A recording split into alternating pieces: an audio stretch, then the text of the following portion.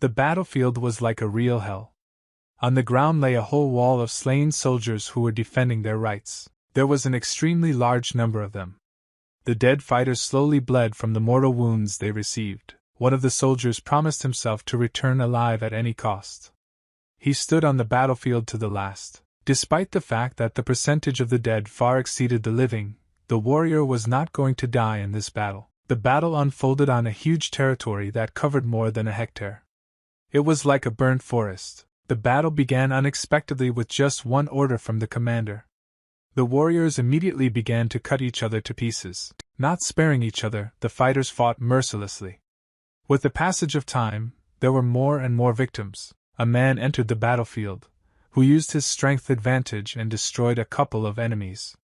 He announced that he had come here to destroy everyone. It was a Hindu guild commander named Magi. He assessed the situation and realized that the warriors of the enemy clan were at the northern gate. Therefore, the southerners were defenseless. The commander ordered his wards to kill everyone, and the reward awaits them very soon. The south gate of the Hengjin clan was under assault. The battlefield fell silent in anticipation for a few minutes. Suddenly, a loud explosion rang out in one of the sections of the southern gate. It was accompanied by a bright purple light in the distance. The fighters of the Hindu guild began to scatter in different directions from such an attack. It was a huge burst of magical energy. The fighters saw in front of them one warrior who was sweeping away everything in his path. They felt the full power of his martial arts. This young man in the red cloak was not going to surrender his territory to the assault, so he was forced to put up a deadly resistance. Commander Magi himself was shocked no less than his charges. He took a favorable position for defense and prepared for the offensive, but he did not expect that the enemy would approach so quickly. In a moment, the young man was at Magi's feet and delivered a powerful blow. This caused a giant shock wave that scattered dozens of fighters in different directions, who could not do anything. The warrior used a technique called the Gate of the Goddess of Mercy. The entire squad, including the commander, were defeated. The young man stood firmly on his feet, covering himself with a stream of energy, and watched as his opponents helplessly flew apart. All this happened at the foot of one of the hills. The warriors of the Hindu guild were shocked by this turn of events. The young man in the red cloak calmed down a little. His opponents did not know what to expect from him next. Then, the young man looked at the hill to his right and decided to climb it so that he could be seen on every part of the battlefield. He loudly introduced himself as a young man with heavenly power. He was a retainer of the Honjin clan named Genin. He was very angry with his opponents for daring to invade foreign lands and kill people there. But the young man added that he knew that there were those on the battlefield who had been forced to carry out this assault, so he said that he would spare their lives if they immediately left. Heng's warriors had heard of this young man who had almost reached god level in martial arts. They were a little afraid of him. Genin continued his performance, ordering to get out of here. Opponents did not understand why he arranged all this. The young man continued his speech and addressed the enemies with an order to return to where their families are waiting for them. He added that he also had no desire to senselessly shed other people's blood on the battlefield for some incomprehensible purpose. One of Heng's warriors understood these words better than anyone else. Hearing the word family, he remembered that he must return to her at any cost. The warrior was mortally wounded, but managed to stay on his feet. His body was like a scarred effigy. The rest of the fighters continued to watch as the enemy was ousted with speeches. They still didn't understand why. Suddenly, something forced a wicked smile on their faces. A completely different atmosphere began to prevail in their units. It was all caused by what they saw before them. One of them was rapidly approaching the enemy while he was sharpening his swords. In a moment, the wounded young man found himself near the enemy's body and pierced him with his spear, mentally speaking about his family. He drove his weapon deeper and deeper into the enemy's body, and said that he would return home only with his dead head. Genin did not expect such a turn of events. He turned his head back and was about to counterattack the enemy. The young man swung his hand with the hope of catching the enemy, but the latter found the strength to evade the attack. After that, the Hunj warrior made another blow with the spear to the opponent's body and bent over him, pushing him off the hill. After a fraction of a second, the fighters were already in the air and falling down. The man who won introduced himself as Yungan, who had killed the host of the enemy clan. After that, he ordered his allies to attack the enemies again to capture the western gate and get the reward. The soldiers immediately rushed into battle.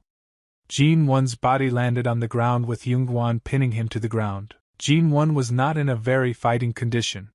His body continued to bleed, and his face looked like a ripe tomato. Yungan picked up one of the rocks he found nearby and swung it at the enemy to finish him off. Hung's warriors continued their assault on the west gate, while Zhongguan finished his work using a natural resource. There was only one thought in his head, that he would definitely return home alive, despite the strength of his opponents. This fight was over and Yungan came out victorious.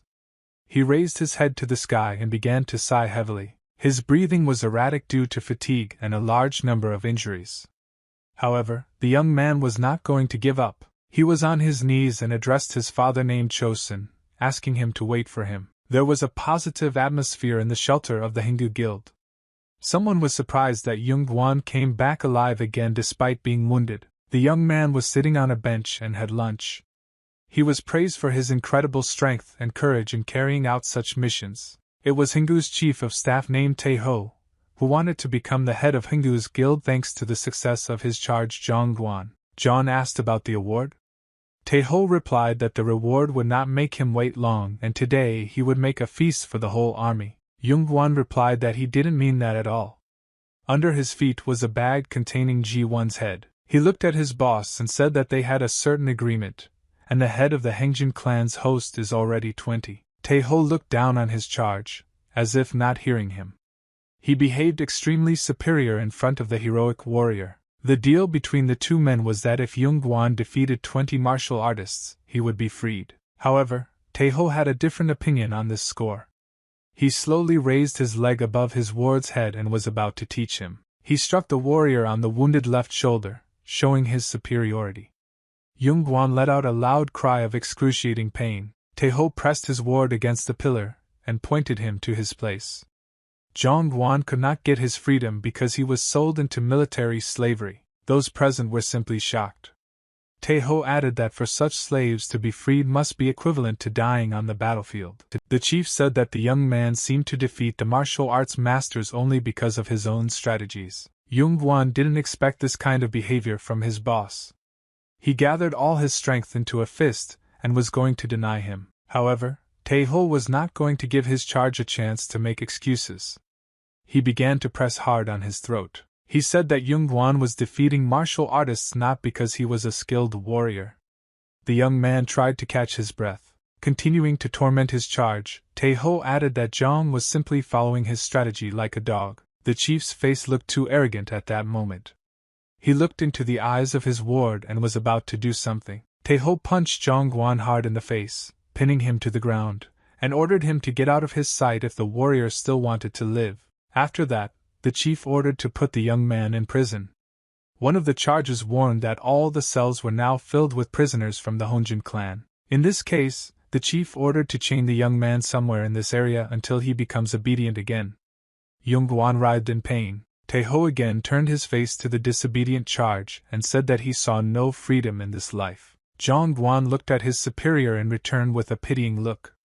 In this situation, it was all he could do. A week later, a fire broke out in the main building on the territory of the Hindu Guild shelter.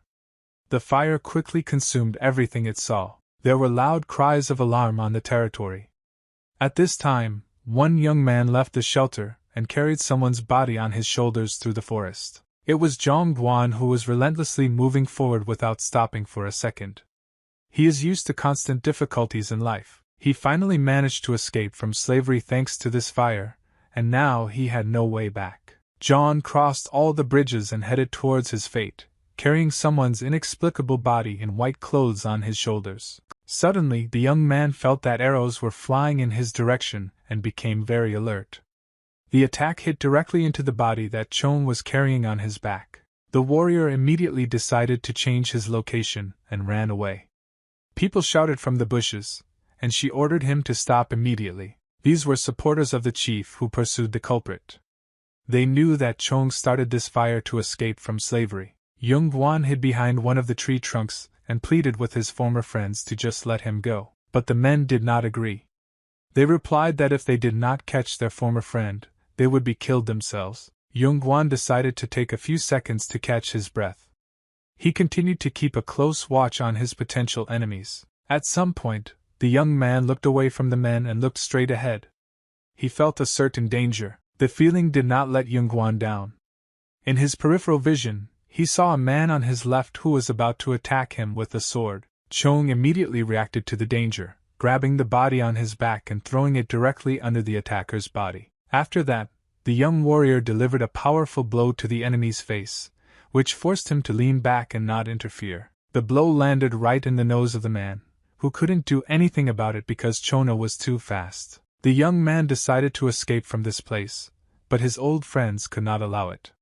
They chased him with loud shouts. One of the opponents hit him on the nose with a sword from behind, but Chong legally dodged the attack and prepared for the next defense. He took the sword from the enemy and used it to cut the head of one of the next opponents, but it was not enough. Taeho's supporters did not stop at anything, so they continued to attack relentlessly. One of them struck unexpectedly. He hit Zhongguan's right shoulder and stuck his knife into it. The young man was in pain, and he barely heard a scream from it. Then, Chong drew a knife from his shoulder and counterattacked the enemy with it, slicing his neck with the sharp weapon in return. This was followed by another big attack. He ran into the young man at high speed and hit him against a tree trunk. Zhongguan couldn't do anything with that kind of power. He needed to somehow get out of this situation, so as not to fall into a trap. Chong grabbed the neck of the enemy with all his strength, who continued to press him against the tree, and broke his neck with his own hands. The man did not expect such a turn of events. His body stopped obeying him because his spine was damaged. Zhongguan was able to escape from the embrace of the greeting and proceeded to attack the enemy, whose neck he cut. He rose above him into the air. This old warrior started screaming after the young man landed on him. Screams echoed for a great distance. Zhongguan sat on top of his opponent and continued to punch him, not sparing a second. After a few seconds, the old man's face could no longer be recognized. However, he did not pray for mercy, but continued to speak. He said that Yungan would not be able to run far anyway, as the boss would find out about the beggars and his family very quickly. Zhongguan didn't like the talkative old man very much, so he decided to shut him up with a final punch to the woman's face. After that, the young man stood up to his full height and looked around. He managed to defeat his pursuers and escape. Yungan remembered his childhood. The events took place 15 years ago in dense green fields located on a slope. The little boy was sitting under a leafy tree, the shadow of which covered the young man's head. His father worked hard in the fields. The man turned to his son and asked if he was going to work at all. Zhongguan asked his father to wait a bit. The father was not satisfied with such an answer, and said that he was trying to feed the family, but he was not angry with his son. Suddenly, Yunguan's attention was drawn by someone's humiliating voice calling out to his brother. The boy immediately rose to his feet. In the distance in front of him, the young man saw his little sister, who was calling him and holding her mother's hand. It was Chan's sister named Cho Sung. She smiled in her brother's face and asked if he had harvested much already. Chong will answer that she should look at what he did with his own hands. Jo Sung was very interested when she heard about it. After that, the boy took out a doll from behind his back, which he made with his own hands from straw and fabrics that he was able to use. He wished his little sister a happy birthday by giving her a present that he had been working on for several days. Cho Sung noticed that the doll was not made in the best way, but still decided not to upset her older brother. She replied that he still tried and, despite the fact that she was a little strange, the girl would still protect her. Yungan was pleased. He looked at the pleasant childlike face of his sister, who understood the full value of this gift. The father did not interfere with his children when they decided to play hide and seek. The children decided who would be first, and started the game. 15 years have passed since those times, and this area has not looked so sunny. During this time, the fields have aged a little and turned pale. Yungan returned to the same place where he used to play hide and seek with his little sister, while his father worked nearby. The young man was standing in front of a small mound of earth that served as a grave. An old grandmother stood behind him. The woman said that after Jung went missing, his father went looking for him and met some bad people along the way. The old woman informed the young man, however, that his mother also left this world a long time ago. She did not even think that he would meet his father like this. The grandmother shed bitter tears, pitying the unfortunate young man. She remembered Cho Sung, whose fate had turned the other way. Yungan continued to cry bitterly over his father's grave, and asked what happened to his little sister. He turned to the old woman, and she saw his bitter tears. Yungan couldn't believe that his family actually no longer existed. After hearing the story from his grandmother, Zhongguan went in search of Zhou Sung. His first stop was Moxen Fortress. A wonderful atmosphere reigned on the main square of the city. People were constantly discussing today's event among themselves. There are courtesans to be present at tonight's event, and people wanted to see some Mingwu, as there are rumors of her beauty. Yungan felt quite confused. His ears were bursting with information that could be heard from every corner of the market. Merchants tried to sell their goods as quickly and as expensively as possible. Some traded in leather suits, some in cooking pots, and some in firewood. Cho Sung was taken away by powerful people after being left alone. Yunguang came to the main structure in this place. He tried to get inside to ask where his sister had gone. The old woman informed the boy that his sister could be adopted. Yunguan tried to at least ask the guards about Jo Sung, but no one even knew her name in these parts. The young man was very upset when he could not learn even a drop of information about his sister. He decided to wait a bit. Towards evening, the ceremony began, for which the whole population was waiting, as much as they wanted to see the beautiful girls. Guards carried canopies with which they covered the girls through the central square. People tried to move closer to examine everyone. Zhongguan continued to walk around the market looking for his sister without success. He kept repeating that he would definitely find her. However, the reality was a little different.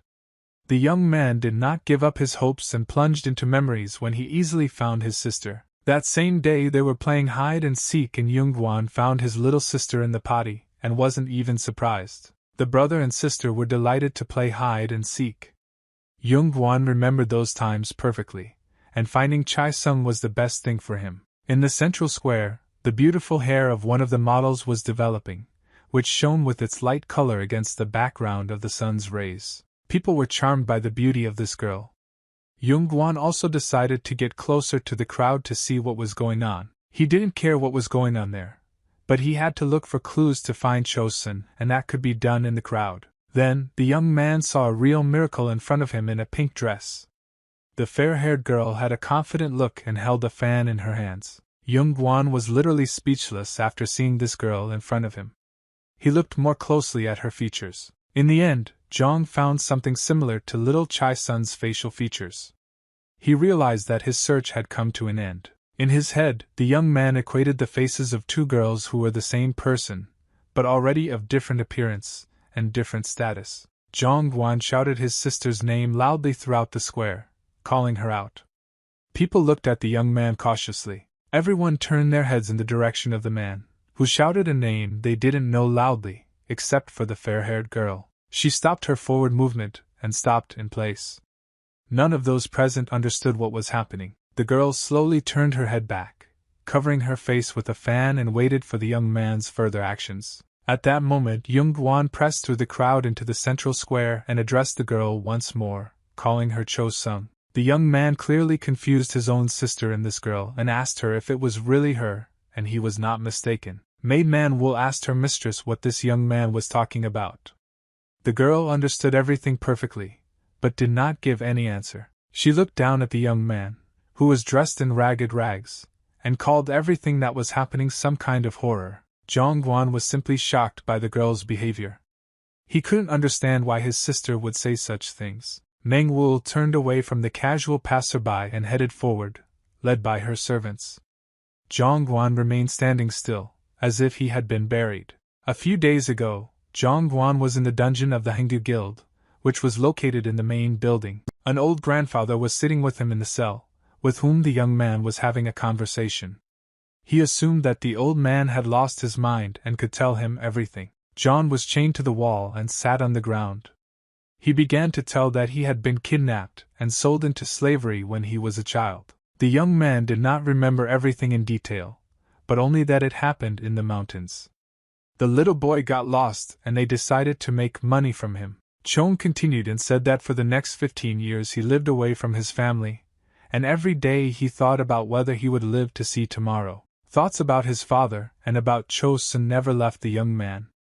It was the only thing that allowed Yungan to continue his life of worthlessness. He said that Taeho promised to let him go home on one condition, but he just had to live as a dog for 15 years. Yungan considered all martial arts masters to be equal to the top one.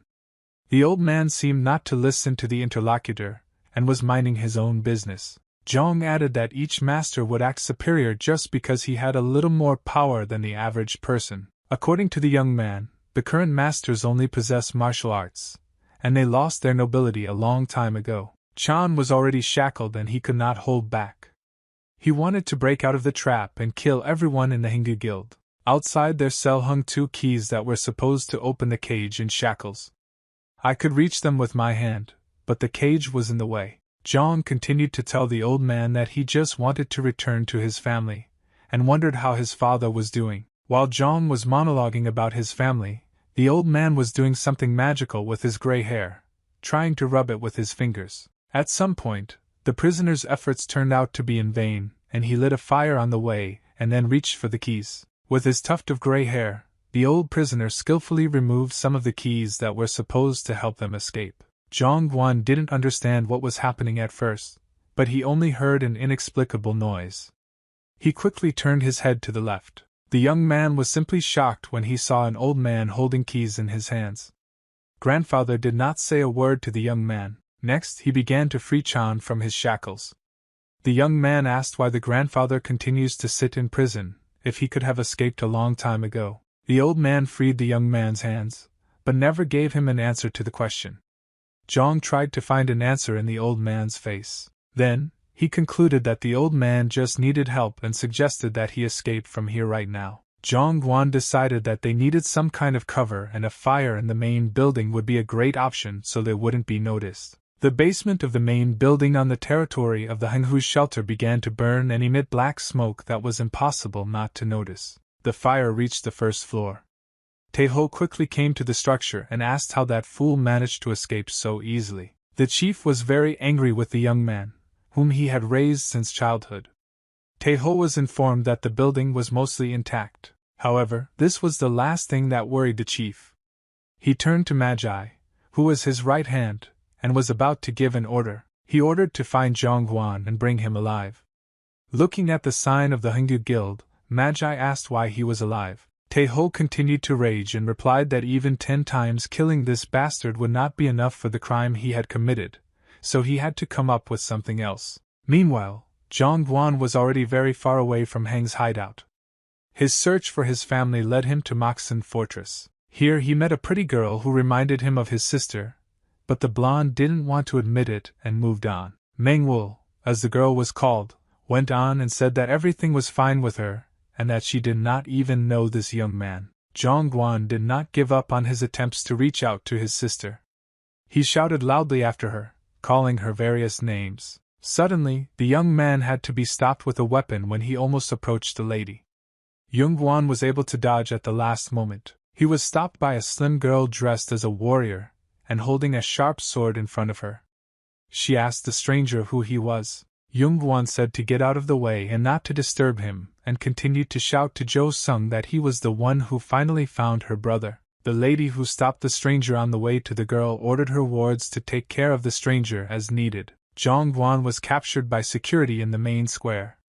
All this was observed by a suspicious young man who hid his face in the crowd. The guards took the stranger from the main square, so that he would not disturb the parade of courtesans, and brought him to themselves. The guards started an instructive conversation with the ruffian, who dared to oppose the personal protection of the heavenly city of love. The men started mocking the young man and saying that his hormones must have just kicked in when he saw such beautiful girls. They added that their girls are the most beautiful, and you can approach them only when you are a rich and successful person. One of the guards began to say that it is also a dream to earn a lot of money to at least drink from Manhwa. Another wanted it too. After hearing the unwelcome attitude of the men towards his sister, Yungan decided to teach them a lesson and punched one of them in the face. The other guard also did not stand aside and got his. Zhongguan began to beat the guards without foreseeing the consequences. Before that, the guards just wanted to scare the stranger and let him go, but now their pride prevented them from doing so. Zhongguan ordered the guards to shut their dirty mouths and not dare to defile his sister with their filthy and lewd thoughts. The guards realized that it would not work out well with the tramp, so they took out their swords and said that they would not leave him alive. One of the guards delivered a powerful sword blow, ordering the enemy to die, but the latter was able to avoid the attack. The guards began to attack the young man, but he continued to fight them off. At that moment, the same guy from the crowd was watching the action. He hid behind the counter and watched as the guards were surprised and fell from the blows of the stranger who was defending his sister's honor. After all, Yungan couldn't resist a whole group of guards for long. They cornered him and held him tight. One of the guards delivered a powerful blow to the robber's face to teach him a lesson and shut him up forever. Yungan fell to the floor, and the men started kicking him. They called him too high-minded and were going to finish him off. They continued to kick him and promised to beat him to such a state that he would not even be able to walk on his own. The guards did not stop for a second and kicked the robber's body. Something flew over their heads. Suddenly, one of the guards stopped harassing the young man and turned his attention to a small ball that fell near his feet. Before the guard had time to assess the situation, this bullet exploded and carried with it a huge amount of smoke, possibly poisonous. The guards found themselves in a smoke trap and could not do anything about it.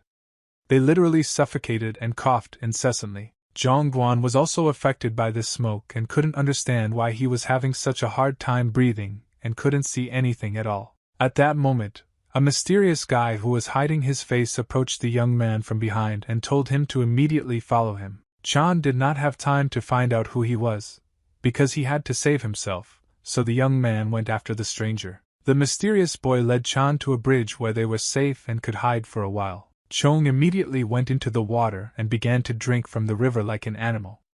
The stranger advised the young man to completely immerse his head in the water. He added that there is no need to rub your face with your hands, because it will only get worse. The guy said that such bombs are made only in one place. Moving away from the peppery smoke of the bombs, Yungan turned his head to the stranger and asked him who he was. The guy introduced himself as Magi.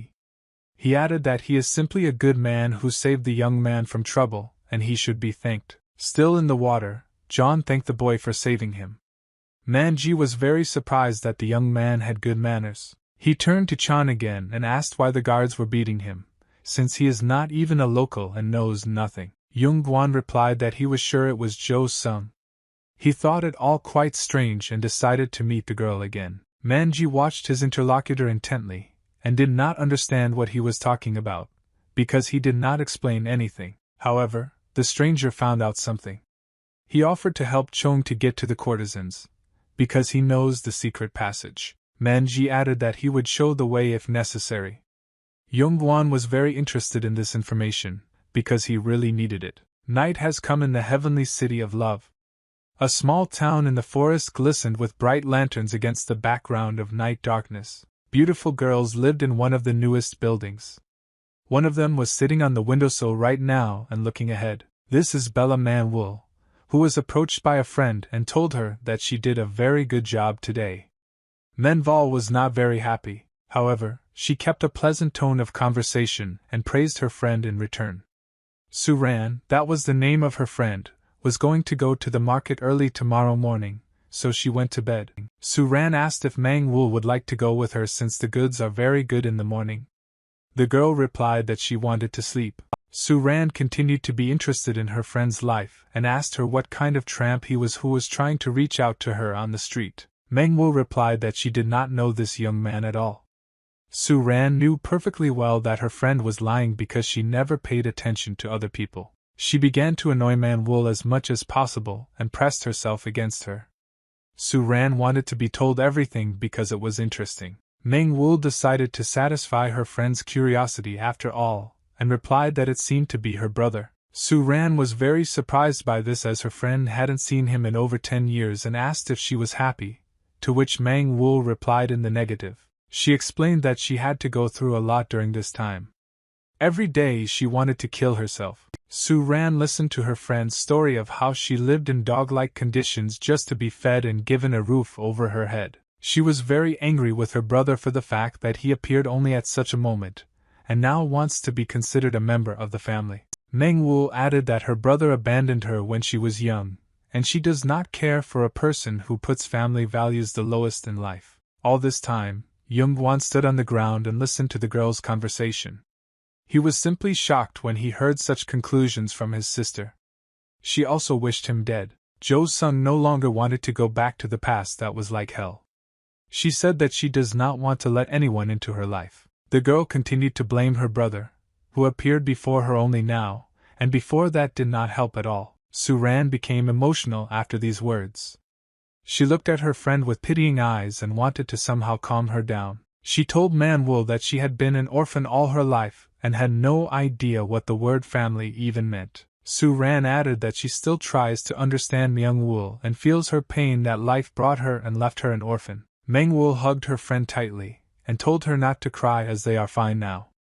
The girls tried to calm each other down. Menval added that now they have no right to consider themselves orphans, as there are those around who are always ready to support and help. Yungan continued to stand on the ground, leaning against the tree and listening intently to everything. Meng-woo said that she does not consider her blood relatives to be family. She despised them for not having anyone around, but considered her surroundings as family.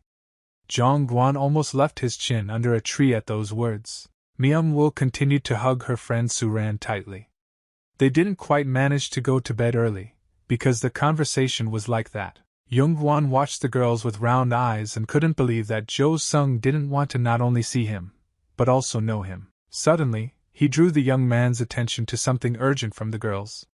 Suddenly someone grabbed his right hand, as if calling. It was the same boy who had shown him the secret passage to the palace where Zhang was able to watch and listen to his sister. Manji noticed that the young man was still looking at the girls and asked how long he would stand still. Yungan did not give the interlocutor any answer. He stopped reacting to it as soon as he saw it. Magi then left some of his belongings in Zhang's charge and said that he needed to be distracted on business urgently. The boy left Chan under a tree in the palace and told him to wait here and he would come back when he finished his business. Magi seemed to have gone to the night city. It was so quiet outside that you could hear the wind rustling the leaves. However, Magi did not go to the city. He remained within this building and reached the roof, where he hid from prying eyes. He was on his way to his errands, which required the boy to cross the roof to the other end of the building. The boy at home covered the required distance and ended up at the other end of the building. After that, he decided to jump off the roof. He had a clear plan and Yungan was a part of it. Magi wanted to steal the valuables and disappear, which he thought was the best solution. He was jumping over the roof. The guy perfectly understood that wealth should be kept in the state institution where the courtesans are. Magi landed behind the guard's back.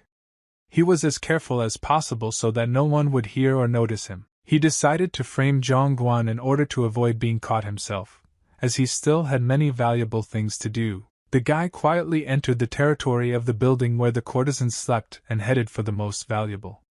The girls were fast asleep at that moment. Magi saw his victim as a perfect base, since everything would be blamed on him, and the guy himself was searching the girls. He took out one of the girls' jewelry and looked at it.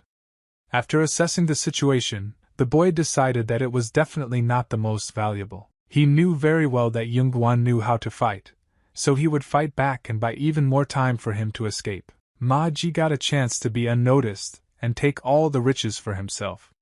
He headed for the room ahead of him. The boy slowly and quietly approached the front door and opened it. This was supposed to be the main storehouse of precious jewelry. Magi didn't miss out on a place to rob. His eyes immediately caught the golden reflection of the precious things in the boxes. The boy was not surprised, as he had thought through everything to the smallest detail. All he had to do was quietly take everything away. It was still dark outside.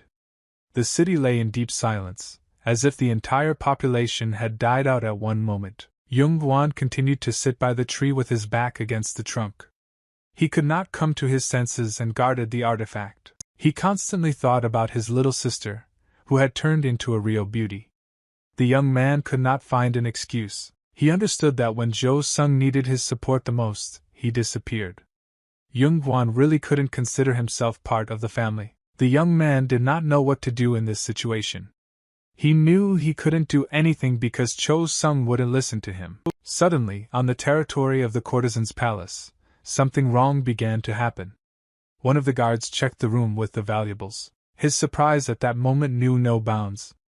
He could not understand where everything had disappeared so suddenly and imperceptibly. Yungan heard shouts from the palace about some thief. The girls also woke up and noticed that their jewelry was gone. At this moment, Magi's cargo started burning. The palace continued to be in chaos due to the fact that the thief might be somewhere nearby. Yungan immediately turned his attention to the item Magi had left for him. He was somewhat alarmed by the fact that it was burning. Literally after a couple of seconds, this artifact burst into flames on the territory of the palace. Yungan couldn't understand what was going on here. Immediately after this explosion, the guards noticed that someone was in the palace grounds and started poking their fingers at Chan. It was difficult not to notice an explosion of such a scale. There were only a few buildings on the territory of this city, which dominated the explosion in height. Yungan immediately decided to run away as he realized that he was in danger again. But the course of events was still incomprehensible to the young man. There were loud shouts on the territory of the palace, which announced that the robber had just run in the direction of the dense green forest. Zhang ran forward as hard as he could, seeing no obstacles in his way. He wondered why that mysterious bag had suddenly burst into flames. However, there was nothing to change. The young man continued to run through the forest in order not to be caught, as he perfectly understood the consequences of this. Leaving the scene of the crime, Yungan felt danger from his back and immediately turned his head on reflex. His sense, as always, did not let the young man down. The same girl who gave the order to the guards to deal with him moved towards him from behind. Yungan dodged a powerful sword strike in time and saved his life. He was in a very difficult position. The boy landed on the ground after dodging the attack and looked at his would-be opponent. It was quite dangerous. The woman who chased the robber immediately recognized his face. She was somewhat shocked to see the young man in front of her. She turned to the robber and said that during the entire pursuit she did not get the feeling that she saw him somewhere, and now her guesses were confirmed. The woman considered the young man the day before to be an ordinary vagabond, but he turned out to be a robber as well. Yungan was shocked by such a statement. He did not understand why he was called a robber and immediately denied this fact. But the woman did not want to listen to him.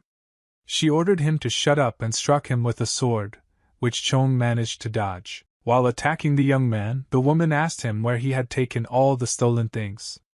Jung couldn't understand what she was even talking about. Landing on the ground with his hands, the young man decided that he was stupid enough to defend himself and was going to use a stone in the fight. He blocked another sword strike with a natural resource and informed the woman that he was not guilty of anything at all. However, she did not believe him. The woman emphasized that the young man was caught at the scene of the crime, so nothing would help him. Yungan realized that no matter what he said, the woman still wouldn't believe him. Therefore, he decided to act in advance. The young man grabbed hold of the vines and lifted them up.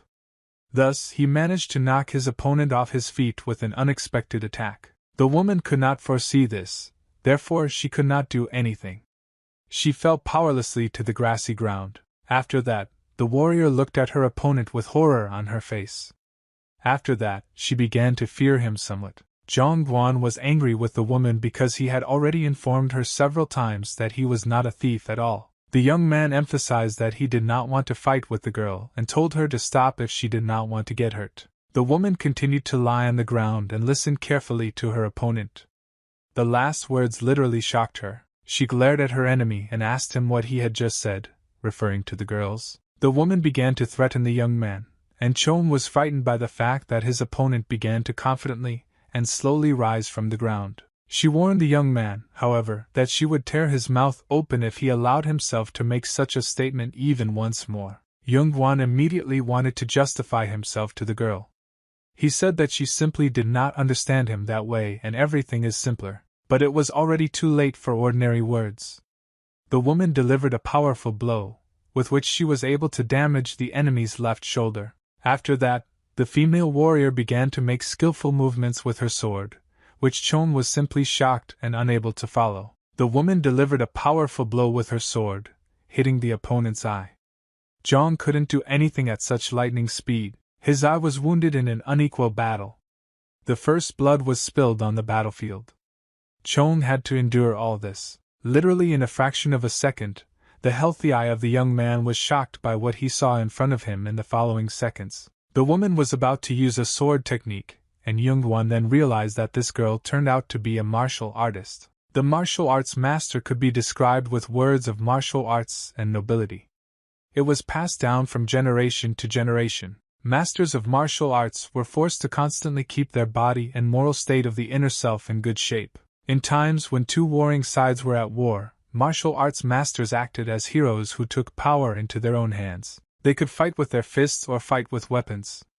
All this singled out one warrior among 100 ordinary soldiers. Now, one of those people was threatening Yungan.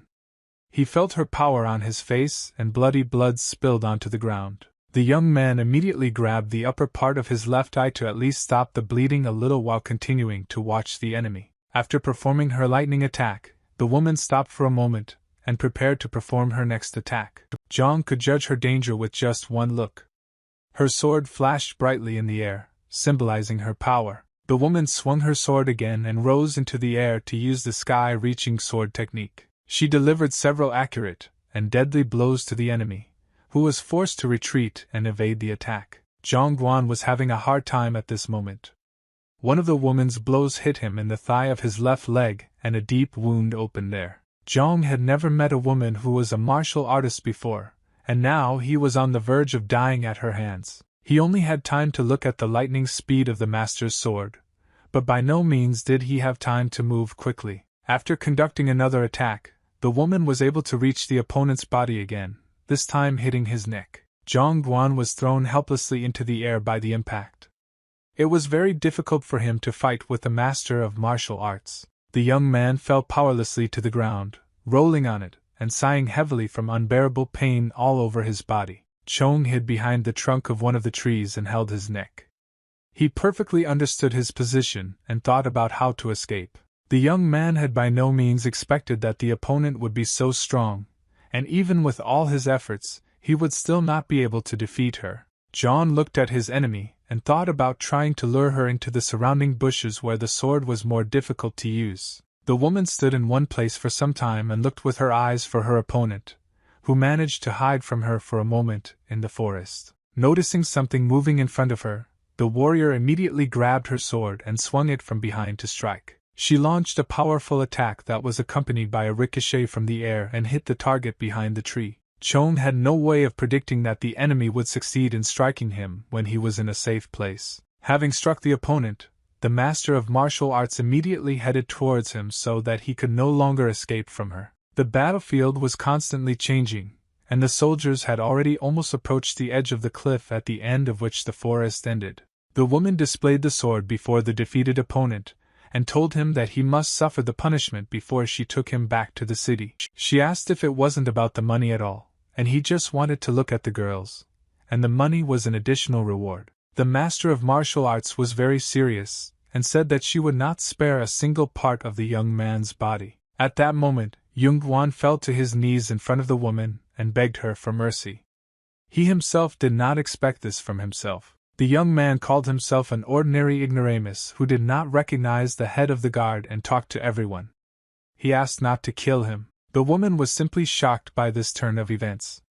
She by no means expected that the young man would fall on his knees in front of her. The guard leader began to sheath her sword and said that the man had no sense of self-control and asked why he didn't tell everything right away. The woman said that it should end there, and that people like Zhang should not even be taught, because one can only feel sorry for them. But Yungan had a completely different opinion on this score.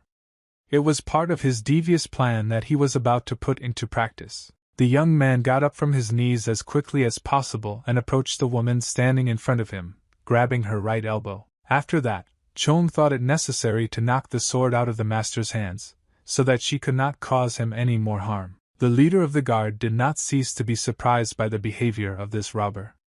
She called him a scumbag while he attacked her. The The woman was now forced to continue the fight without her sword, which flew off to the side and landed right in the middle of the tall grass. Zhang explained to the woman that he was even ready to get down on his knees if he wanted to live and go home, which she definitely would not be able to understand. The woman was somewhat frightened by the fact that the man had pinned her to the ground and now he could do whatever he wanted with her.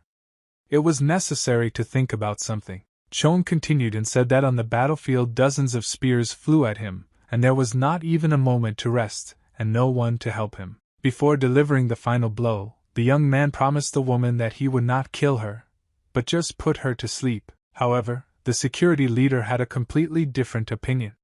She was not going to die or sleep, so she decided to act now. She struck a preliminary blow with her left hand on the young man's body. The blow hit directly into the wound, from which blood was already flowing. Yungan screamed in pain and was forced to retreat. The woman gained the upper hand on the battlefield, and said that she would no longer spare such a liar. She continued to step on the young man, trying to fight him off.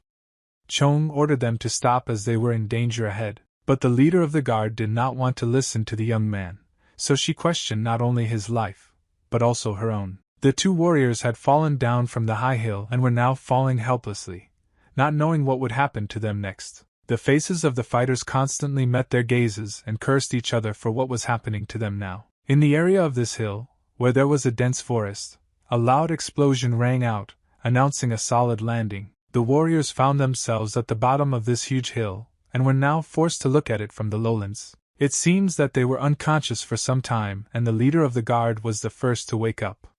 She woke up and was lying on the young man's arm. She immediately got scared and scrambled to her feet.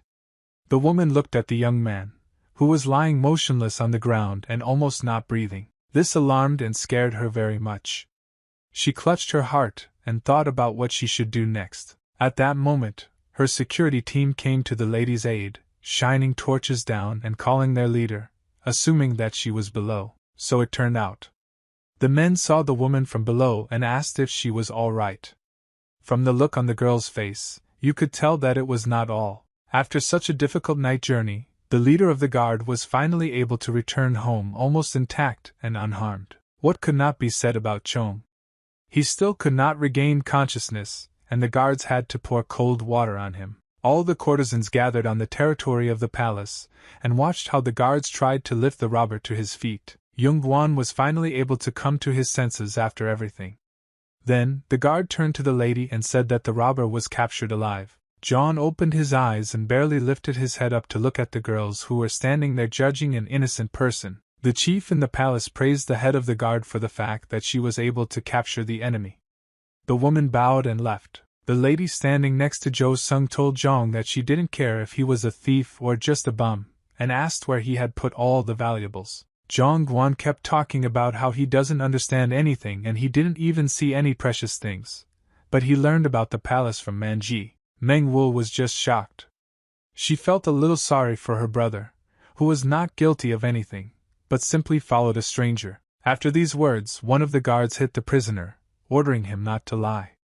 The lady decided that two robbers broke into the palace. The woman decided to give the young man a chance and asked, if he did not steal their valuables, why did he sneak into the palace at all? This question left Chong in a stupor.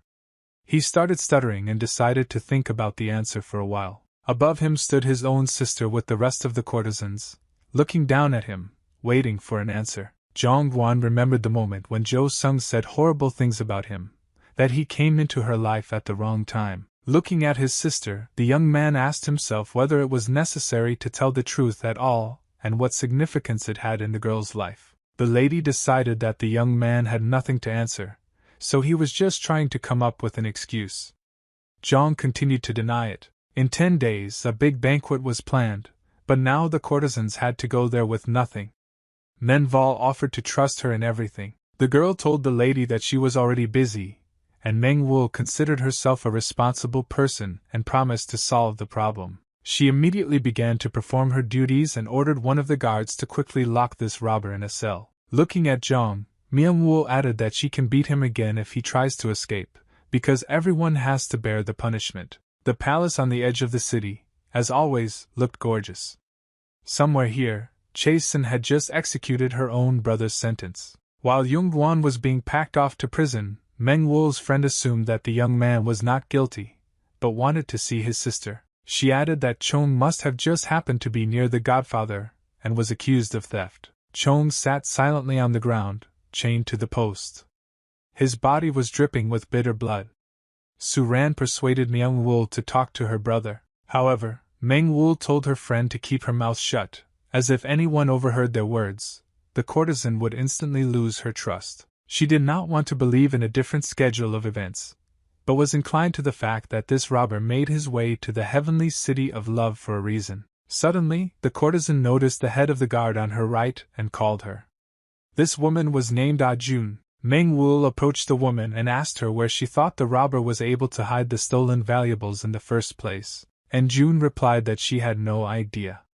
She said that when the young man caught her eye, there were no things with him at all. The security leader thought about her actions. Her face froze, and her mind drifted to the memories of last night. The woman remembered the moment when she and the robber were forced to fall down a high hill. Then, Yungan decided to take care of the woman and took her in his arms to soften her landing as much as possible. Coming back to reality, Jun shook her head and said that it couldn't be. Menval did not understand anything. The security guard explained that she really had the feeling that the young man really did not know about any stolen things and was telling the truth. This conclusion from the chief of security made even Manhwa think.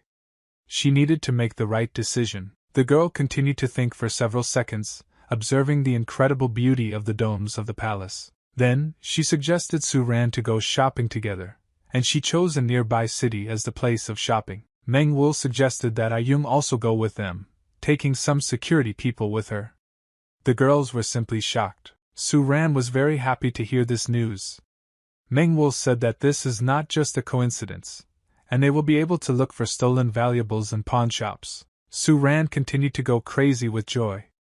And Zhong, in turn, refused the offer and asked why her people should accompany them. The woman added that the guards of the heavenly city of love obey only the order of the head lady and tomorrow's exit is not their job. Meng Wu decided to explain the situation to the woman, and said that she was responsible for this situation, and the security couldn't do anything at all. The courtesan hinted at the direct duty of the leader of the guard.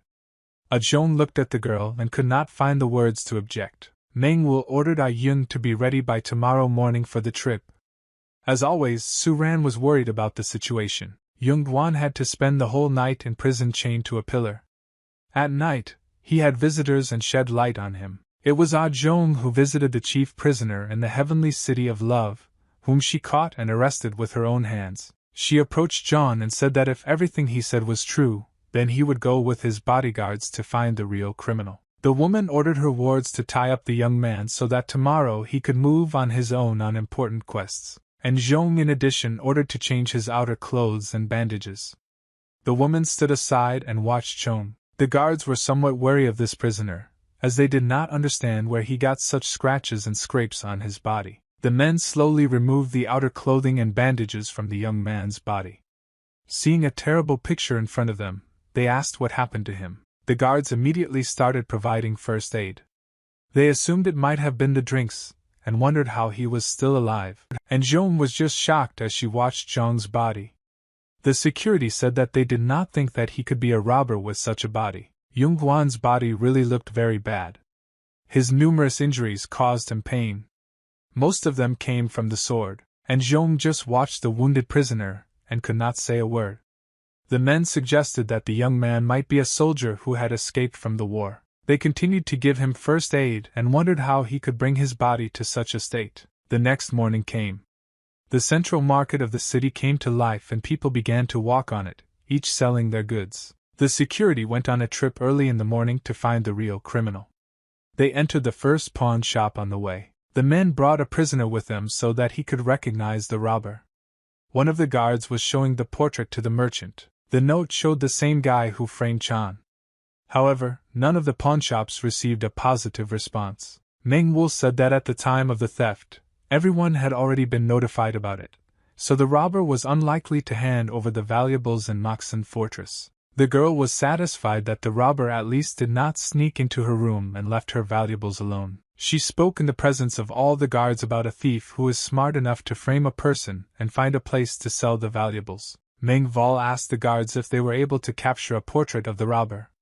One of the men replied that everything worked out for them. Then, the lady ordered to make a couple of copies and distribute them on the way, bypassing local pawn shops and grasping for any information. She ordered to take with her the current prisoner, who knows the real robber in his face, despite his current state. Yungan stood still and listened intently as his sister talked about how he couldn't be trusted completely. The girl said that if the prisoner dares to do something dangerous, he can be killed immediately on the spot. The security went in search of the young man, whose exact portrait they carried with them, but they were not sure that they would find him. The security guard asked Chan if he was sure that the robber looked like that.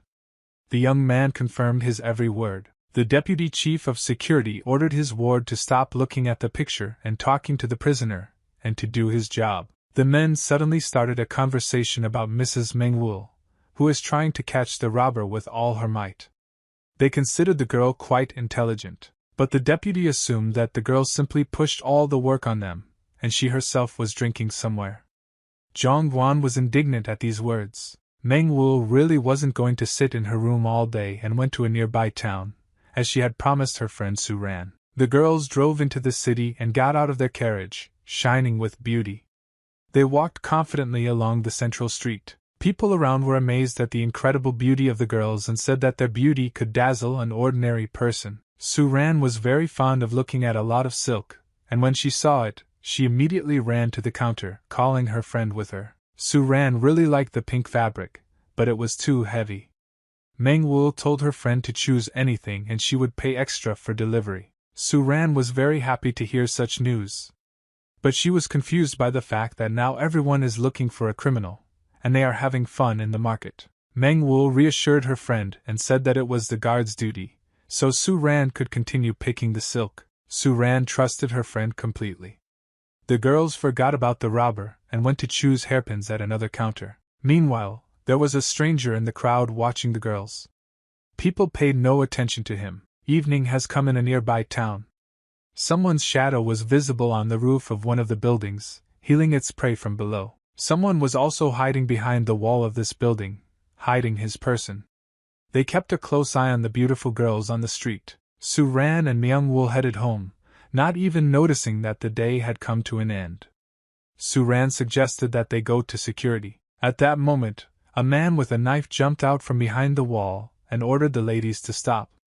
He looked a bit strange. After a few seconds, the girls found themselves surrounded by 3 robbers who said that girls should not walk alone. Suran was very worried about such situations, but Manhwa felt quite confident and did not radiate fear at all. This strange robber thanked the girls for visiting their town and immediately ordered them to give all the money they had. Manhwa watched the man carefully and showed no emotion. Meanwhile, Suran was very worried about herself. After listening to all the robbers' complaints, Manhwa replied that the men appeared even earlier than she expected. The robber could not find out what the girl was talking about. Suddenly, he noticed that someone appeared behind him. A bloody fight broke out on the street. Suran covered her face with her sleeves so as not to see all the horror before her eyes. It was Yungan in the hood.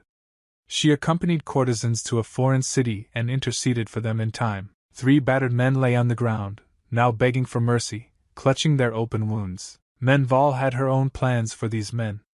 She said she knows local burglars know each other in close circles. The men were a little shocked and did not understand why she was saying all this.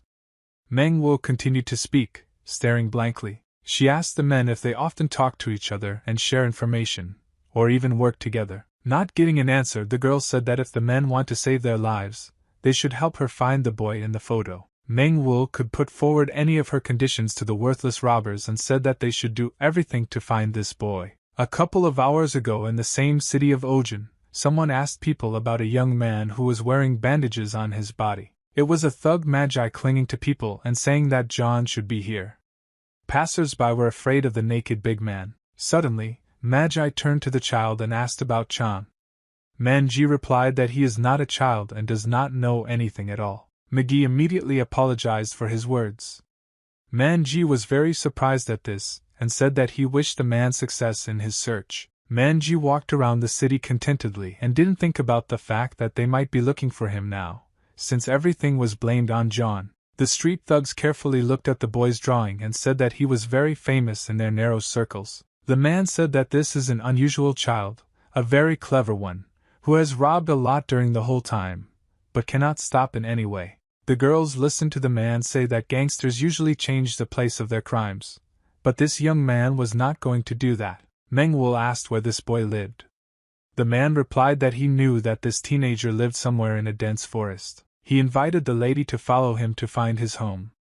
The girls headed for the street's dark forest. They walked through thick bushes and grass.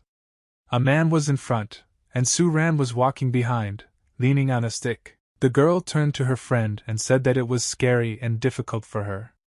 Myung-woo replied that she should have stayed at home, but Su-ran was afraid to be alone. After finding nothing for some time, Ah-jong put her sword to the robber's neck and said that she would cut him on the spot if he was deceiving them. The man reassured the woman and said that he was just here for the first time.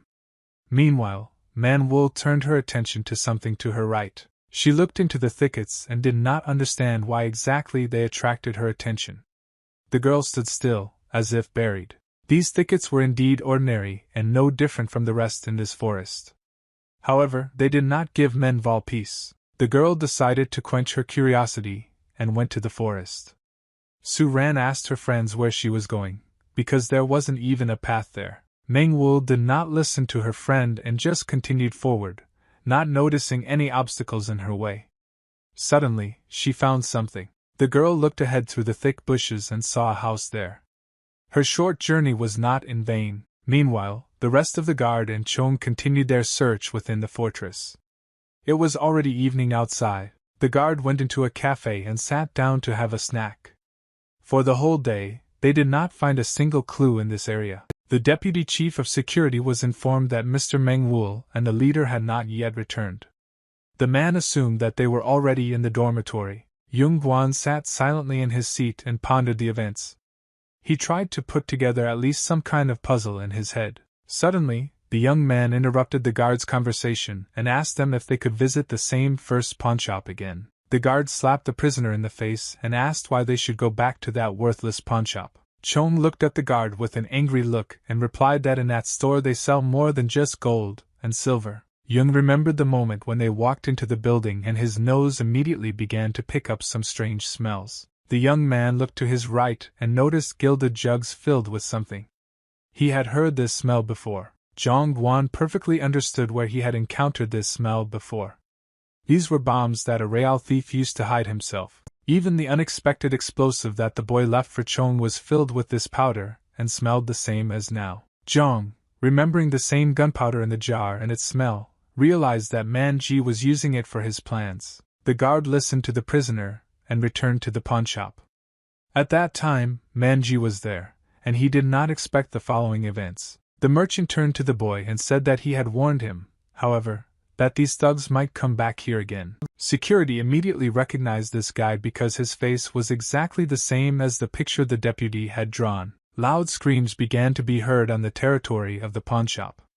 The deputy shouted orders to grab the boy, but it wasn't easy. Magi initially ran away from security at the pawn shop.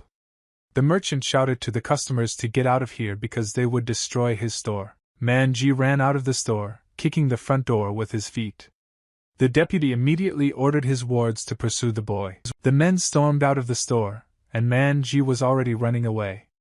He was somewhat alarmed and did not expect such a chase. Suddenly, the boy was forced to wonder even more when Jong-won decided to join the chase and capture the robber. The young man gave the real thief a powerful kick on the head, but the boy managed to avoid an unnecessary collision. Magi didn't recognize his old friend at first, but when he saw his face from a close distance, he was simply shocked. Jong-won stood in front of him, his hands tied together, and he hinted to the boy that they needed to have a serious talk. Magi felt quite helpless in this situation. He began to scratch the back of his head and smiled pleasantly in return. Literally after a few seconds, the boy apologized for not having time and threw his powder bomb into the air. A huge smoke screen formed on the territory of the market. People were shocked by how pungent this smoke was. Magi started kicking his heels again so he wouldn't be caught. He let his guard down a bit, and didn't expect Zhang to try to catch him. Zhang himself already knew how sharp and dangerous this smoke could be, so he was ready for anything and held his breath. He managed to get out of the smoke screen and continued chasing the boy. Magi asked how he manages to run like that. In one of the cafes, people just sat and watched how a bound man with long hair chased a small boy. Among them was Magi, who decided to get some refreshments. He stopped for a moment when he saw such a sight before him. The bearded man shouted loudly that this was the same young man he was looking for. Magi got up from the table and began to catch up with the fugitive. Magi had no choice but to head to his hideout, which was in the dense forest. He knew every corner here, so he was slightly ahead of his pursuer thanks to his orientation in the area. The boy, at some point, returned to Chan and apologized for the situation that was raging, but he was not going to give up. Yungan didn't pay attention to any of the boy's words at all. He just stared ahead, seeing only one goal. There was a rather large distance between the young men, which Chong tried his best to shorten with constant jerks. At some point, he started to get it, and Manji became very worried about his situation after that. Literally after a couple of seconds, Chong was already within arm's reach of the fugitive, but he could not grab him due to his bound hands. Manji immediately felt that he already smelled fried, so he decided to reach into his pocket for a bomb, even though there were few of them. He threw it straight into Chang's face, so that he choked on the acrid smoke and finally pulled away from him. Chong noticed in time that the dangerous little ball was heading straight for him. He caught her in his bound hands. The young man had to slow down a little to gently catch the bullet in his hands so that it would not explode. After that, Zhang didn't wait long for the robber to break away from him and decided to fire a bullet back at him. The young man tried his best to make the smoke bomb reach the boy and make him stop. Manji did not expect that the enemy would be able to counterattack him and noticed the approach of the bomb at the very last moment. However, it was too late to take any action. An explosion rang out in the dense forest and a smoke curtain was formed. Manji was defeated by his own weapon. Yungan caught up with the robber and caught him, pinning him to the ground. The young man held the fugitive tightly with his bound hands so that he could not do anything to get out of the trap. At that moment, John began to hear voices behind him that were quickly approaching him along the forest path. They were security guards who barely made it to the scene. The men were already beginning to think that the robbers might escape from them together. But John turned out to be an obedient prisoner, and did all the work for the guards, catching the real jewel thief. Suddenly, the schedule of events on the battlefield changed dramatically. The guard was unexpectedly attacked from different sides. The men could not do anything and were trapped. Their bodies pressed against each other after the attack. Yungan looked behind him with frightened eyes and still did not understand what was happening in this forest. Then he noticed that a figure of a warrior appeared from behind the trees and used all his strength to defeat the guards. This man held his weapon tightly in his hands and shouted that he finally managed to find the young man after he ran away. It was Magi who immediately ordered the young man to follow him back, as Mr. Tae-ho Hung was already waiting for him at home. A few weeks ago, in the forest not far from Hingu's guild, the men who had been ordered to capture Chong lay dead on the ground. Something strange was happening in a nearby cave. One of the men was drawn here by an inexplicable force that was hidden from view. There were bones of some wild animal in the cave. They were quite fresh, but there was no meat on them. Some white clothes were lying nearby, dripping with blood. There was also a broken arrow that had been pulled from the body. All this was the handiwork of the old man whom John had rescued from prison with him. He was squatting and chewing. In terms of his physique, the man rather resembled a savage who lived before our era. He dined on raw meat, which he swallowed greedily. The guardians of the heavenly city of love were defeated by a single enemy attack.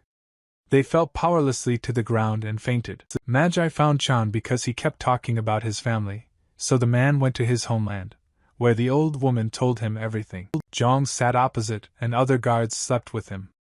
Magi asked how the young man dared to thank the master who took care of him. Zdrovan was very angry and came here with only one mission, to protect the honor of his boss. Yungan replied that the boss was the first to break his promise, and was fed up with his constant stupid orders. The young man added that he had never considered Hang's guild his home, and now they had all become real enemies for him. Magi was surprised that no one had yet torn out the young man's long tongue.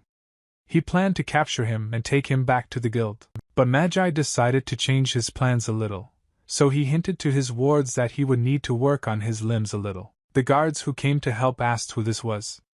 Zhong replied that they had come for him, and the men had better run away from here. The guards replied that these animals dared to harm their comrades, so they could not just retreat. The men were going to avenge their brothers.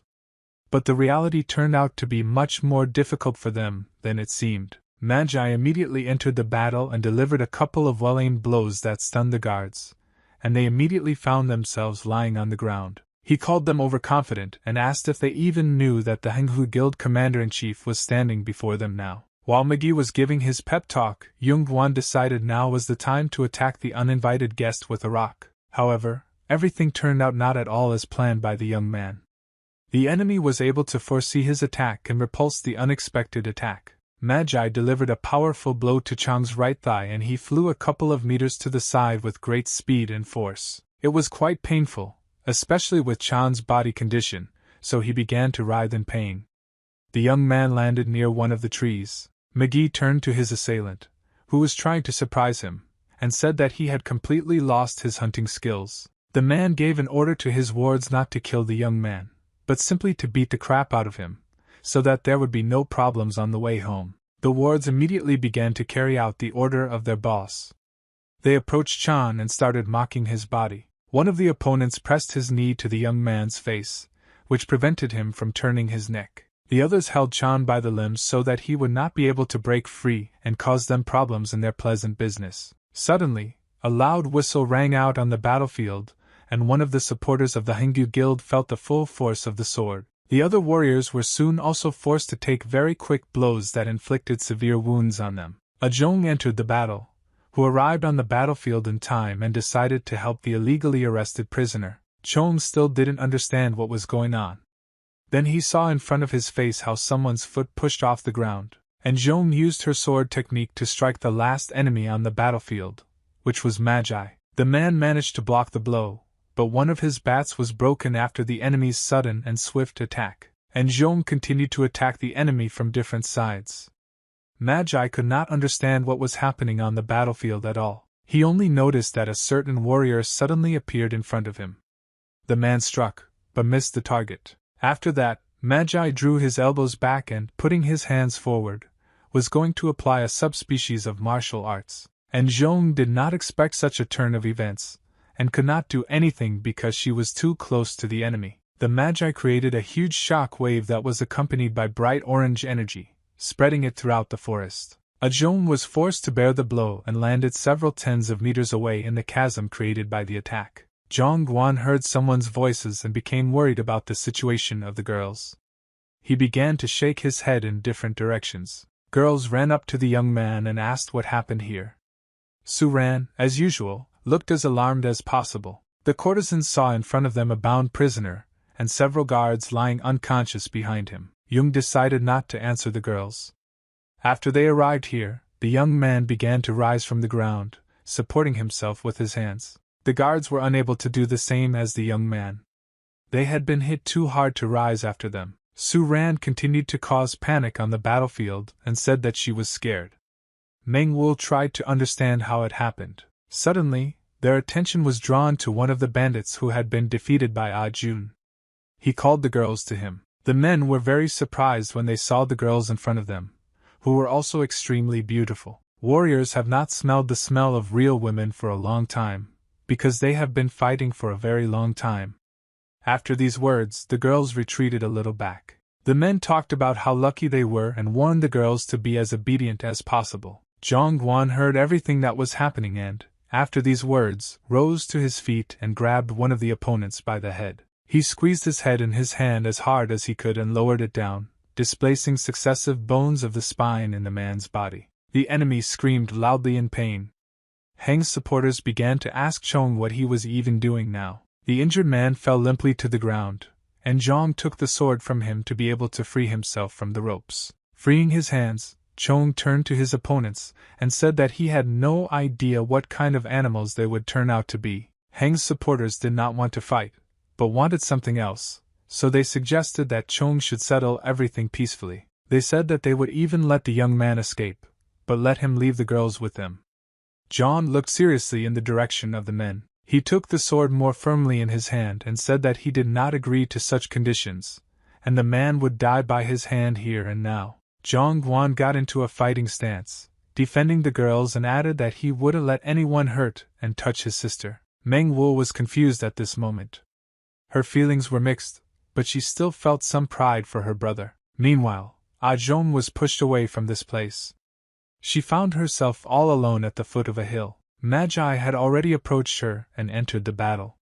The girl managed to dodge a powerful blow that hit the tree trunk. After avoiding the attack, Ah Zhong immediately picked the right moment to deliver her deadly sword strike. The woman used a technique called the sharpened rain sword and plunged the blade straight into the man's powerful chest. Ah Zhong had hoped that this attack could end the battle, but her surprise knew no bounds when she saw what happened next. The blade of her sword was stuck in the man's chest, and the girl could not move the sword. She couldn't believe that this was possible. Then, Ah Zhong decided to put her best effort into cutting the enemy inside and dislocating the blade. However, everything turned out to be somewhat more complicated. Everything went completely wrong, and the guard leader broke her sword after this attack. Magi began to swing his body in front of the woman, simultaneously removing the remnants of the sword blade from the wound and taunting. He had the appearance of a perfectly healthy warrior who was not in any danger. He told the woman that she just hit him in the bone. The man added that he did not expect to meet a person in the city who is able to control the energy of the body, but it turned out to be only the basics of martial arts. He looked at his opponent, and only now noticed that all this time he was fighting with a girl in a military uniform. These feminist remarks by the man made Ah Zhong very angry, which could be seen by her extremely angry look. She covered her body with blue energy and said that this girl is always tearing the faces of bastards like Magi with her hands. In the forest that was located not far from the shelter of the Magi Guild, there was a completely different atmosphere. It was quite quiet and peaceful here. This natural silence and peace was disturbed by one man who was heading downwind. His feet were bare and had no shoes. The man had extremely pumped calf muscles, with the help of which he could easily move over long distances. His entire body was in excellent physical shape. The man had long gray hair and no clothes on his body. This is how the same old man that Chong rescued from prison looked now. His muscles could rival those of a Magi. This man went out into the forest clearing and began to feel something in the air. He said that the one he needed was on this side. Ah Zhong continued her difficult battle in the dense forest, and was about to launch her next attack. She delivered a flurry of blows to her enemy, which were directed into nerve endings along her entire body. However, Magi stood firmly on his feet and did not give in to techniques. He returned his blow, which the woman dodged. After that, Ah Zhong delivered another half-moon strike, using the sword-spreading technique. The security chief was not going to stop there, as she understood that even such attacks would not be able to knock down the big man. She gathered all her energy at the tip of the sword and struck a powerful blow at the enemy's chin, sending out energy. However, even this was not enough to defeat Magi. He was able to stand on his feet and stop the girl by grabbing her face. He pinned her to the ground with all his might and asked what happened to her after her worthless sword was broken in battle. The man stood his formidable figure over the woman and repeated that her Machi was too weak to do him any harm. Magi began to abuse the girl and, holding her head, asked for a #redo, whose mouth would still be torn. Meanwhile, Zhang Guan engaged in battle with his former allies. The guards were still unconscious, so they couldn't help him. The girls stood in one place with their arms around each other, and watched as Yung tried to defend their honor. The young man took one of the men hostage and held him by the throat with one hand. With the other he held the sword, which he waved away. Chom warned his opponents that if they came even a step closer, their ally would meet God, but these words did not frighten Heng's supporters. They decided to deliver a double blow to the enemy from different sides. Zhang Guan saw the moment of approaching danger in time and avoided a collision with the sword. Instead, an ally of the attackers was injured. The man screamed loudly in pain, and his partners began to apologize for it. Yungan was now forced to fight for real. Myung-woo continued to comfort Su-ran and watched as her brother fought an uneven battle with the enemy. Yungan tried his best to protect his sister. He fought all the men at the same time. Meng-woo was very surprised when she saw that the young man fought very hard for her, sacrificing his own life. Jung proved to be much more loyal than his sister expected. The young man continued to hold back attacks and counterattack at the same time. He blocked the enemy's blow in time, which was about to hit him directly in the head. After that, Chong prepared to counterattack. However, his plan was never implemented. One of the opponents gave him a preliminary blow with a knee in the chest in order to calm him down. Unwillingly, Chong was forced to retreat and fell backwards on the ground. Many enemies were stationed in front of him. They were serious about teaching the traitor and shouted loudly when they were about to attack. But Chong was not going to surrender to his enemies. He waved his sword away and ordered them to stay where they were so they wouldn't get hurt. The warriors of the Hindu guild decided that they needed to act together, and prepared to attack in a bunch at a certain signal. However, their plan also failed. He was missed by a stone that hit one of Heng's warriors on the head. It was Manhwa who decided to help her brother in battle. The girl managed to cut down one of the enemies with a stone. The girl turned to the men and asked if they really thought she would just stand by and watch. Warriors could not suffer such a defeat from a girl. One of them rushed at her with a sword in his hands and shouted loudly. Yungan noticed in time that his sister was in danger, and immediately went to save her from the attacker. Manhwa was again surprised by how her brother desperately protects her and fights against his former brothers. Zhongguan pounced on the man who was threatening his sister and sat on top of him, pinning the warrior to the ground. He gave him a powerful blow with the fist of his left hand right in the face. The young man defended the honor of his family. Taking a second swing, the young man said that he would protect Chosun, no matter what the cost. He continued to beat his opponent, delivering powerful blows. Chong didn't even think to stop there. Suddenly, his beating was interrupted by Zhong, who slashed her body directly at the young man and knocked him out of the enemy. The head of the guard was forced to retreat, and she was pursued by Magi. Chong fell to the ground and began writhing in pain. Guild Commander Hingu approached his enemies, and told the Zhong that she was showing off her strength for nothing. Yungan asked the woman what was going on here.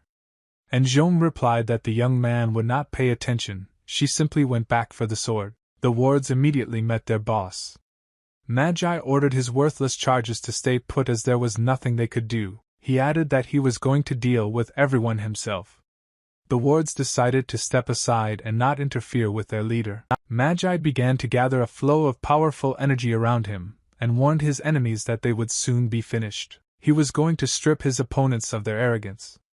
Zhong and Ajung scrambled to their feet and prepared for the enemy's attack. Meanwhile, Magi continued his speech and did not notice how another shot of the battlefield appeared behind him. The commander-in-chief felt someone's presence behind him and decided to deal with the uninvited guest. He delivered a powerful blow to the stranger's nose, but managed to block the attack. It was the same old man who had turned into a muscular man. Magi was very angry at this moment, and said that all strangers had better not stand in his way. Guild Commander Hingu launched a powerful hand strike using his martial art, but the stranger blocked it as well. The gray-haired man, letting off steam, looked at us for the operator and asked, "He already has the power of mastery that comes out of the ground." Magi's hand stopped literally a couple of centimeters from the opponent's body. An unknown aura prevented the commander-in-chief from finishing the case. Magi was simply shocked by this turn of events. The stranger said he didn't think Magi would turn out to be such a fool. Magi became very angry with the old man and asked him in an angry voice how he dared to talk like that to the Hindu guild commander. The gray-haired man said that the guild absorbed Magi after all, and after that he became an ordinary army dog. Magi was still very angry with the old man. The stranger put his hand to his side and promised the enemy that he would not kill him. He gathered all his power into his right fist, radiating the same energy as Magi. He told the enemy to return to his home. Magi was simply shocked by the next events. The old man said that it was necessary to convey that he was alive and was going to show how to use the force. The stranger decided to demonstrate his strength with the example of a blow of greed and swung his fist with all his might from behind his back. The light from the bright yellow energy was as strong as possible and blinded everyone around. And Zhong watched the events carefully. Zhongguan became a bit wary at this moment, and realized that they would not have a sweet time, so he decided to protect his sister. The warriors of the Hindu guild were not going to retreat back and stood firmly on their feet, showing the commander their readiness to fight. It was still quiet in the dense forest that was located in the middle of the mountain massif. But something dangerous was brewing. After a few seconds, a loud explosion accompanied by bright yellow energy rang out in one of the points of this forest. In a split second, this flash began to grow to gigantic proportions. Its destructive power was scary to predict. The stranger created a colossal flow of energy that moved through the entire forest, sweeping away all obstacles in its path. All the warriors of the Hingu Guild, including the commander-in-chief, fell under this flurry. There was nothing they could do about it. The attack was of tremendous force, and the stranger displayed all his power using only one hand. Yungan covered his sister, and Su ran as well. They all watched in horror at the scale of this attack. When it was all over, the stranger turned to face the people and asked Yungan if he had been here all along. He began to approach the young man with words of joy that he was alive, otherwise his body could already be decomposing somewhere in the forest. Yungan was just shocked when the stranger approached him.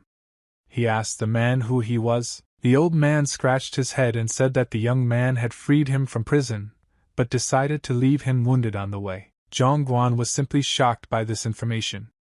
The old man asked the young man if he managed to find his family. The warrior still couldn't believe what was happening.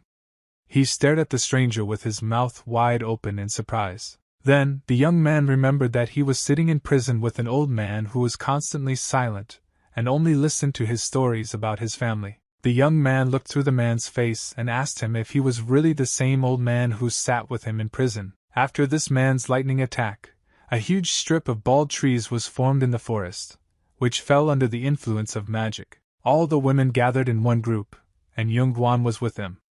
They all expected some kind of explanation from the stranger. Zhang asked the old man he saw earlier if he had died when they were attacked by Hingu's guild supporters. The gray-haired man looked at his interlocutors with a pleasant smile and replied that everything was as it should be, as Chong says. He stood in front of his interlocutors almost without clothes. Women could see below the waist what they least wanted. The man noticed that he was being looked at obliquely, and realized that his appearance could be improved. He thought about taking Magi's pants off, since he wasn't going to need them soon anyway. After standing still for a while, the gray-haired warrior decided that he would go get those pants right now and set off on his way. He warned his interlocutors that he was only going down to get clothes and would return, so they should not worry about him. Zhongguan was in the most shocked state. He wondered what this mysterious man was. All these events distracted the guards and Chan himself from the main thing. He suddenly realized that Magi had disappeared from the scene. The young man rose to his feet and began to turn his head in different directions. But no one was observed there, except for the unconscious guards. Zhong asked the girls if they had seen the robber. But the women didn't care about that, but how much Su Ran was injured and behaved like a child. Zhong answered the young man's question and said that they saw his shelter on the way here and maybe he is there. The soldiers decided to go to a residential area where the robber could be hiding. No other structures were observed in this forest. It was morning on the street and the sun was brightly illuminating the residential area in the very depths of the dense deciduous forest. People here lived an ordinary life, keeping cattle and raising children, who could find a lot of interesting things around them. 2 small children were looking into the well, entertaining themselves. Suddenly, they noticed that someone came to their house. It was Magi, whom the children were very happy to see. It was their older brother, and he was finally able to return home. Magi was also happy to see his siblings. He drank water from the bucket and said he was fine. The boy's appearance at his home caused a real sensation among the local population. Absolutely all the children were incredibly happy to see him. They all ran to meet the boy and began to hug him, asking him if he had brought anything to eat and why his clothes were torn. Magi took his little brother by the hand, who was hungry, and promised to cook him something from the wild vegetables, since he had brought nothing. After a second, a real living circle of children formed around the boy, who informed his brother that they had guests. The boy could not understand what his little friends were talking about, and turned his head back to where the uninvited guests were. They turned out to be pretty girls, as well as Yungan, who almost lost his jaw when he saw the crowd of children in front of him. Magi is not very pleased to see such guests. He bowed his head grimly and called it a real curse. This small town used to serve as a territory where hostilities between rival clans constantly took place. Innocent local residents kept dying, which is why there were so many orphans who now depended only on Magi. But he will be punished for all this.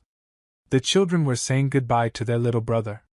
They were all victims of circumstances. However, Magi has always been different from others in that he has always fought for his life using different methods. When there were no jobs left in this town due to the war, Magi was forced to start stealing money from the pockets of rich people. This story was told to the guests by an old grandmother who praised the boy for the fact that he sold all the stolen goods and fed the population. She added that Magi is a very kind and brave guy and he is a real savior for them. The old men asked for forgiveness for the boy. Su-ran knew exactly what was being talked about since she was an orphan herself.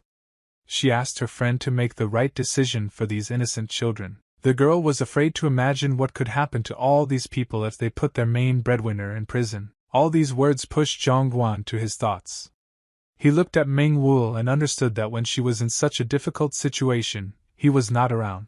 Then the young man looked at the very small boy and praised him for caring about all these people who are not even his family. The children ran to only one person and hugged him tightly, asking him not to leave. Chong considered the boy even mentally older than him. Magi was indeed doing a very good deed, but in this way he was robbing other people and making them poor. Meng Wu, after listening to the opinion of everyone present, asked if the boy was not still a thief despite all this. She added that no matter how poor he seems, the robber must be punished accordingly. The girl turned to the old people and said that they are not the only ones who need someone's help, but this is not a way out of this situation at all. Meng Wu explained to the interlocutors the situation in which they may end up on the street if they meet guests without stolen jewelry. The girl added that this stability in theft cannot be permanent.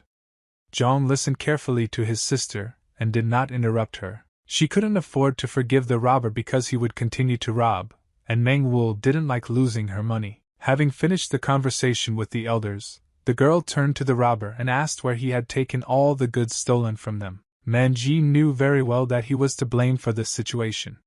The guy decided not to come up with anything and said that he had sold everything. Meng Val asked where exactly.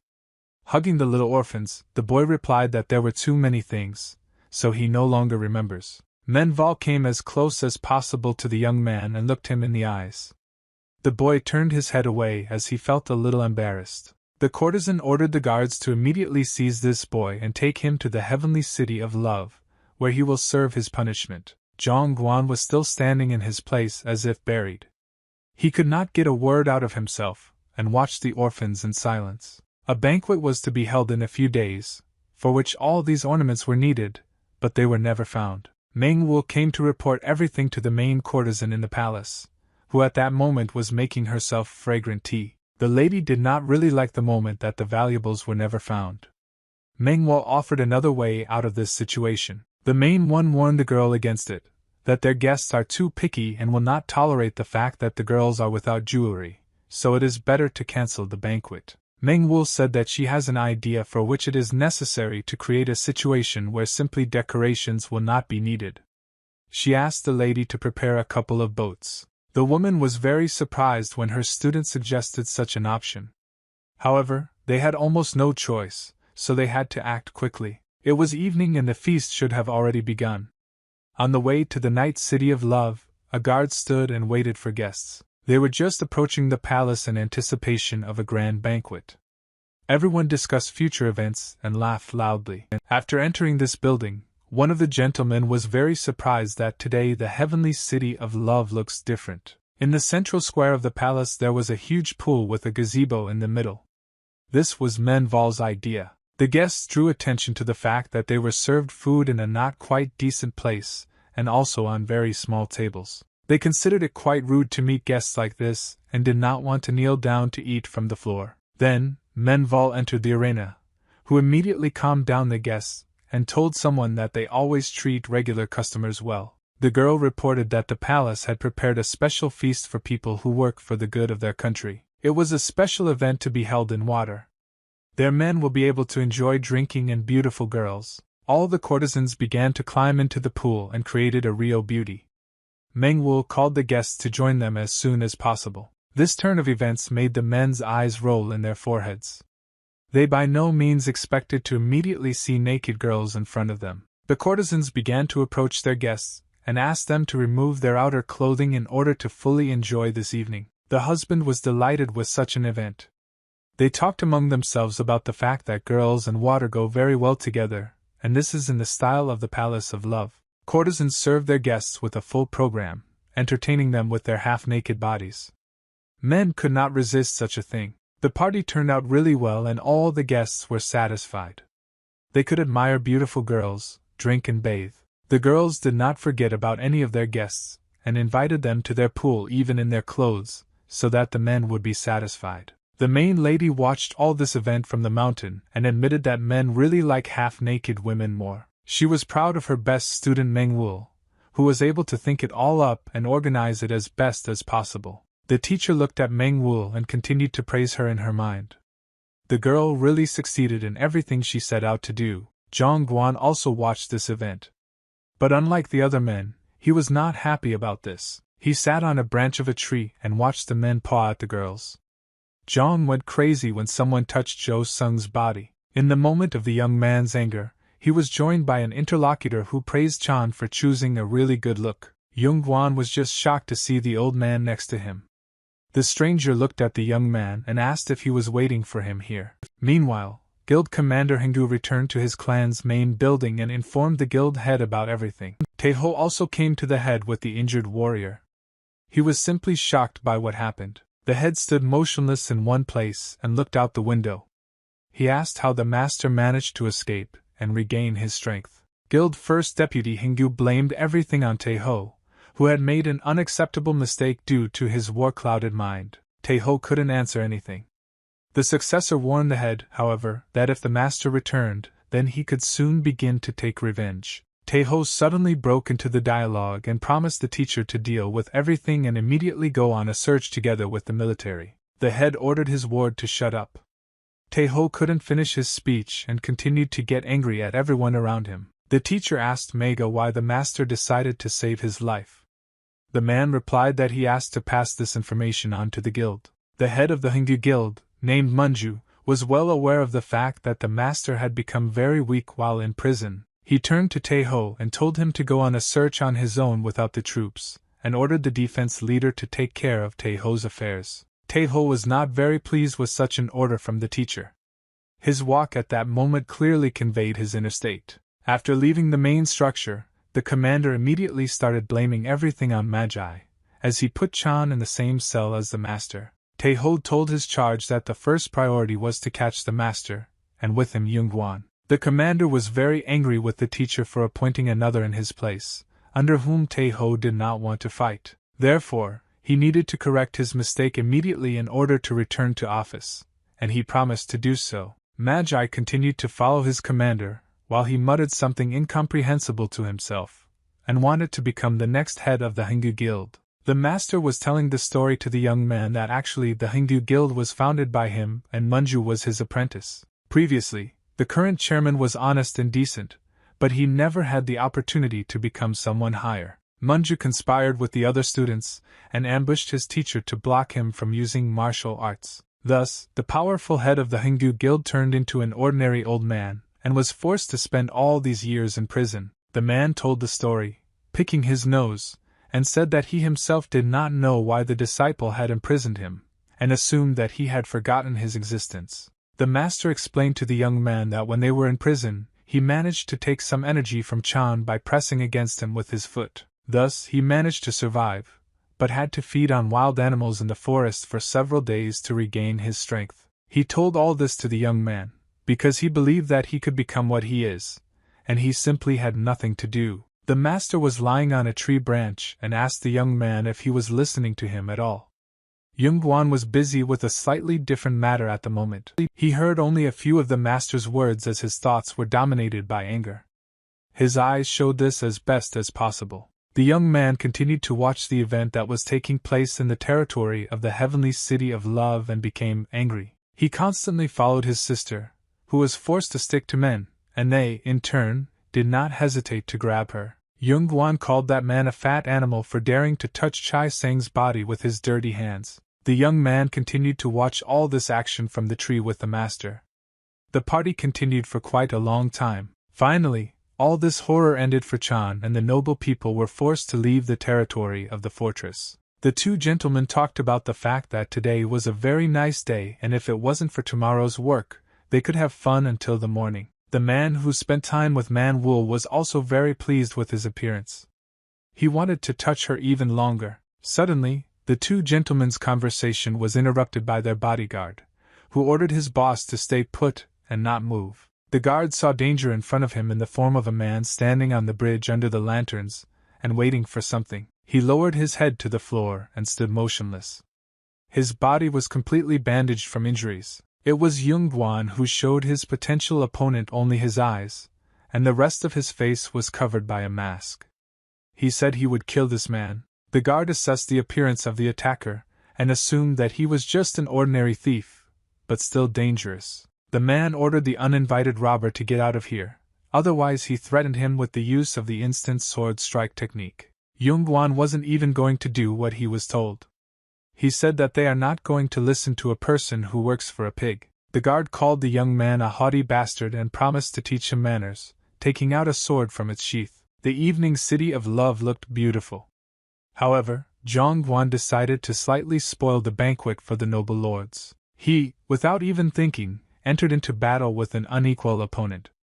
Continuing the battle, the soldiers were already in the forest. Innocent bamboo trees suffered from the fight of two opponents who were each defending their own dignity. The guard continued to charge at Chan and, as promised, used the instant sword strike technique against him. The man did not stop at anything on his way and cut bamboo trees with lightning speed and strength. He saw only one target in front of him, an ill-mannered robber who had offended his boss and was now fleeing from his sword. At some point, Hung decided that just running was enough for him and decided to launch his counterattack by jumping over the trees. In a fraction of a second, he was behind his enemy and was about to deliver a blow that could not be recovered. However, the man noticed the approaching danger in time and was able to avoid the enemy's blow by skillfully blocking it. After that, he delivered a powerful blow with the hilt of his sword right at Chan's face, who didn't have time to block. The young man was forced to take the blow and flew back a couple of meters from the very strong blow of the enemy. The guard informed the young man that he had quite good abilities, but he still would not be able to stand up to the martial arts master. Yungan will draw the unlucky ticket as usual.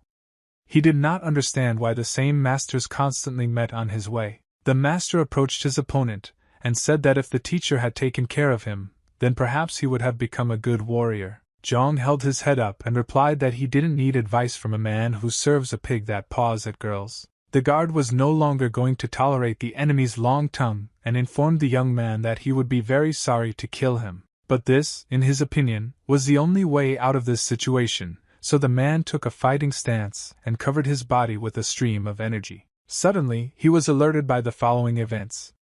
The man stopped and tried to understand what was happening here. He looked in the direction of his opponent, but the young man was absolutely useless to him. He was alerted by something behind Chan. The man got scared and stopped radiating energy. He needed to understand what it was. The master continued to look into the thick bamboo forest and felt someone's presence there. He was creepy enough. He felt someone's gaze on him, which was looking at him just from the thicket of the forest. The man was expecting what might appear from there. Suddenly, in the deep darkness of the night forest, the man saw a small flame of fire, which began to grow suddenly. The course of such events did not suit the guard at all, and he realized that his end could come at any moment. It was the master who founded Hingu, who decided to help Chong and scare his opponent with his energy. The enemy immediately decided to withdraw his legs from here because he wanted to stay alive and perfectly understood the consequences of contact with such energy. Zhongguan stared at his opponent and could not understand anything as the advantage was completely on the guard's side. Suddenly, the young man heard someone's voice and raised his head.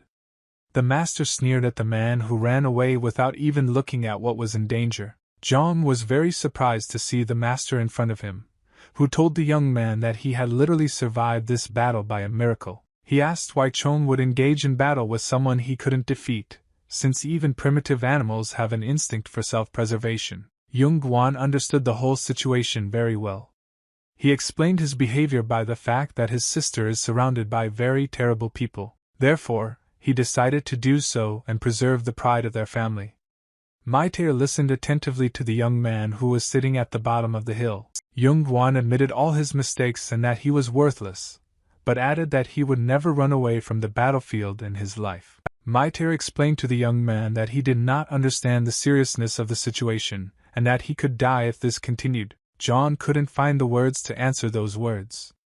He completely agreed with the master, that's why he remained silent. The young man plunged into his thoughts for a while and, suddenly, turned to the master so that he could help him with something. Zhang asked if he could really become as strong as the master. He needed it to protect Cho's son. Maiter silently looked at the young man with a thoughtful look. He had already told the young man about it, so now he decided to listen to him. Yungan admitted absolutely all his mistakes in unequal battles and told the master that he really wanted to become stronger. Zhang Guan continued to sit on the tree with the master who had escaped from prison, looking at the beautiful heavenly city of love. The young man turned his head towards the man and looked at him with frightened eyes. He asked if he could become as strong. The master looked back at the young man and smiled. He slightly misunderstood Chan's question and decided to clarify. The man asked the young and promising warrior what could prevent him from making efforts and becoming stronger. After finishing their short conversation, the soldiers went to a local restaurant that served traditional Chinese food. There were usually a lot of people here, and today they all couldn't eat peacefully, because all their attention was focused on only one thing. A muscular gray-haired man was sitting at a table by the wall, who had already eaten a couple dozen portions and continued to eat. Yungan sat across the table and watched the master stuff his stomach without even hearing him. The young man said he understood that energy could be obtained from food, but he was already full, asking if the master would really teach him. While finishing a piece of bread, the man replied that he did not teach his students after he was framed and put in prison, but the master said that he would be able to tell the young man one way by which he could become strong like him. The man continued to stuff his mouth, and said that his body needed rehabilitation, so they would act to the benefit of each other. The master put the sticks in front of the young man's face, and said that he should follow and repeat everything the master would do. But before that, the man warned the young man that it would be necessary to protect his body in order to see the weak points of the opponents according to his skills. The master explained that the energy in the middle of Chan's body was in chaos due to his body not having time to recover from the injuries. He gave an example of two scales, one of which is internal energy, and the other is external. They should be in perfect balance. The master said that these two bowls must be restored with food and rest, so he ordered the young man to eat until he burst. Yungan listened carefully to the man's words and did not interrupt him. He thought about the words and did not notice that someone approached them. It was Magi who appreciated the young man's delicious table. Yungan turned to the boy and was just shocked to see him. The master ordered 15 more portions, and the boy also decided to try noodles with meat. Yungan asked the robber what he was doing here. The waiter came to take away the empty plates. Maiter asked his future student if he knew this boy. The day before, Magi was still a prisoner in the heavenly city of love. He was very surprised when he heard that they wanted to hire him. Mengwu was sitting at the table with her friend and said that the boy would now become her hired worker. The girl explained that she has a lot to do and she needs a person to whom she can transfer some of her obligations. In return, Mengval promised not to hand over the boy and guaranteed to provide for the children and old people the boy looked after. Magi was simply shocked when the girl said that she would also provide work to each of these people living in the forest. Menval was thinking about having the children do a little cleaning in the palace, and entrusting the old people to embroider some outfits. Magi sincerely thanked the courtesan for this opportunity. The girl had only one condition, according to which the boy had no right to steal anything. Mengwu added that the boy could have bought 50 kilograms of rice for one of the stolen items, but he did not do so because the merchants cheated him. Magi was simply shocked when he heard such numbers with his own ears. He could not think that things were so expensive. The guy was very upset.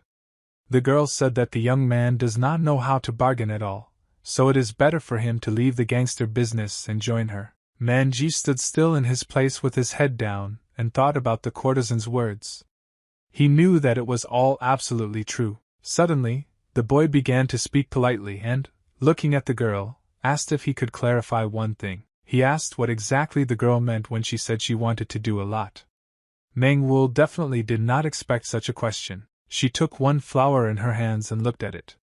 Meng Wu thought about whether the girl needed to tell all her plans. In the end, she decided to tell and started from her childhood, when she was mistreated and considered an idiot. She was constantly looking down on her. Then Meng Wu decided to become a person who would never dare to be touched and insulted in her life. Raising her head proudly, the courtesan said that she would become the emperor.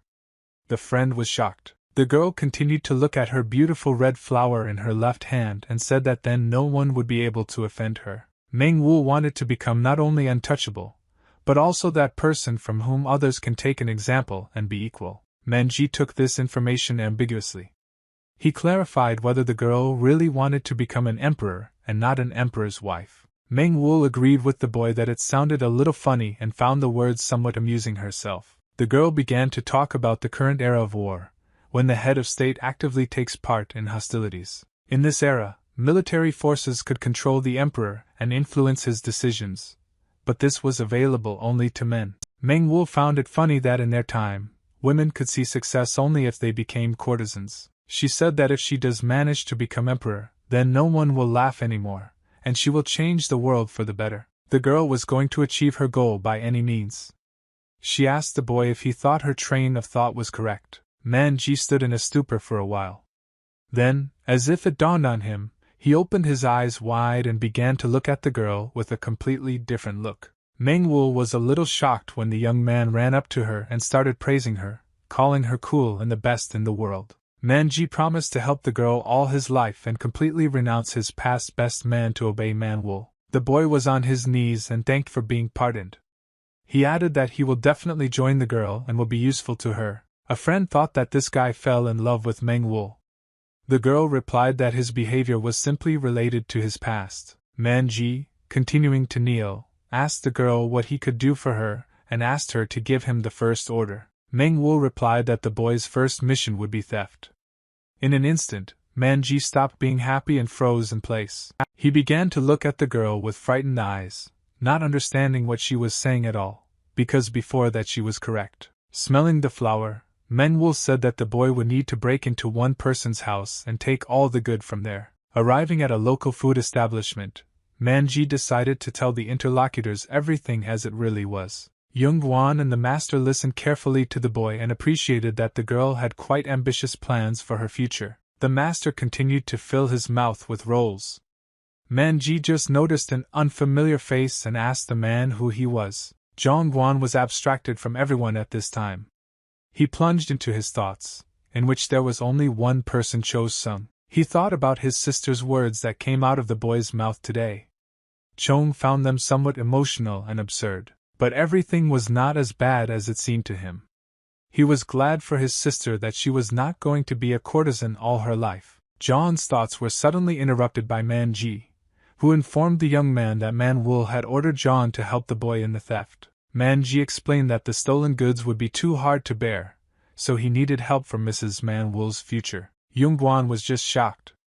He was cornered and the young man did not know how to answer the boy who was actually fooling him. Then, the young man looked at the master, who continued to eat.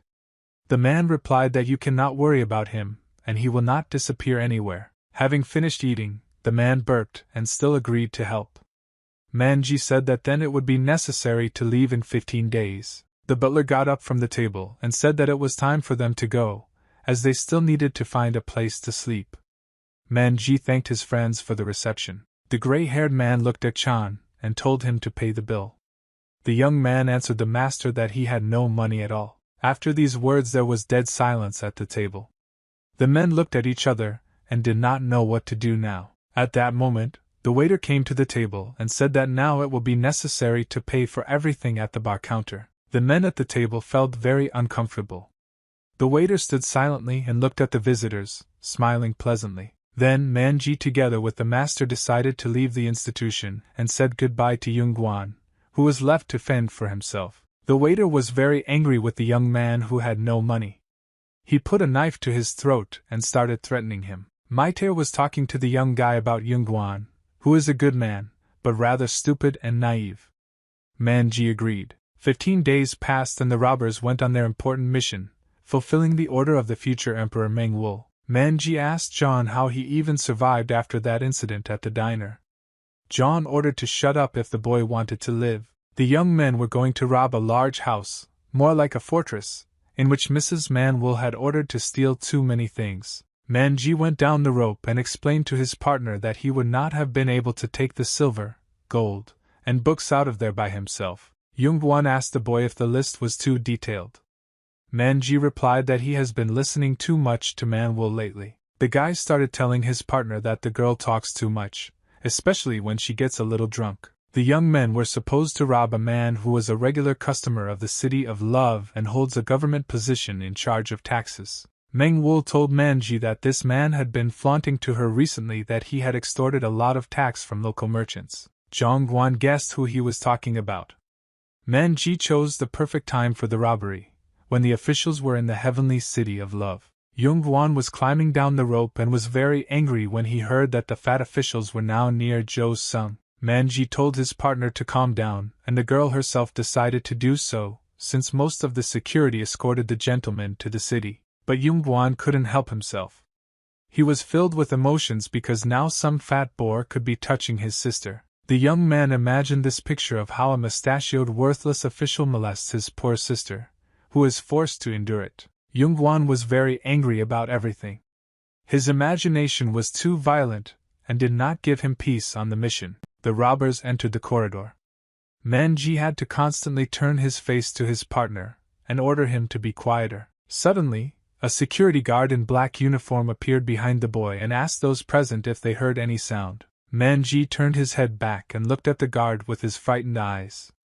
Something had to be done. The guard was no less frightened when he saw a guy in a bandit mask in front of him, and asked who he was. At that moment, Yungan came to the aid of his partner, who decided not to show off with the big man and hit him hard in the face. The blow turned out to be of tremendous force, from which the guard's face turned into a crumpled piece of bread. After delivering a powerful blow, Zhang decided that he needed to put this guard to sleep and grabbed him by the neck from behind. Magi didn't understand anything at this moment, and watched silently as his partner continued to strangle the guard. Yungan continued to hold the guard's huge face until he began to pass out and fell to the floor. The warrior apologized to the boy for his carelessness, and offered to hide this guard until no one heard them. Yungan single-handedly dragged the guard's body across the floor, while Magi controlled the situation around him and communicated with his partner. He told the young man that he seemed to act a little faster, and his movements became much smoother. Yungan didn't understand why his partner was saying all this, but he was pleasantly surprised. He looked at the boy and asked if he was telling the truth. The young men got to the room where there were silver and gold ingots. They could not bring everything in at once, so they decided to gradually drag it all outside. 10 days ago, Yungan was just starting to live with his master in the Koma Mountains, which were not far from Moxen fortress. They were forced to feed on wild animals to replenish their energy. This time the master finished off the wild boar. They collected a lot of dead animal carcasses and the master said that this should be enough for dinner, ordering the young man to prepare the carcasses. The master added that today would be much tastier as he had stolen a jar of spices while they were in town. Yungan was worried about one question. He asked the master if he wanted to take revenge on the Hung Guild for what they had done to him. Magi asked why he did this. Zhang explained his opinion that the damage caused should be avenged, especially with such power. Magi said that he was not a good teacher, and the current guild head was always ambitious, and every time he came into conflict with him. The man added that he has lived in this world for 100 years, but still does not understand the meaning. Yungan was just shocked when he heard such a number. The teacher explained that now he was simply enjoying his freedom, and did not want to cloud his mind with revenge and malice.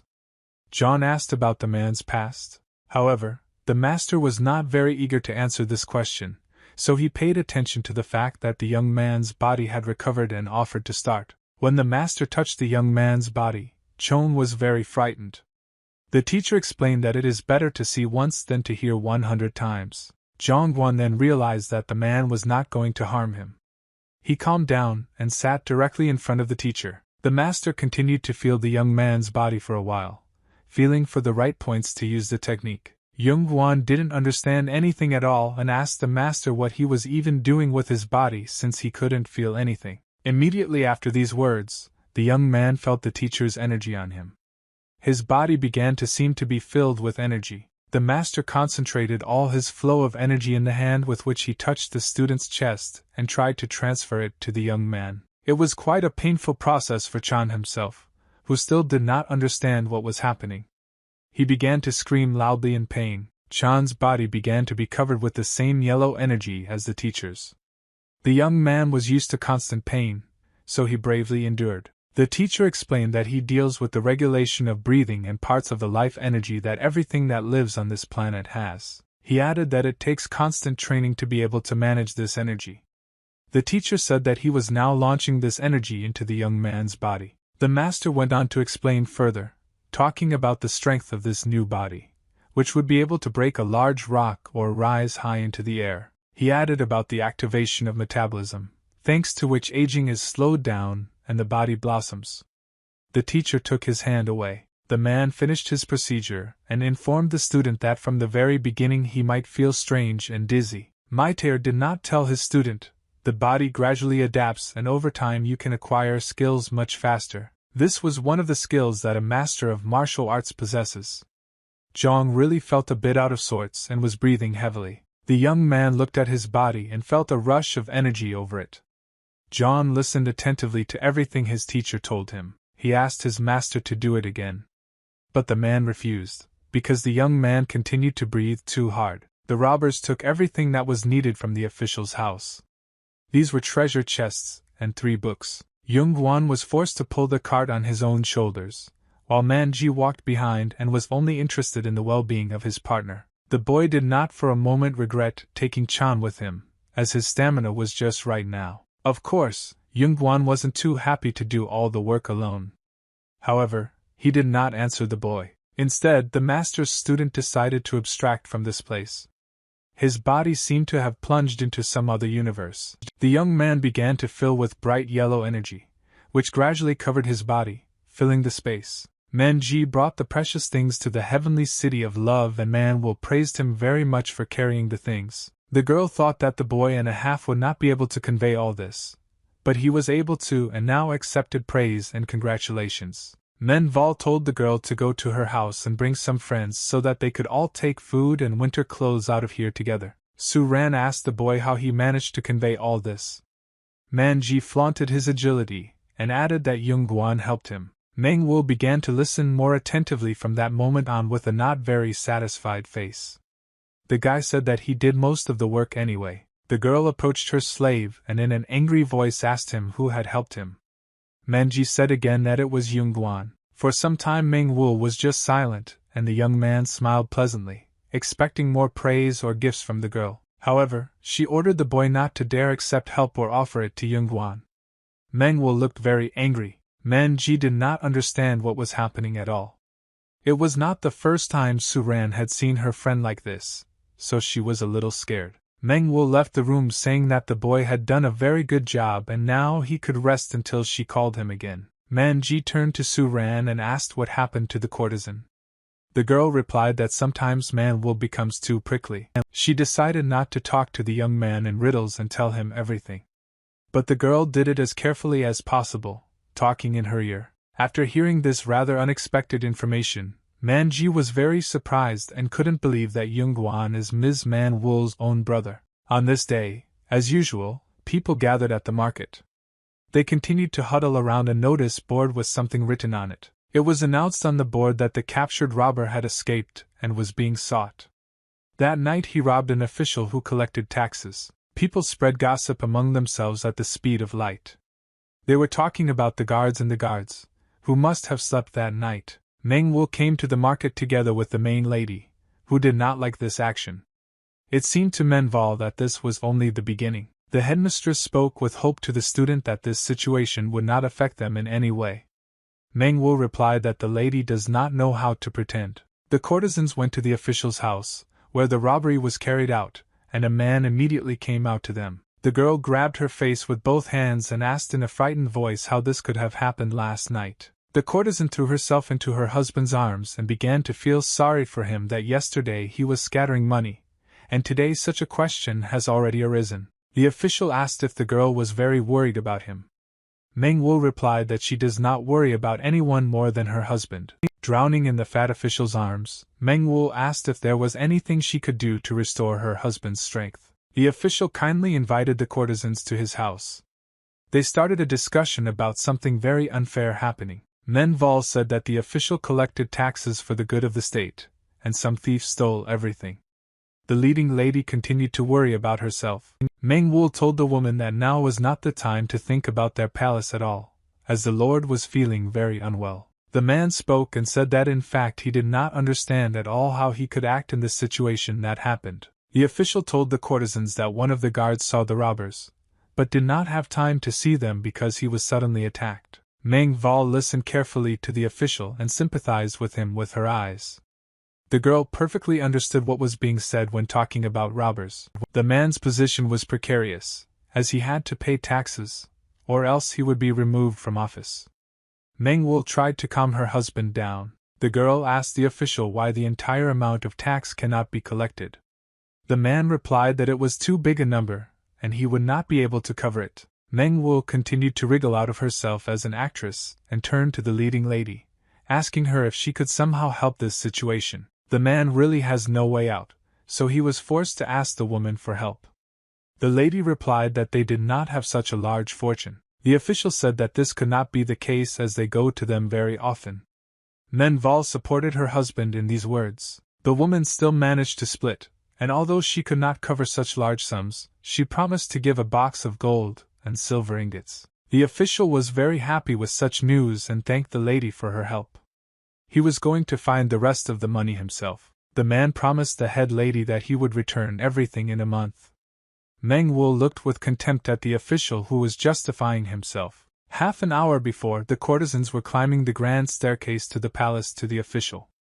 They discussed their plan by which they would not be suspected. The lady asked if the gentleman could collect such an amount. Manhwa replied that the main thing in their plan was that he would not be able to repay the debt. The girl told her mentor that the rest of the loot can be taken for herself, but one must not forget to constantly remind the official about the debt. The woman agreed with every word of her student. She asked her if she was overthinking this plan. Manhwa explained that thanks to this, the protection of state institutions will become much better, and officials will finally come to their senses. The head lady was concerned about only one question in this regard. She asked the girl what benefit she would get from this. Manhwa turned to face her mentor and simply remained silent. She scrolled through the development of events in her head and decided to show everything in practice. Having agreed to lend money, Manhwa once again turned to the official, who no longer had such a disfigured appearance. The girl said that the man would need to provide something in the form of collateral for their palace. The man said that it is not necessary, since they have known each other for a long time. Manhwa confirmed the fact that they fully trust the official.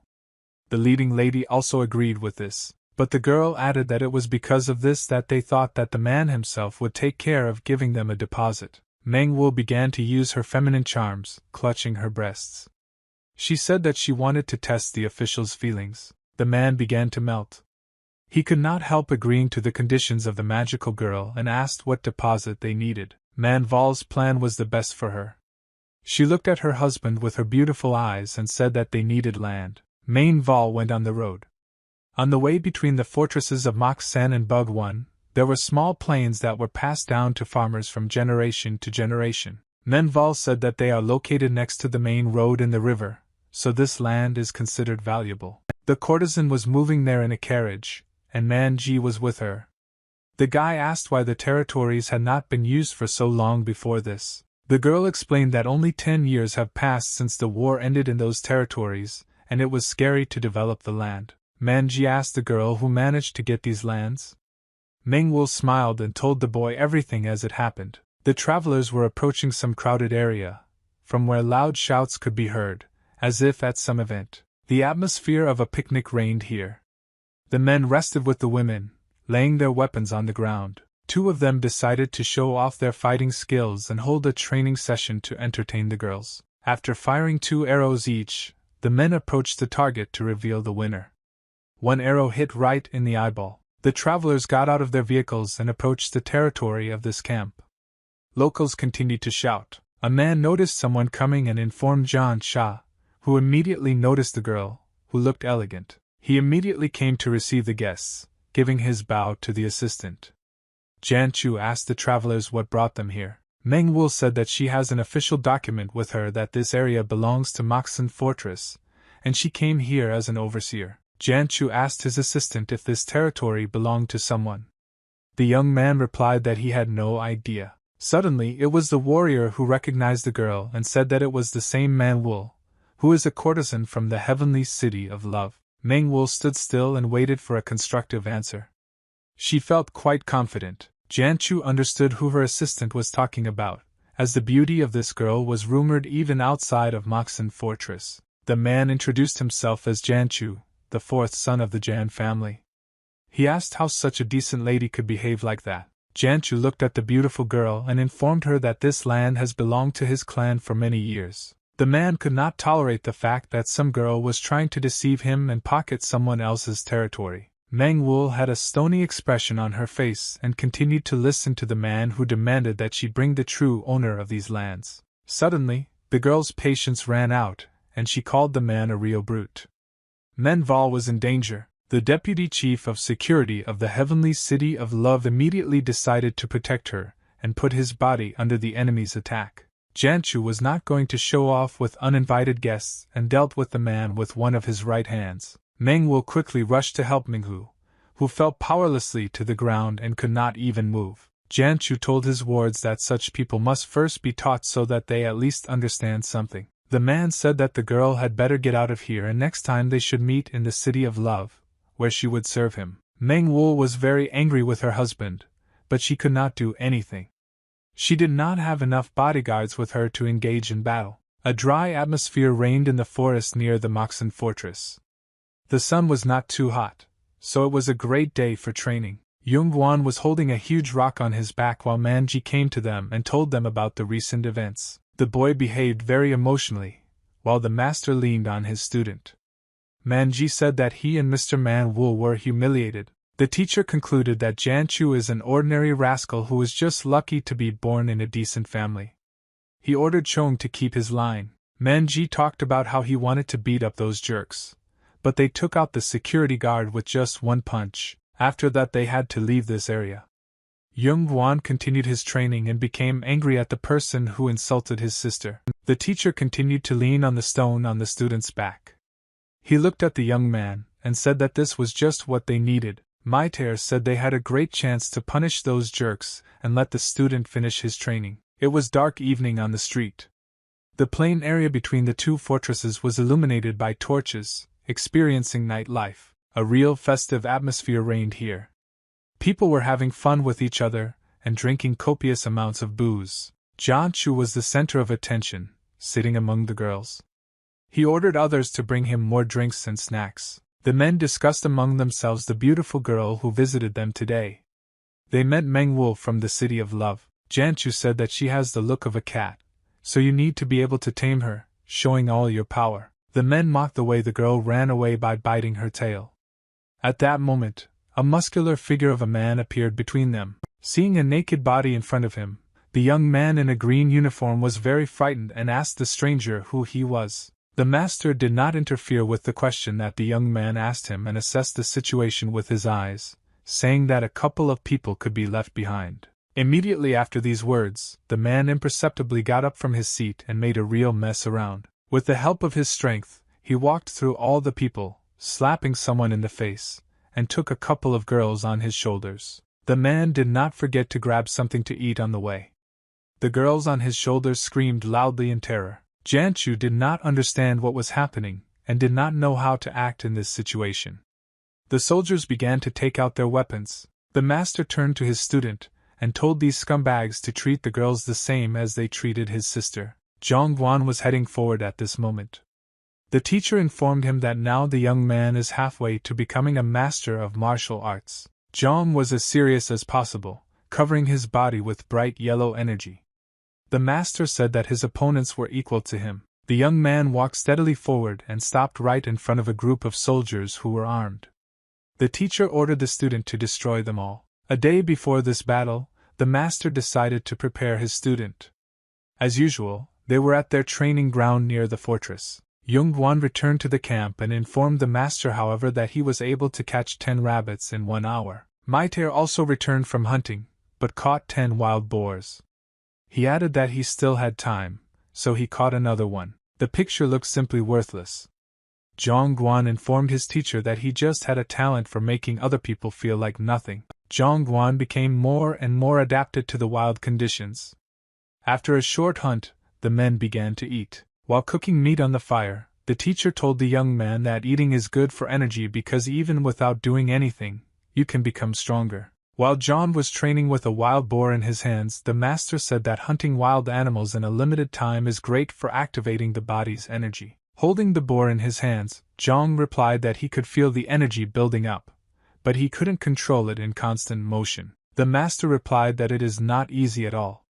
He added that the activation and maintenance of parts of energy is the basis of martial arts. After that, he offered his student to surprise those boys who humiliated his sister by giving them a practical task. The master said that based on Manji's words, these were the ordinary successors of their clans and neglected real training to a greater extent. Zhongguan promised to put everyone. The master warned the young man that if he fought as usual, he might die in battle. He ordered him to be cool-headed and calculate his strength, promising to deal with all those who remained. Finally, the man warned that there are no rules in a real fight, so you need to be ready for anything to survive. Having put the giant animal on the ground, the boy looked in front of him and answered the master that he knew the latter very well. Yungan approached this match as prepared and responsible as possible. His body resembled a real machine. The young man was as focused as possible on his opponents, and approaching them, looked ahead with serious eyes. Dozens of soldiers were standing in front of him, only expecting that the young man might run away or start attacking them first. John perfectly understood the seriousness of the situation and remembered the master's words. He turned his head to the other side to assess the situation. Here he saw in front of him another dozen fighters, among whom was Janchu, a man who dared to insult his sister. Assessing the situation as words, the young man confirmed the words of his teacher about the low level of the opponent's martial arts. Zhongji remembered that the words of the master who predicted the first events on the battlefield at the meeting. Janchu asked who had come to him. As predicted by the master, the first thing even low-level fighters introduced themselves using their family names. He advised the student that this might be the perfect moment to make the first attack. Yungan heard the attack Janchu. The warrior managed to avoid the first attack, but Chong had foreseen this development. He was as focused on the enemy as possible. Before the battle, the mentor taught the young man simple techniques, as he believed that relying only on the body's energy was unwise. John positioned himself directly in front of the enemy and followed the instructions from the teacher. Janchu was a bit worried about his situation. Zhang gathered all the energy inside his body into one point, which was his left fist. He swung it at the enemy. After that, the young man broke the energy on the way out of his body. In this way, an explosion was formed, which knocked Jancha off his feet. Zhang used a technique called greed strike. It was a small copy of the attack the master had demonstrated before. The young man hit his first enemy. Other soldiers immediately began to worry about their comrade and called the enemy a scumbag. John wasn't going to listen to all the insults from his opponents, but decided to stick to his plan clearly, so he started running. He came at the enemies from the other side and held in his hands a bomb that Manji had helped him prepare. Chong threw this bomb into the very epicenter of the events, where the most people were. A large smoke screen was formed. The warriors could not understand how it happened so quickly and tried to see their enemy in this fog. Yungan was light on the pass and immediately attacked the man who mentioned his name, punching him in the face. The young man was not going to stand still for a long time, so after defeating one opponent, he immediately began to beat others. Suddenly, one of the enemies came up behind Chan and decided to attack him with his sharp sword technique. However, the student managed to successfully avoid this attack. After that, he grabbed the enemy by the hand that was holding the sword. Zhang delivered a powerful blow to his face and threw him over his shoulder.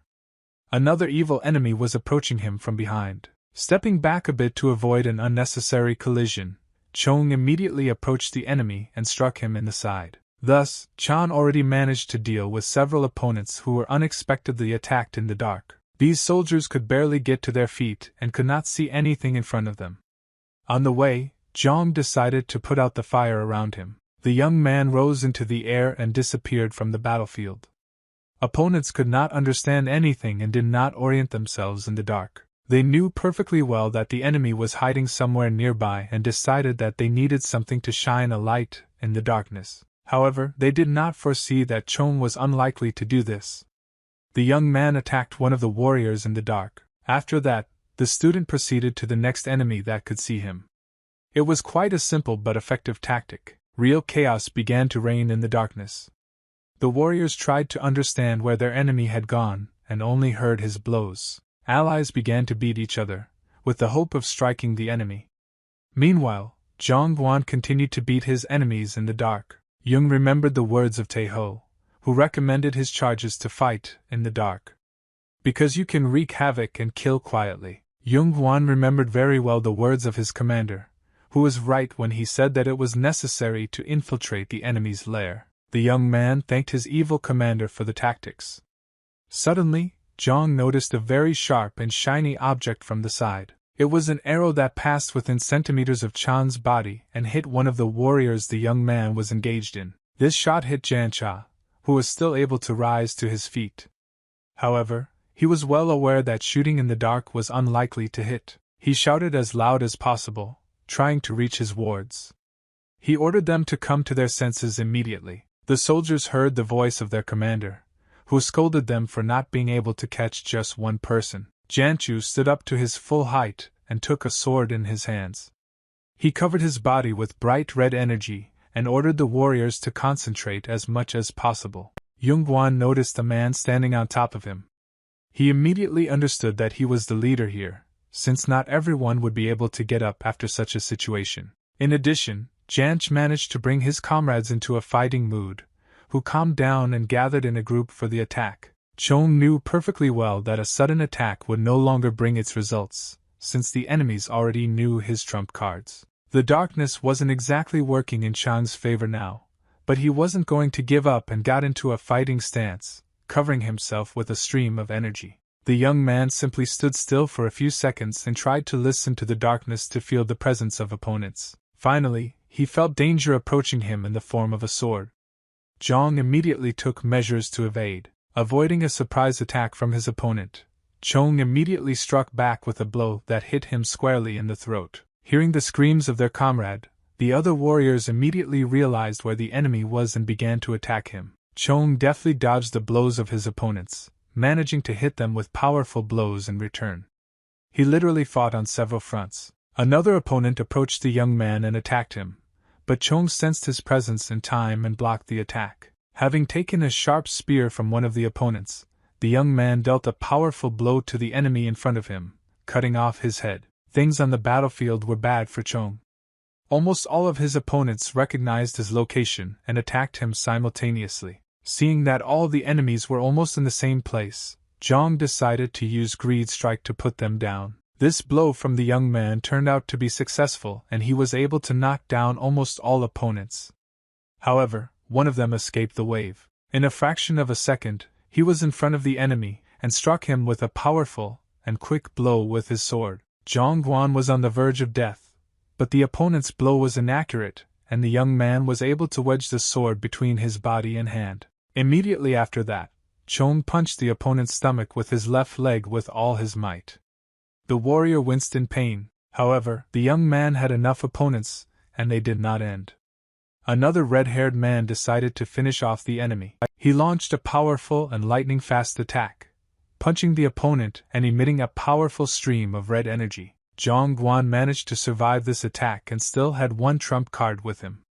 It was gunpowder in his left hand. At the moment when the enemy struck, Chong threw gunpowder into his eyes to blind his view. Immediately after that, the young man delivered a powerful blow that went almost through the enemy's body and damaged him. The opponent could not block this blow because he could not see anything. He fell helplessly at Yunguan's feet. The student managed to follow the teacher's instructions and defeat almost all opponents on the battlefield. Only one left. Janchu and Chong met their eyes on the battlefield. Janchu was preparing to show the enemy real martial arts. Zhang Guan tried his best for the glory of the fight. Dozens of defeated enemies lay on the ground, unable to move. Only 2 opponents remained, who were going to face each other in equal combat. They stood facing each other in the midst of this mess. Jianchu turned to his opponent, raising his sword aloft, and said that they certainly didn't know where it came from, but he added that the big man had no right to steal their girls. He should have waited until they dealt with John. The young man did not care what his opponent said. He needed to regain his strength for the match. He perfectly understood that his body was overloaded even more than he expected and the situation could get out of control. However, Chon was not going to retreat.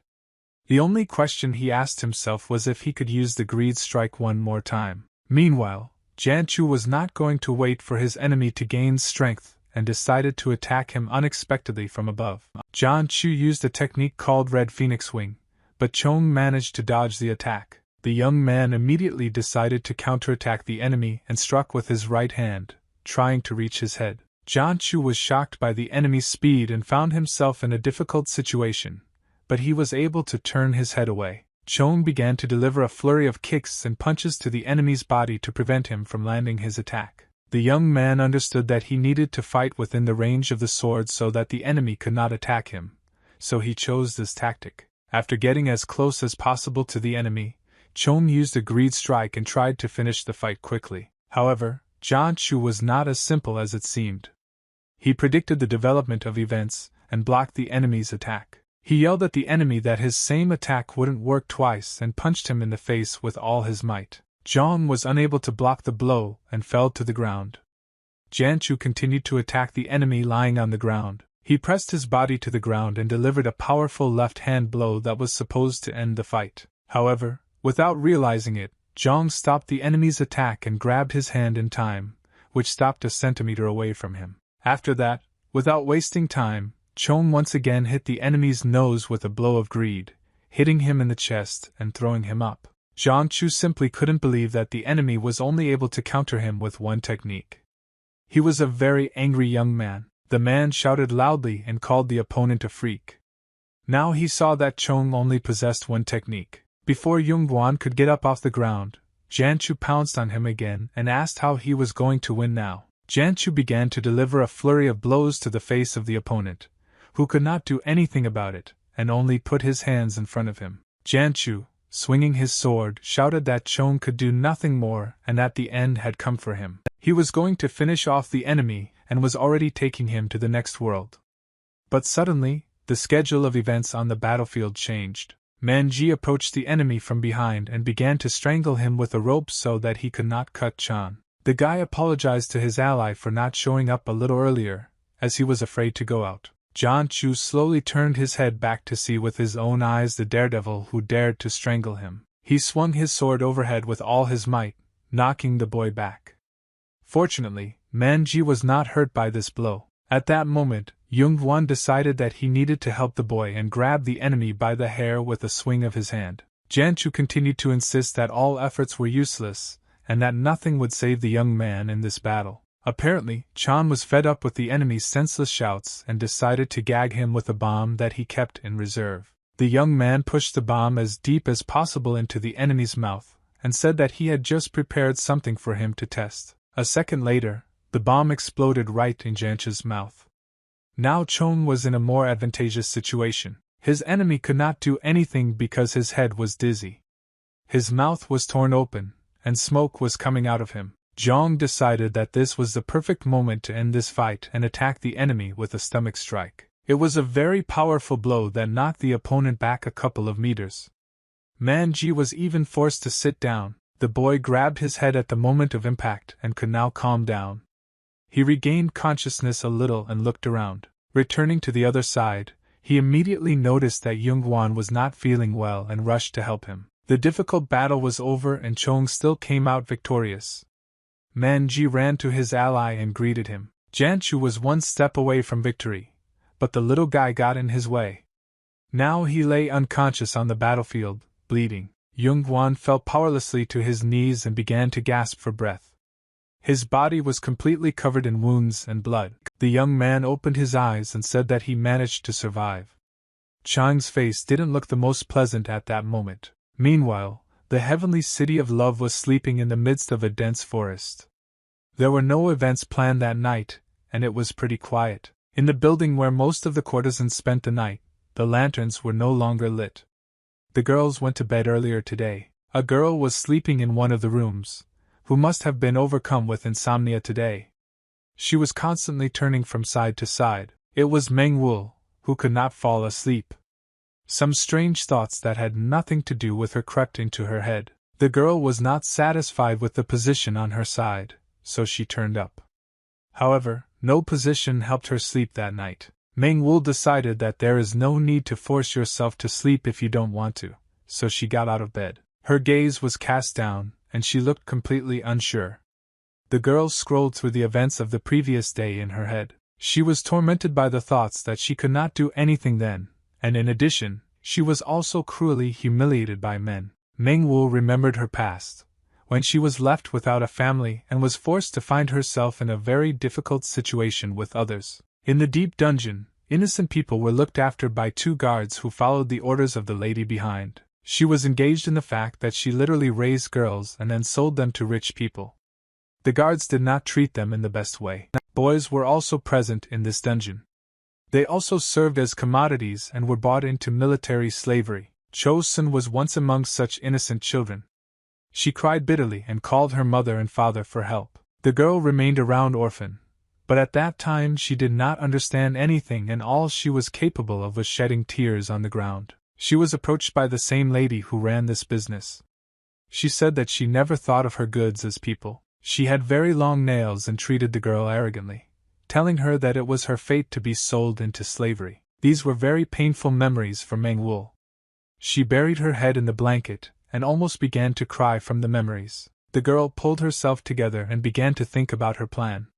She wanted to achieve justice through a state institution. She thought about asking government officials to deal with the hooligans who are making the country regress. Manhwa clearly remembered each man's face and promised herself not to let them enter the heavenly city of love under any circumstances. She was no longer the defenseless girl she once was and could now take the situation into her own hands and manage it. Suddenly, her thoughts were interrupted by the voice of Magi, who came to her through the window and immediately apologized for disturbing her at night. The guy managed to climb to the very last floor and not be noticed by security.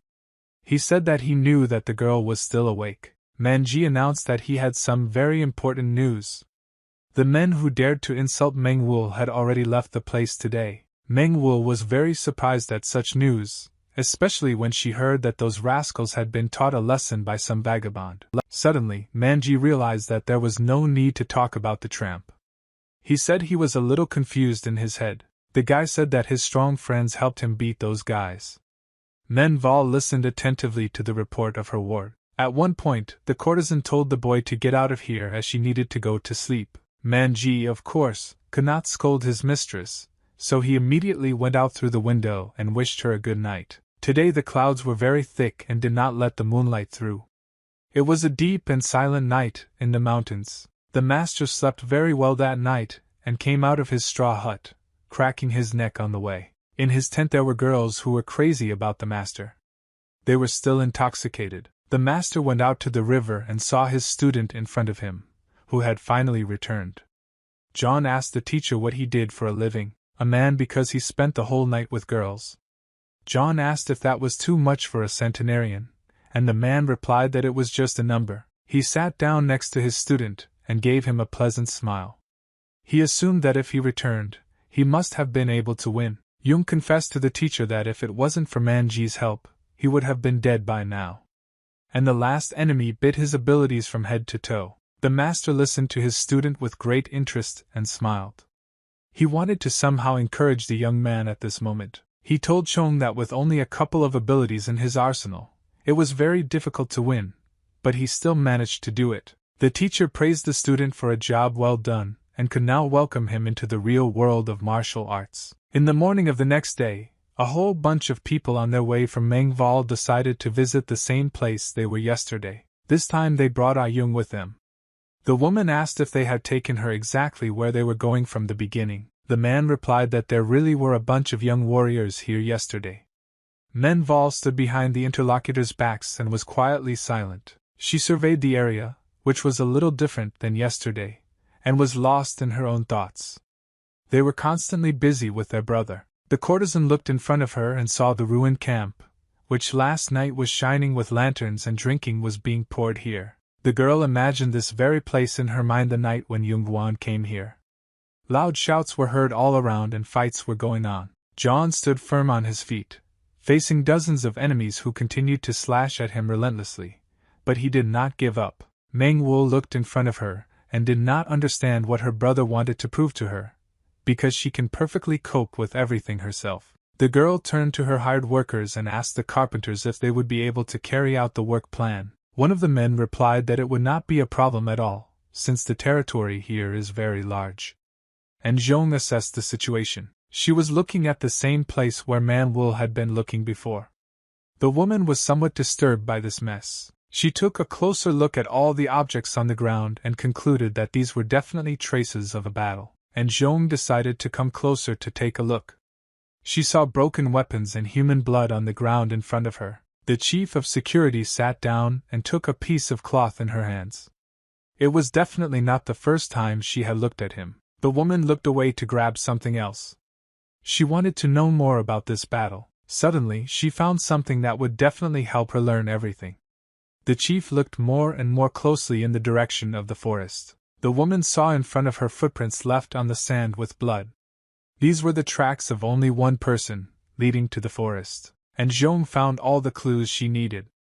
After that, she clearly understood that there was only one winner in this fight. Manhwa left her hired workers at the construction site, and went to the market herself, where it was quite crowded. She strolled through the market with Magi, telling him about money, honor, and power.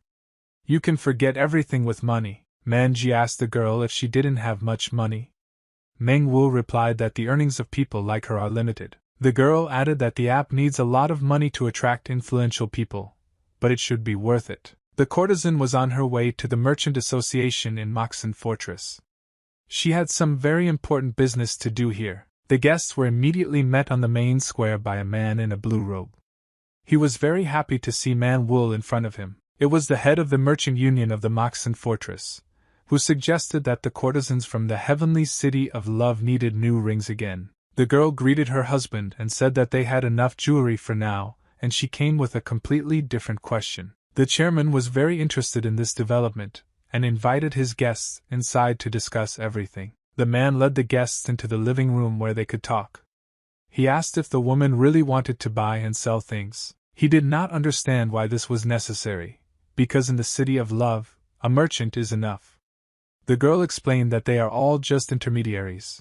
Manhwa asked the chairman whether it is possible to earn a lot from this business if you work for yourself and without intermediaries. The man replied that this is not the kind of work that such a beautiful girl should do. Besides, it will not be possible to earn a lot of money here. Manhwa told the head that he must have misunderstood her a little and told his assistant to get what he brought. The girl predicted everything and brought with her recommendations from the official, the membership fee and the location of her future shopping rows. The man was simply shocked when the young man laid all this out on the table.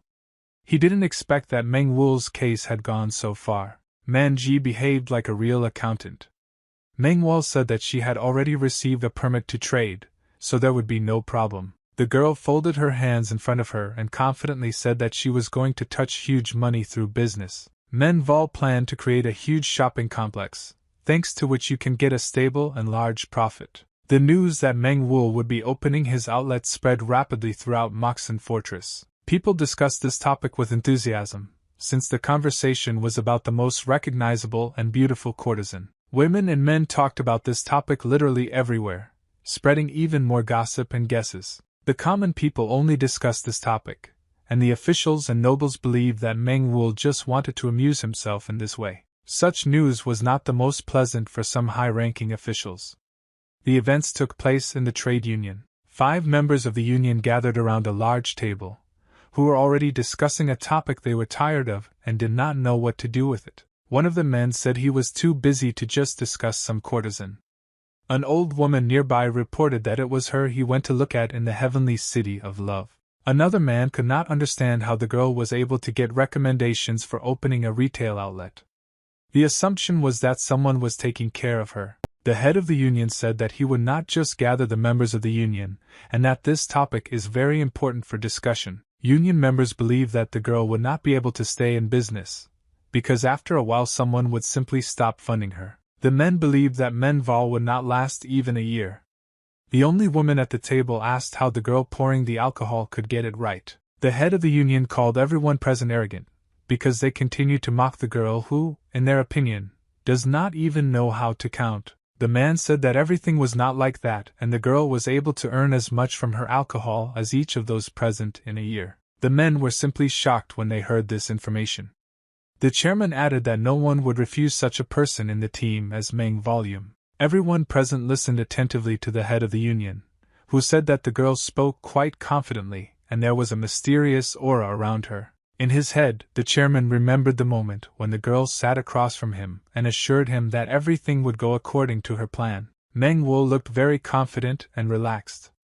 The man told the union members that they would regret it if the girl became their competitor. One of the attendees asked the chairman what he could offer in order for Manhwa to become their partner. The woman at the table asked why they were going to cooperate with those who just poured them booze. The head of the union feared this the most. Opinions in the meeting room diverged and no one could come to a common decision. The majority believed that the only correct solution was simply to get rid of the competitor. Silence reigned in the hall after these words. The next morning came. The sun has already shown its rays from behind the mountains, which brightly illuminated the territory. Ajong followed the trail of blood that led her from the battlefield into the forest, and was not too surprised to see it in front of her. Zhongguan is doing his training with the master who defeated him, and the young man surrendered. And Zhong was a little shocked. The master noticed that they had guests, and informed the student that his girlfriend had come. Zhong could not understand who he was talking about, and Zhong turned to the young man and said that she had not seen him for a long time, and he was just fooling around in the forest. Zhong was not very happy to see the girl. He told her to get out of here as they were busy training. The master corrected his student, and said that he was just mocking him. Jung explained that they visited the plot of land with Manhwa yesterday, and she came here to confirm her guesses. And Zhong understood everything perfectly well for herself, and decided not to disturb the men. However, Chong rose to his feet and stopped the girl. He asked her what piece of building land she was talking about, and what Manhwa was going to do anyway. The chief of security turned to face the young man and listened to his question. She was in no hurry to answer him. Ajong proudly turned her head away and walked forward, saying that there was no reason to inform the young man. John began to get angry and demand to tell him everything. And Zhong told him to shut up if he didn't want to get screwed again. At this moment, the master decided to intervene in the dialogue. The interlocutors did not quite understand what exactly he wanted from them. The teacher offered the girl to enter a battle with his student, and if he wins, she will be forced to tell everything about his sister. And Zhong was very surprised when she heard the word sister in the dialogue. She couldn't believe that this was Manhwa's own brother. Zhongguan began to appeal the score of the match. However, it was still better than fighting a master who bullied him, and Zhong was asked to order any wish for Chong in case of victory.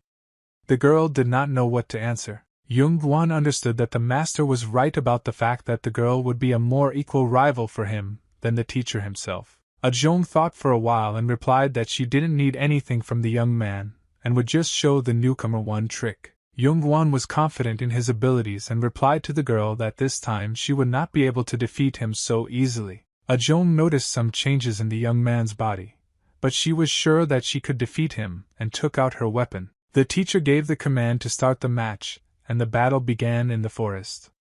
Immediately, loud screams began to be heard. Literally in a minute, Chong was on the ground and could not move. And Zhong put the sword to his head. The master asked if the boss was too cruel to the novice. The girls showed the young man what happens if you lose your vigilance. 2 days later, strange things happened on the territory of the Merchant Association. It was a deep night. All the lights were extinguished. The 2 guests who were dressed quite eerily came to the central building. They looked like some kind of demons. 2 eerily dressed people slowly made their way to the front door and opened it with an unpleasant creak. The head of the Merchants Association was already waiting for them at the door along with other members.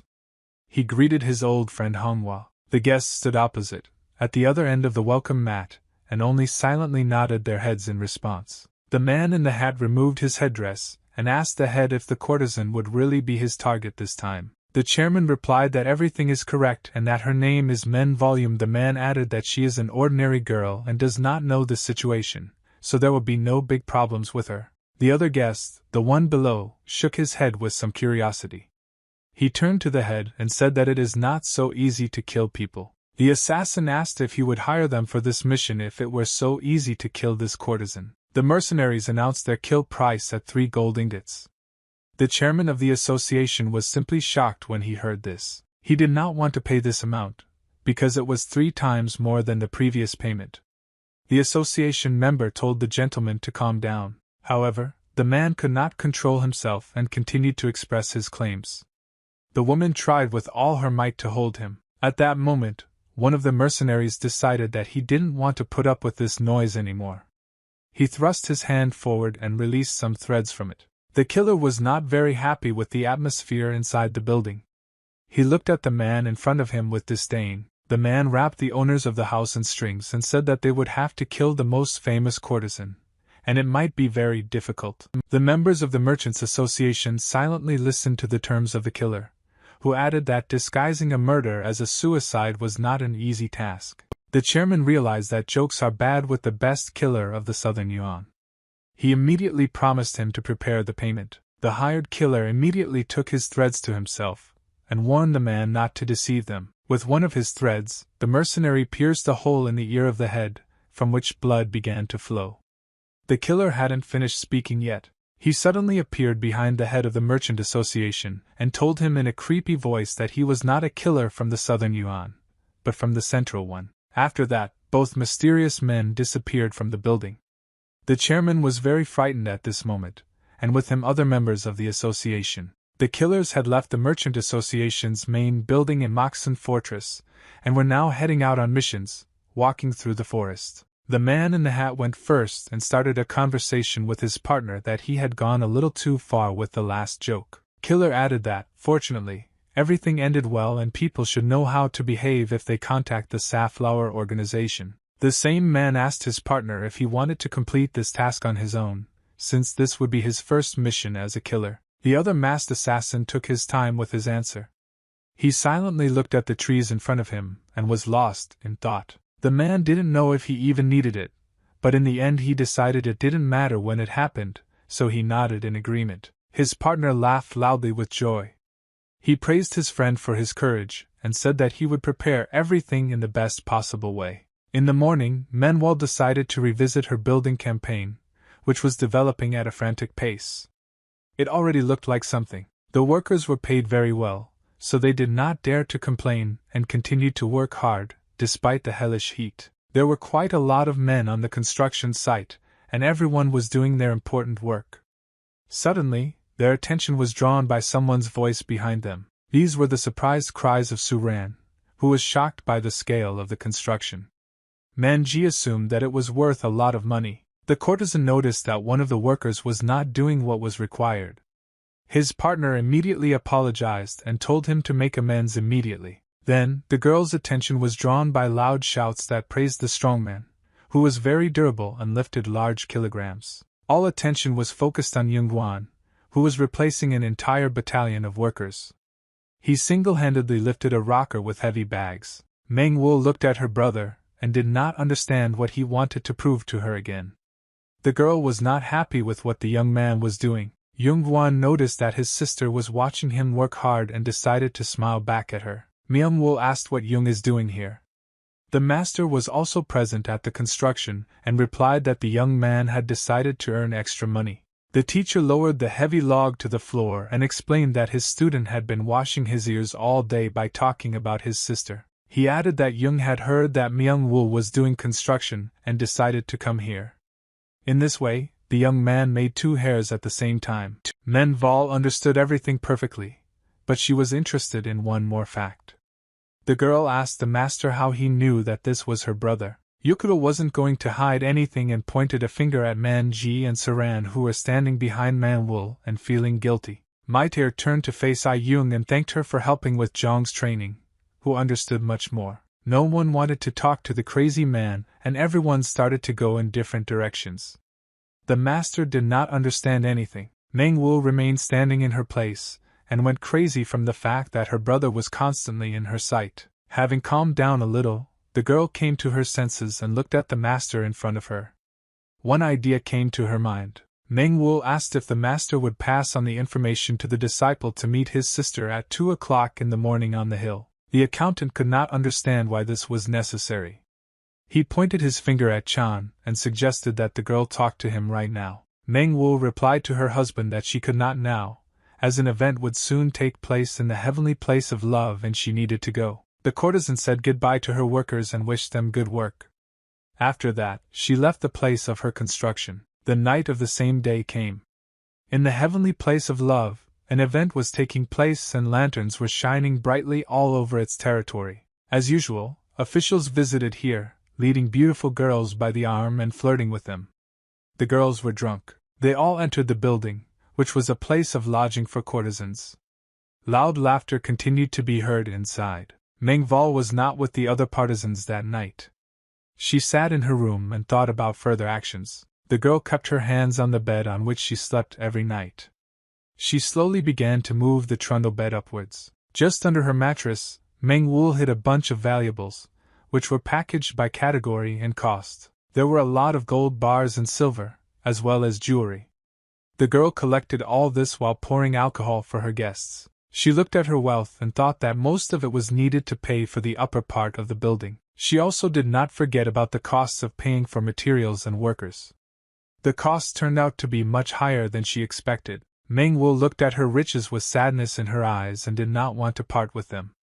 The meeting with Chong was very soon. The girl tried not to be sad and reassured herself that nothing could be done. She took a cotton bag in her hands. The meeting of the two relatives was to come in the forest near the Moxen fortress on a hill, to which both brother and sister knew the way. Meng Wu was on her way here under the guidance of security and, at one point, she said that she would go on by herself. The guards did not want to let the lady go. Meng Wu assured the deputy guard, however, that everything would be fine with her. The man did not object to the woman and said that he would wait here. It was deep night outside. Meng Wu decided to come a little earlier than 2 o'clock and spend a little time with her thoughts. She walked to the edge of the cliff and began to look down. The girl stood motionless like that for some time. At one point, Meng Wu heard strange noises behind her and immediately turned her head to check who was approaching her. It was Yungan, whose appearance the girl was very surprised by. The young man was standing right in front of her and was silent. Meng Wu started the conversation first, and said that the young man came much earlier than she herself expected. She added that she didn't want to upset her brother, but it would be better that way. She threw the bag of gold on the floor and said to take it. Meng Wu, thus, wanted to redeem himself from his brother, and ordered him not to see her again after that. John was saddened by his sister's words. His gaze was lowered to the ground and the young man did not want to answer anything. The girl continued and added that she had never felt a sense of joy since the moment her brother appeared in her life. Meng Wu looked into the darkness and remembered happy memories from her childhood, but they could not cover the horror that she later experienced. John continued to stand still. The girl said that she did not want to know or hear anything about her brother. It was very difficult for her, and now even John is shaking under her feet. After these words, the young man moved from his place and went to his sister. He stopped behind her and didn't say a word.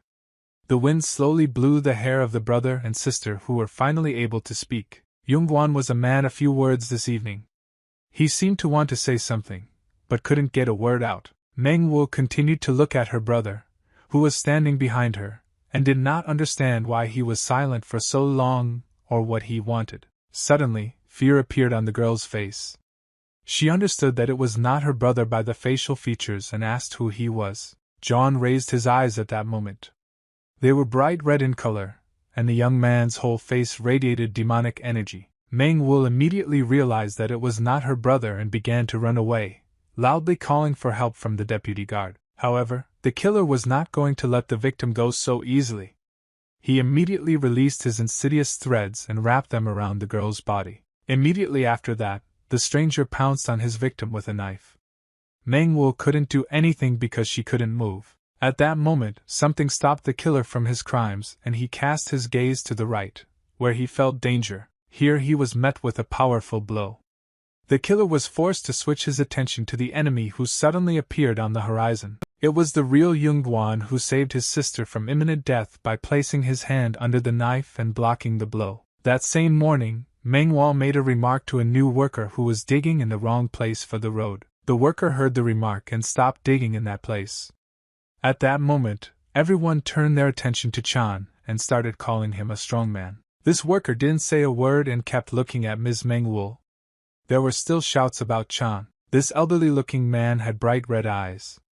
It was a hired killer who first met his victim on her own territory. Of course, then he did not take any measures to kill the girl, because there were too many witnesses. The man continued to work undercover. After a long day at work, the assassin returned home and decided he needed the perfect disguise for the mission. He had earned himself the mask of Yungan, who he had been watching all day, and now he could try it on. Something very scary was coming from Manhwa. The real Zhongguan continued to hold back the onslaught of the enemy who was making an effort to pierce the enemy's arm through. The killer did not expect that one more frame would appear on the battlefield, which would prevent him from calmly completing his mission. Zhongguan was serious about fighting the enemy. He shouted loudly and ordered his sister to run immediately into the forest. Swinging his fist from behind, Zhong delivered a powerful blow to his nose and used a technique called wind from the realm of the dead. Killer managed to place his hand in time so that the attack did not harm him, but he was forced to retreat back. Yungan wasn't going to stop there and soared into the air to deliver another surprise attack to the enemy. He once again launched a lightning attack using his body's energy. A real light disco took place on the hill. After delivering a powerful blow, Chong knocked the enemy back and landed on the ground, keeping his eyes on the enemy. The killer was again forced to retreat and broke trees on his way.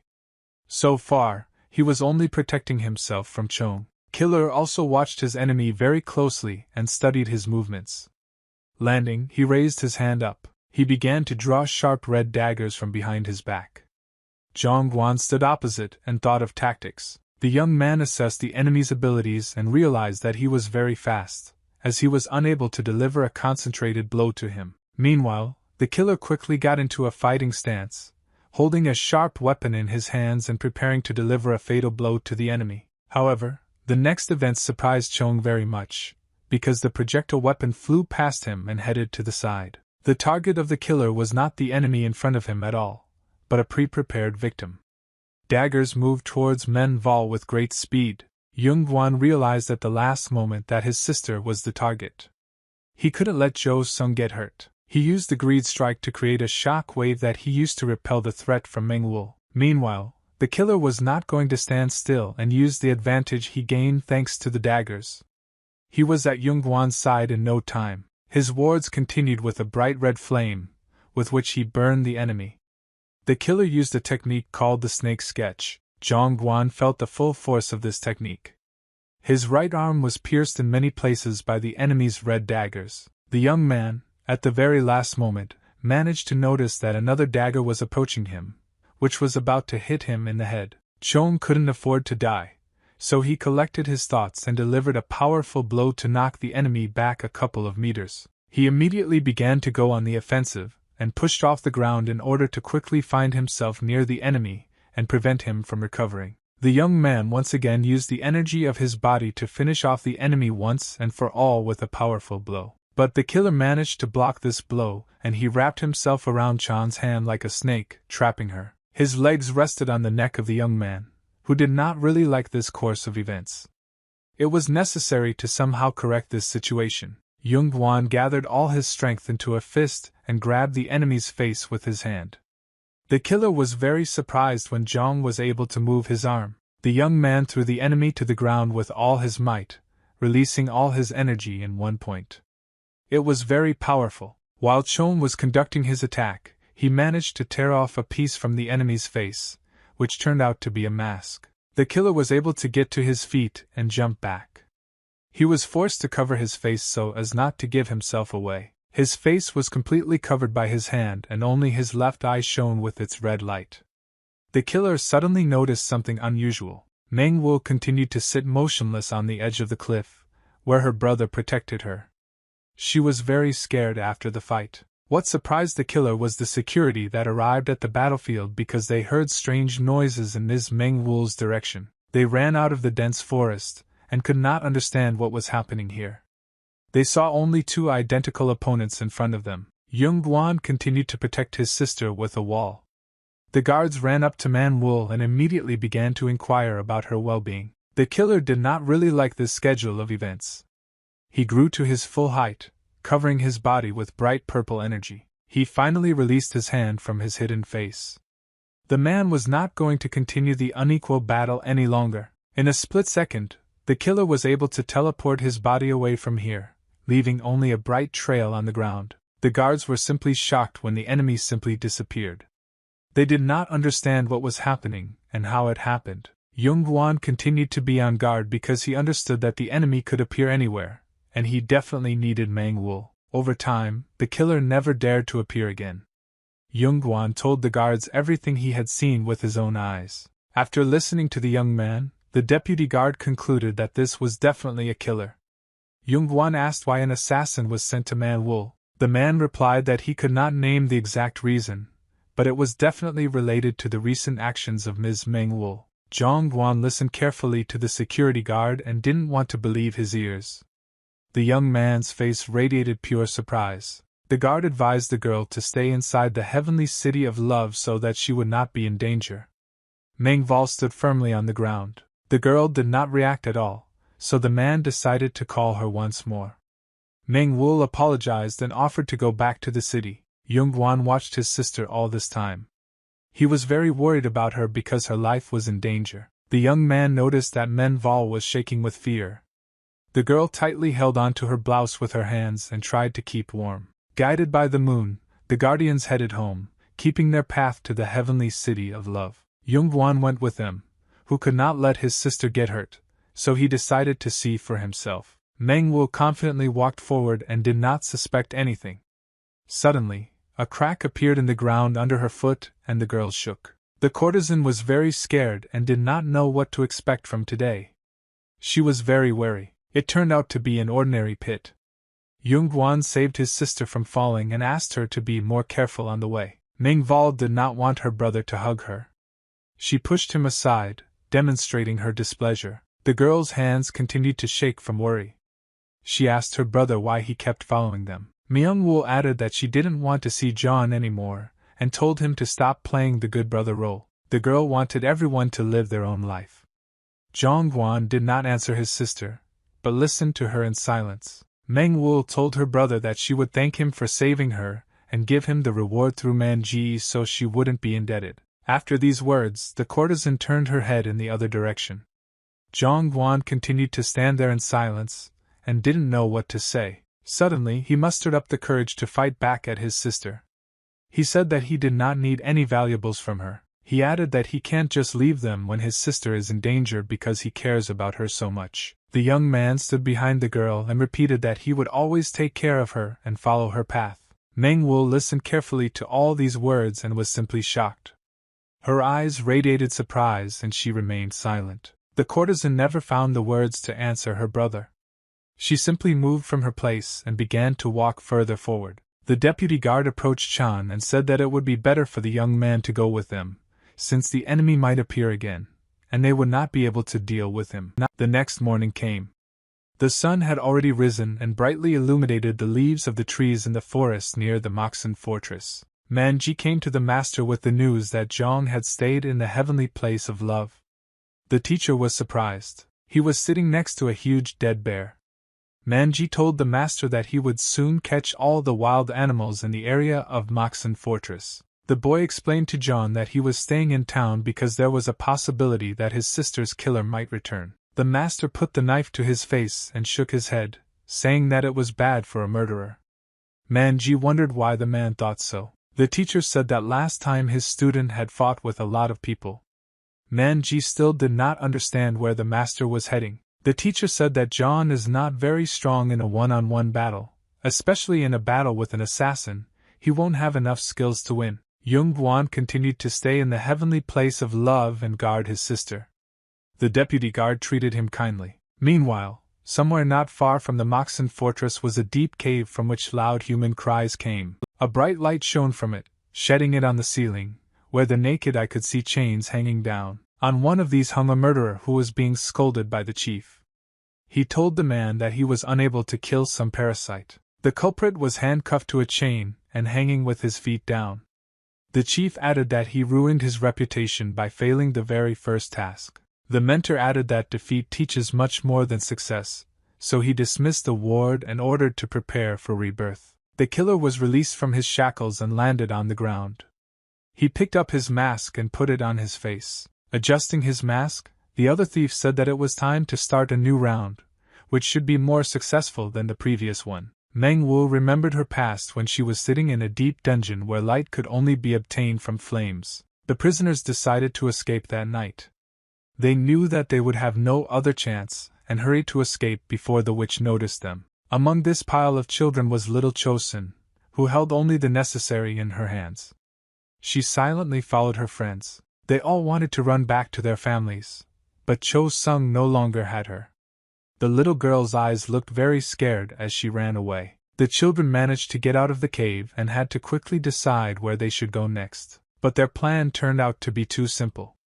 The two bald guards immediately grabbed the children, as the witch could have killed them for it. Jo Sung ran with everyone, but tripped and fell to the floor. She was in danger of being caught immediately. Friends paid attention to the girl, but decided to leave her, since she still had no family, and could die even if she left this place. The girl heard all these words of her friends and was very upset. She didn't know what to do and just started crying bitterly. Friends abandoned Cho Sung and left his girlfriend to fend for herself.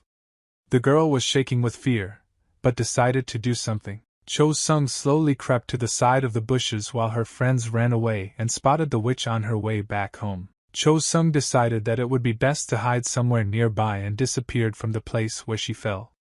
Now there are only traces left. The children were very sorry that they had tried to escape. The witch was not going to spare them and spilled their blood. Boys and girls shouted at the top of their lungs, trying to justify themselves and confess their mistakes. But nothing stopped the witch. There was only more blood. Little Chosun crawled under a tree and closed her eyes so as not to see all the horrors. Loud children's cries continued to be heard from everywhere. The girl heard all these horrors and did not know what to do at all. She just stared at the ground where her tears were falling. Cho Sung quietly continued to sit behind the tree while the witch ordered her charges to take all the living back to the dungeon. The creepy woman also found Cho Sung. She said that wild animals are still wild even if they are domesticated. The witch was covered in children's blood. She said that by killing a few of her specimens, she wouldn't lose much money. Cho Sung was very scared at this moment, and was preparing to die. The witch promised to sell all who survived to worse owners. The children who managed to escape from the hands of the witch stood as if in the market.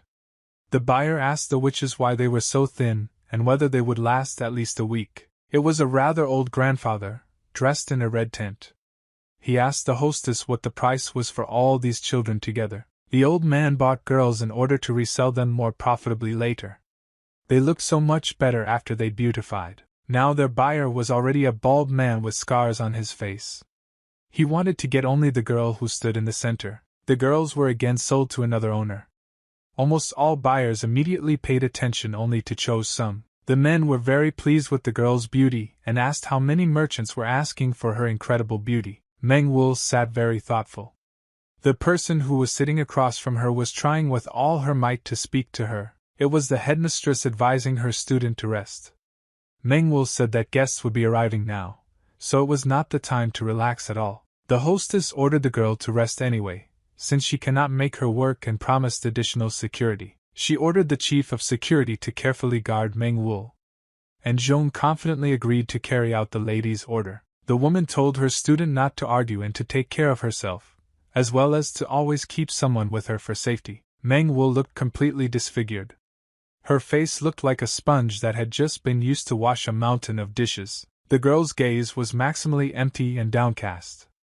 The head lady looked at the girl and asked if she understood everything. Meng Wu replied that she would do everything as her mistress told her. During dinner, guards stood behind the courtesans. At the end of the row stood a man who stood out a little among the crowd with his appearance. His posture was also not very good. Although this guard stood as far as possible from the courtesans, he had a keen ear and listened carefully to every word of the interlocutors. Evening has come in the night city of love. The building where the courtesans always spent the night looked calmer than usual today. The guards were standing at the door of the room where Manhwa was.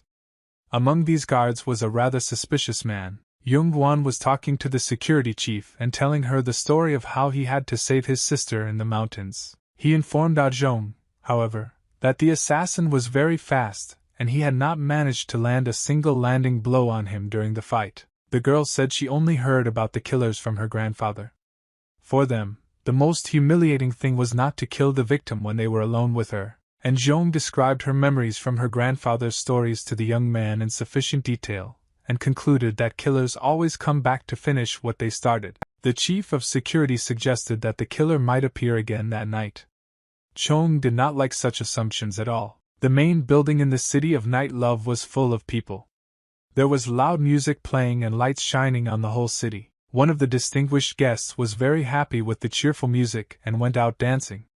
The loud laughter of girls rang out from everywhere. This man was a high-ranking official who got very drunk and proposed a dance competition. He was going to demonstrate all his talents on a drunken head. The girls were not at all against watching such dances. While the other courtesans were having fun with the officials, Mengwul sat in her room and wrote something on a piece of paper.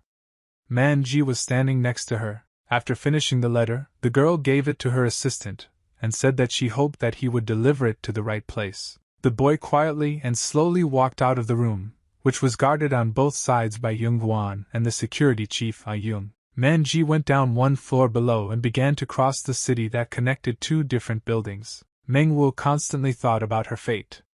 She forced herself not to be afraid and live, because life can end at any moment. The girl had already had to face death many times, and this time she wanted to overcome her fear on her own. The most famous courtesan looked out the window, where she could watch her colleagues having fun with the officials on the balcony. The very drunkest man continued to dance on the balcony to the music. Suddenly, something unknown interrupted his dance. The official fell to the floor and fainted. The girls around decided that he just had too much to drink and tried to get him to his feet. Mengwul watched all this from her room and became a little wary. She did not need additional problems in the Palace of Love. Suddenly, her examination was interrupted by a loud knock. It was a red dagger that fell on the windowsill and brought a letter with it. Mengwul immediately opened this piece of paper and began to read. The letter was dedicated to a girl who would soon become the flower of death. The sender informed the girl that he had many opportunities today to finish her off in the palace, but he wanted to kill her beautifully. The man recommended the girl to give up security so that no one but her would be hurt. The killer threatened that if she decided to die in this city, he would first cut everyone around, and only then her. The girls brought the official to his feet and sat him down at the table. One of them was still trying to bring him to his senses, but it was all in vain. Mengwul continued to read the killer's letter, which was right next to him. He threatened to cut all the girls he loved. The girl began to shake from what she read. The killer wanted to challenge her to a duel and said that her life would be enough to save everyone. A small disco continued in the city, during which the official fainted. Mengwul understood that it was the handiwork of the killer. The girl literally went crazy when she read this letter. She burst out of her room like a bird from a cage. Yungan and Ajun could not understand what was happening to whom. He tried to stop the girl in order to learn something from her. Mengwul ran along the corridor, where her brother tried to stop her. However, the courtesan turned and shouted at him. She stopped and told her brother not to follow her. The girl looked very scared and alarmed. After these words, Mengwul once again ran along the corridor, leaving behind her own brother and the head of her guard. The girl left the building and ran out into the street, where the horses on which the guests had arrived were stationed near the central entrance. Mengwul ordered the viewer to get out of her way, as she needed a horse. She jumped on her horse and headed forward. A few minutes later, the girl found herself on a forest path, along which she continued to race on horseback. Mengwul took this risky step in order to win as much time as possible for the people she loves. The girl perfectly understood all the risks she was exposing herself to. She decided to speed up and hit the horse for it. Suddenly, she heard someone's voice from the bushes, who praised her for driving a live horse quite well. Meng Wu turned her head in the other direction and suspected something unclean in these bushes as well. The killer did not come alone this time. 2 killers jumped out of the bushes and wrapped their threads around the animal, which was instantly cut into small pieces. Meng Wu was trapped, but she wasn't going to panic. Of course, she could not oppose these threads. The girl was falling to the ground and preparing to fall. Suddenly, her attention was drawn to something that caused her mixed emotions. A loud explosion rang out on the forest path next to Meng Wu, accompanied by a bright yellow energy. The girl turned her head back and saw in front of her the long gray hair of the person who came to her aid. The killers were forced to retreat back. Their plan seemed perfect, but again they did not foresee this turn of events. They were stopped by a man who possessed his body energy. He immediately came to the defense of the girl who was in danger. It was Master Chan who decided to go for a night walk. He greeted the killers. Meng Wu was just shocked. The master came to the rescue in time and saved the innocent girl, who was now hiding behind his back. The man stood firmly on his feet and began to carefully examine the enemies, assessing the situation around them and their approximate abilities. Suddenly, the teacher used a technique called vapor release, and yellow energy began to evaporate from his body. Its stream covered a rather large area, and the opponents did not expect such a result. They were forced to retreat again. This flow of energy reached even trees at a distance of 100 meters. Killers took a more advantageous position for defense. The teacher thought that if he hadn't come in time, the girl would already be dead. He continued to assess his enemies. He looked at the shorter, overgrown opponent and remembered his student. The aura was much softer than this one. The master assessed the auras of both opponents and concluded that they must both be high-level martial artists. The man fixed his gaze on the last enemy. He was very interested in him, as he seemed quite strong. This killer covered his body with a flow of powerful energy that the master had never seen before. This confused him a little. His ward continued to act on a tree branch, and did not even suspect that he was in danger from below. The head of the guard was approaching him at great speed, and in a fraction of a second she was already in the face of the enemy. Ajong delivered a powerful blow to her enemy, trying to cut him down, but the assassin brought his weapon down in time for the blow. Killer was forced to retreat and landed on the ground, continuing to watch as the woman stepped on him. And Ajong, being above the opponent's head, used a sword technique against him that resembled uncontrolled lightning. After performing this attack, the woman landed next to her allies, who were watching her in the meantime. Maiter praised the girl's skills. The head of security immediately asked Ms. Meng Wu if everything was okay with her. The teacher turned to the girl and asked her where his student had gone. And Zhong replied that this young man was too slow. At this time, Yungan covered the distance as hard as he could. He was heading forward, calling Chosun loudly. The young man was still at a fairly long distance in the depths of the forest. His screams were heard by absolutely everyone on the battlefield. After that, the main killer stepped forward and said that the courtesan appeared to have a lot of defenders. The man realized that he had blamed his ward for the defeat in vain, and decided to ask for additional payment for the girl's head. The killer again started talking about the same flower of death that he mentioned in the letter. He thought she was very beautiful. This flower was held on the roots, which were the heads of innocent people. Killer said he didn't want to disturb the aesthetics of murder. He meant that he wasn't exactly burning with the desire to touch innocent people in order to destroy just one parasite. He added that he just wanted a quiet and beautiful death. After that, the killer turned to the girl and suggested that she simply surrender. Meng Wu was simply shocked by such an offer. And Zhong did not understand what was happening at all and decided not to intervene. The courtesan in a defiant voice asked the interlocutor why he was telling such a story. She asked how murder could possibly be beautiful. The younger killer sat silently in his seat and listened as the girl explained that she had lived her whole life in struggle, and would not let them kill her. The main killer listened carefully to his victim, and did not interrupt her. His face at this moment would be smiling hideously if it were not for the mask. Meng Wu told the killers to kill themselves. The master drew attention to the fact that the courtesan had hid, and asked if she had climbed too far. Meanwhile, the master killer heard danger approaching him from behind. It was Yungan who finally got here. It was hard to miss him as he shouted loudly.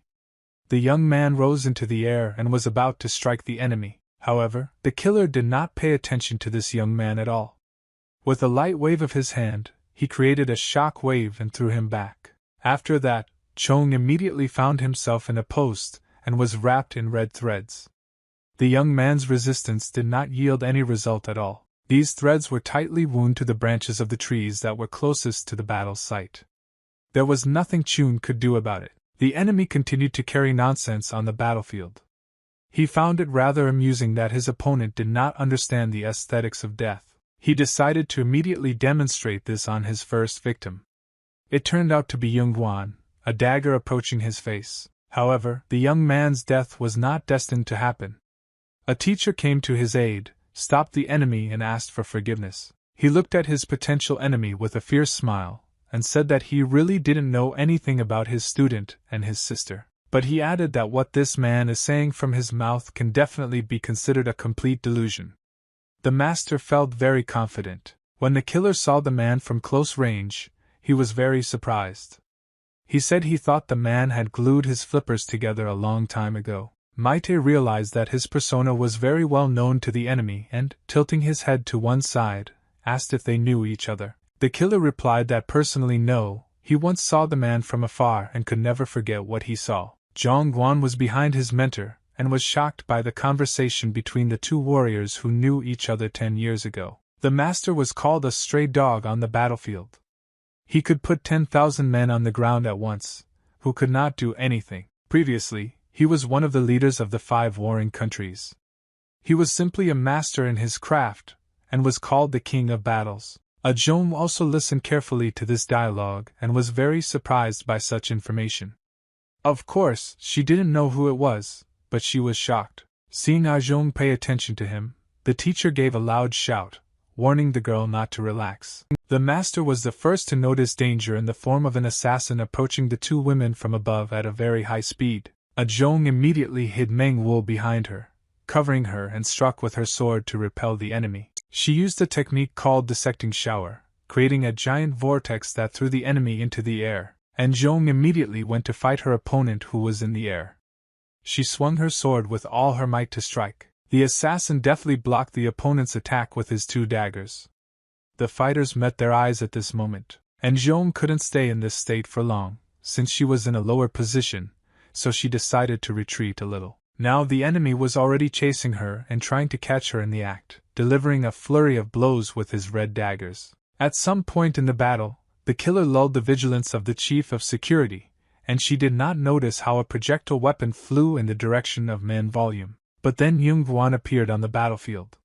He could not allow his own sister to suffer at the hands of some madman. The young man struck a powerful blow, releasing an energy wave that managed to block the enemy's sharp weapons. Jung told his sister not to be afraid because he would never in his life allow her to be hurt, much less killed. He said that he managed to survive and meet her again, so now he will protect his sister until the end of his days. And Jung continued her battle with the enemy in the air.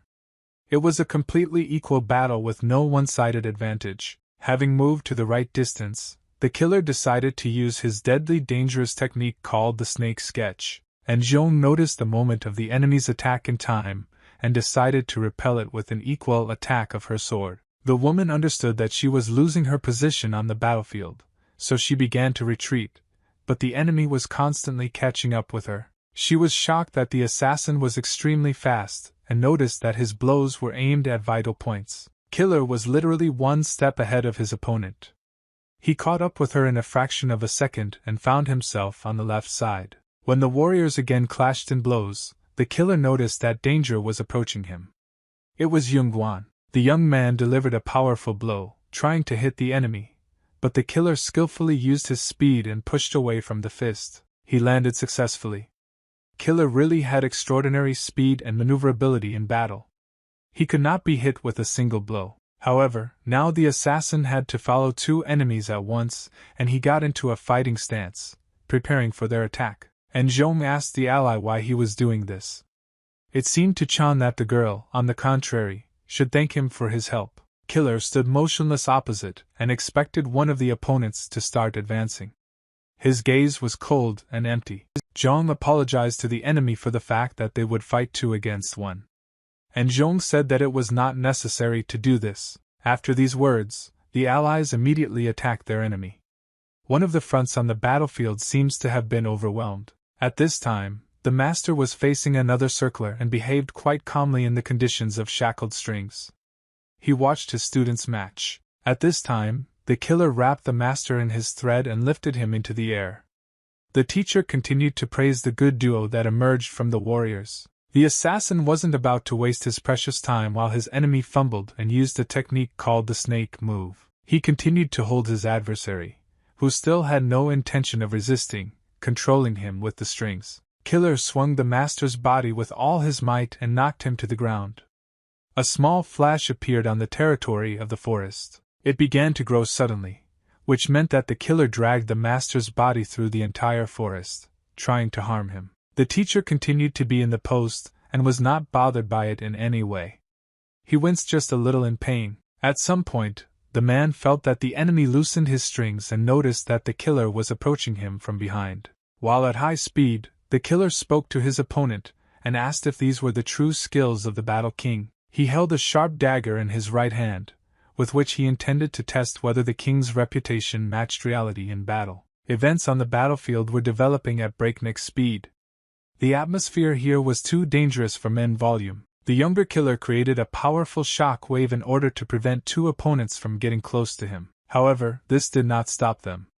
The warriors quickly rose from their seats and headed in the direction of the common enemy. In a split second, Yungan and Ajun found themselves in front of their opponent, who was preparing to defend against them. The allies launched a double attack, landing 2 blows, but the assassin deftly dodged both blows by successfully regrouping. The warriors continued to deliver a flurry of blows, but the killer managed to block them or simply dodge them. At some point, the killer stopped and hovered in the air. He covered his body with a stream of red energy and used a technique called snake skin. The allies delivered a double powerful blow to the body of the enemy, but his technique allowed him to separate and avoid the collision. Killer fell down with great speed. A huge cloud of dust was formed from its fall on the battlefield. Having landed, the assassin decided not to waste time and immediately set out to meet his target, which was Meng Volume. The girl sat behind a stone and watched the battle. Seeing that the enemy was approaching her, she was very worried. The killer almost succeeded in reaching his target, but he was stopped by more important things. He noticed danger on his right. The chief of security rushed to help the courtesan, who stopped the killer by placing a block in the form of her sword. The woman still held back the enemy's sharp dagger with her sword. She understood that the first thing to do was to protect Meng Wu, and Jung decided to attack the enemy so that he would not have time for Meng Wu. Events developed too quickly for the untrained eye. Jung Guan finally came to help Ai Jung.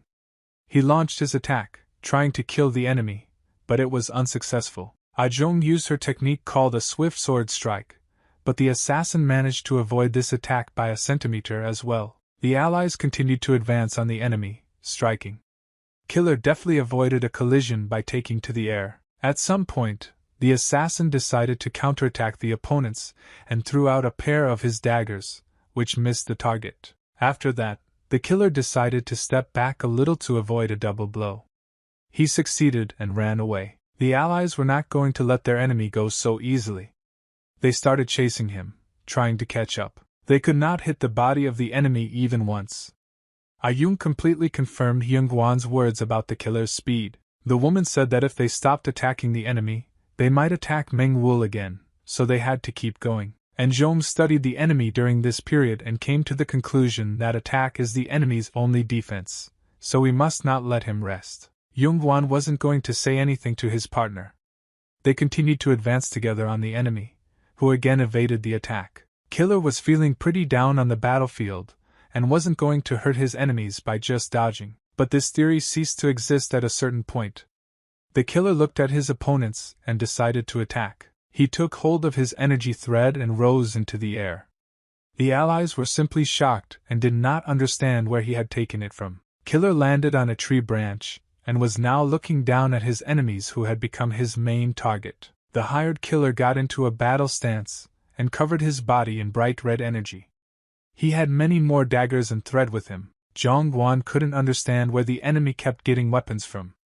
Ajong told her partner not to be distracted and to inhale as much energy as possible. She clearly saw that the enemy's threads were gaining even more strength, and they could easily cut even a stone. The killer prepared very well for his attack and decided to finish off his opponents with the help of the snake thread technique. He threw a huge number of these threads into the air, which literally began to envelop the allies from all sides. Ajong spoke loudly to her partner, telling him to dodge those threads as they would cut him lengthwise and crosswise. While the opponents were busy with the energy threads, the assassin decided to act in advance and found himself in front of Ajong. The woman noticed the approach of the enemy and threw a powerful blow so that the enemy's attack passed by her. However, the killer was again a couple of steps ahead.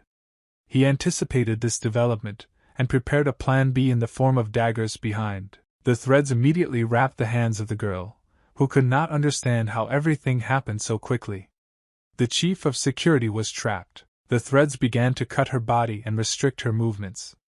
And Zhong couldn't do anything because she couldn't use her sword. Meanwhile, the assassin was not going to delay and wanted to use his advantage to the fullest by dealing with one enemy. However, Zhong Guan had his own plans for this. He saved his partner and pushed the enemy away from her with his blow. The young man was not very foresight, unlike his opponent. The killer used his snake thread technique again. It completely enveloped the body of the young man, who tried to move but could not. Every movement he made turned sideways for him. Zhong Guan could feel the threads on his body becoming harder and sharper than before. One of them slowly began to cut his neck. Blood began to appear all over the young man's body. Zhong knew very well that if he did not cover his entire body with energy, he would die, and Zhong saw that her ally was also trapped and came up with a plan. She loudly ordered Chong to stay where he was. After that, the girl used her water sword technique called whirlpool. The killer was forced to retreat back. A huge steam curtain formed on the battlefield, which covered the killer's view, and he was unable to see behind the opponents. Suddenly, two allies appeared from a huge pile of smoke. They decided to attack the enemy from two different sides. The assassins again delivered a powerful double blow, but the killer, as usual, managed to regroup and avoid danger. After that, the killer decided not to be in this Garmadar anymore and retreated back with the help of his energy thread. Yungan's entire body was wounded from head to toe. Ajong ordered him to gather his strength into his fists and control the energy. Meanwhile, there was silence on the other front. In this part of the forest, the only thing that could be heard was how loudly the water flowed down. After the master killer dragged the master's body throughout the forest, the trees remained standing without their crowns. Even the giant stone lying on the ground could not withstand such an onslaught. There were energy threads everywhere. A high waterfall on a mountain massif continued to pour its water down, where there was a large number of rocks. Suddenly, not far from this waterfall, there was a loud explosion, which was accompanied by a stream of bright yellow energy. A couple of seconds later, at the same place, another dozen of them rang out. A real disco took place near the waterfall. It was all the work of a master who was competing with his enemy and wanted to finish him off. Pieces of earth began to fly in the air. The assassin deftly grabbed these pieces with his energy threads and moved through the air to avoid collisions with the master. The teacher himself was on the ground and had just recovered from the attack. The enemy immediately decided to use the snake threads against him. Killer wrapped the muscular man's body from head to toe. Magi tried to resist, but so far nothing came of it. The killer understood very well that he would not be able to restrain the master for a long time, so he decided to strike him while he was motionless. Noticing that the enemy's dagger had already touched his shoulder, the master fired a blast of energy, throwing the enemy away. The assassin remained unharmed as usual and landed opposite. The master's shoulder was slightly wounded. The assassin looked at his broken dagger and noted the muscular body of the master, despite his rather advanced age. The teacher reached to his shoulder and pulled out the tip of the dagger that was stuck in his body. It was quite unpleasant. The killer recognized the strength of the master and added that if they had met earlier, he would probably have fallen on the battlefield along with an army of 10,000. The master turned to his opponent and asked what he was carrying at all, since he managed to injure him. According to the teacher, the killer was too talkative. The soldiers stood facing each other. The master added that his attacks proved useless, and the killer still carries some kind of delusion. Killer was very pleased when the teacher praised him. The fighters broke all the stones in the surrounding area. Touching his face mask with his hand, the master killer said that the title was just an empty sound. But still, the Battle King sounds formidable. The killer believed that if he defeated this opponent, then he could defeat anyone. The master was very angry with his opponent. He was one of those people who surrounded him and wished him death. But all of them, according to the master, made the wrong choice. The man got into a fighting stance and prepared to continue the battle. The water slowly flowed from the waterfall and stretched along the stones, barely perceptibly reflecting under the glow of the full moon. The hired killer rose into the air above the water to launch his attack against the strongest opponent of his life. He suddenly sped up and, pushing off the ground hard, headed in the direction of the Battle King. The master earned exactly the same as his enemy. They approached each other and were about to collide. The master delivered a powerful blow with his right hand, but the opponent managed to dodge and go around the man to the left. The master's enormous flow of energy was directed into the void. The killer, having avoided a collision, ended up behind the enemy. He immediately began to step on the man. The master turned his body back in time and was about to deliver another blow. He launched a powerful attack that was accompanied by a huge amount of energy and was like the eruption of a yellow volcano. However, the killer knew about the abilities of his opponent, so he predicted this course of events and avoided the attack. He continued to look at the Battle King through his mask, showing no emotion, and wanted to use the snake threads again. The master tried to immediately counterattack the enemy after landing, but the killer hit his nose in advance. He managed to pierce the opponent's right leg. The teacher screamed in pain, but he wasn't going to stop halfway. He once again took a powerful blow to the nose, trying to hit the enemy, but he was too fast and easily rose in the air. Killer observed his enemy's actions from the air and praised him for his incredibly powerful attack power, but he added that it is absolutely useless if your enemy has a high level of maneuverability. The teacher was not going to admit it. He powerfully struck the ground, releasing all of his energy, and used a technique called the Hell Tornado. People who were in the forest could see this incredible power with their own eyes. They did not understand what was happening. It was like a natural disaster. The master stood firmly in his place and thought about whether he managed to hit the enemy at least with this attack. The assassin suddenly found himself behind the master and informed him that he underestimated him, admitting that not a single attack had touched him. The teacher was not going to listen to delusions from his enemy, so he decided to cover his mouth and delivered a powerful blow to his face. Killer began to create hundreds of clones and told the teacher that he should be ashamed that he could not defeat even one enemy now. Magi ignored the offender's words and said that he was talking too much, so he needed to be properly punched to shut him up. The man turned his head back and saw dozens of clones on the slopes of the rocks, looking down on him and preparing to attack. Killer continued to taunt his illustrious enemy and hinted that he would not be able to hit him. The clones entered the battle. The master was forced to defend himself against many enemies, while simultaneously listening to the enemy's delusions. The teacher managed to hit, but they were only clones. The killer said that the teacher's attacks, although strong, were too slow. One of the clones struck the master from the back and said that his body would lie dead today and that this killing would be special. The teacher could not allow the enemy to constantly poke him with his toothpick and said that over a long period of time he might become angry. The master dealt with the clone, which inflicted a painful blow on his back. However, this did not improve his situation on the battlefield. The man continued to be attacked by hundreds of clones, who were constantly approaching and swinging their sharp daggers. The teacher said that he was already tired of all this. He could no longer resist the clones with normal energy. Then, the master decided that he should change his tactics. He began to release more energy and prepared to attack. The man stuck his left leg forward a little and stood firmly on his feet, continuing to emit energy. He stood in front of the enemy in a final pose, from which the teacher decided to launch his next attack. The master continued to inhale as much energy as possible. He calmed down a bit and assessed the situation around him. The clones continued to attack the man.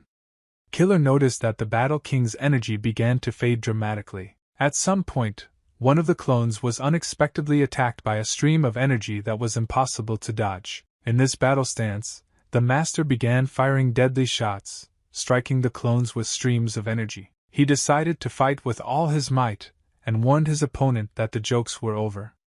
His figure looked very powerful. These words, of course, did not stop the killer, and his clones continued their attack on the King of Battles, who was preparing for the next attack. The master stood still and breathed in as much energy as he could while the clones continued to move towards him. Having gathered a sufficient amount of energy, the master struck only one blow in the direction of the enemies, but put maximum power into it. His attack proved to be quite effective, and was aimed at mass destruction of the clones that began to fall to the ground one by one. The assassin couldn't help but notice that the teacher's aura suddenly changed. The speed and accuracy of his attacks have become much better. Most of the killer clones were instantly destroyed. He decided that something needed to be changed and soared into the air. As the clones continued to attack the Battle King, their original was about to turn a dangerous adventure. Having climbed to the right height, the killer began to create a lot of daggers and energy threads and was about to use a secret weapon. It took the man a lot of time to prepare this technique, during which he continued to sort through the threads in his hands. In the end, the killer created a giant snake from his threads, which was to finish off the master. This technique was called the red snake. The venomous giant animal approached the target with its mouth wide open. Magi was somewhat shocked by such events. Killer accompanied his snake with hundreds of daggers that moved parallel to it to confuse the enemy. The teacher perfectly understood that he was not in the best situation, and that he needed to make a decision quickly. To top it all off, he noticed that the killer himself was approaching him very quickly from the right side. During this attack, the killer promised the master that he would pierce his heart with his dagger, no matter what. The King of Battles was standing on a rock where hundreds of daggers were directed, and there was another danger in the matter. The man was not going to give up and began to fill his body with energy to withstand this barrage of blows. He needed to think about how to defeat a person and not get hit by hundreds of sharp blades in the air. The teacher seems to have come up with the perfect plan. He hastily started to implement it and swung his right hand at the killer. He is an example of maximum effort in order to hit the enemy. The daggers continued to come steadily closer. Then, the master began to redirect his opponent's body to the other side so that he would be under the daggers. It all happened too fast for human eyes. Even a fast killer could not resist the master. The King of Battles chose the right trajectory for the flight of his victim and directed it with all his might in the direction of the projectile weapon. After that, he formed a giant whirlwind into which he put the remnants of his energy to finally end this battle. The teacher used a technique called the devastating hell tornado. The flow of energy only increased over time. He swept absolutely everything in his path. In this chaos, you could see that the killer's mask was broken. Meanwhile, the two partners also succeeded in the battle and managed to break the mask of another opponent. The younger killer stood directly in front of them and held his hand to his face, not wanting to show it. He showed again only his left eye, which was burning with a bright red glow, and showed all his anger at that moment. Yungan spoke as he finally managed to strike. And Zhong replied that he would definitely not become weaker from this. The girl assumed that another attack would follow. The young man assumed that he could simply point with his heels, as it was last time, and Zhong did not rule out such a course of events. She continued to look at her opponent, carefully assessing his every move. The younger killer somehow strangely began to move in place, preparing for his next attack. Zhong realized that the killer was definitely not going to run. Zhong warned her partner that they should cover for each other. The killer continued his preparations and stood still, which means that there is no threat for now. However, his look could tell a lot. Watching the opponent, Yungan had an idea and decided to share it with his partner. Meanwhile, Manhwa continued to sit behind the rock and watch the events. She still didn't feel very comfortable. Suddenly, Magi unexpectedly arrived to her, who was on a tree and was happy that he had finally found his mistress. He landed next to the girl and told her that he had been trying to find her all this time because he was very worried. At that moment, behind them there was a loud explosion, which was accompanied by a bright light. It was the work of a master. Meanwhile, the younger killer still dared to attack and rose from his seat with tremendous speed. Yungan immediately realized that he wanted to attack his sister, and rushed to her aid with loud shouts of warning. Hearing her brother's voice, Manhwa was very frightened and noticed that the enemy was approaching her very quickly with weapons. Silence reigned on the battlefield again.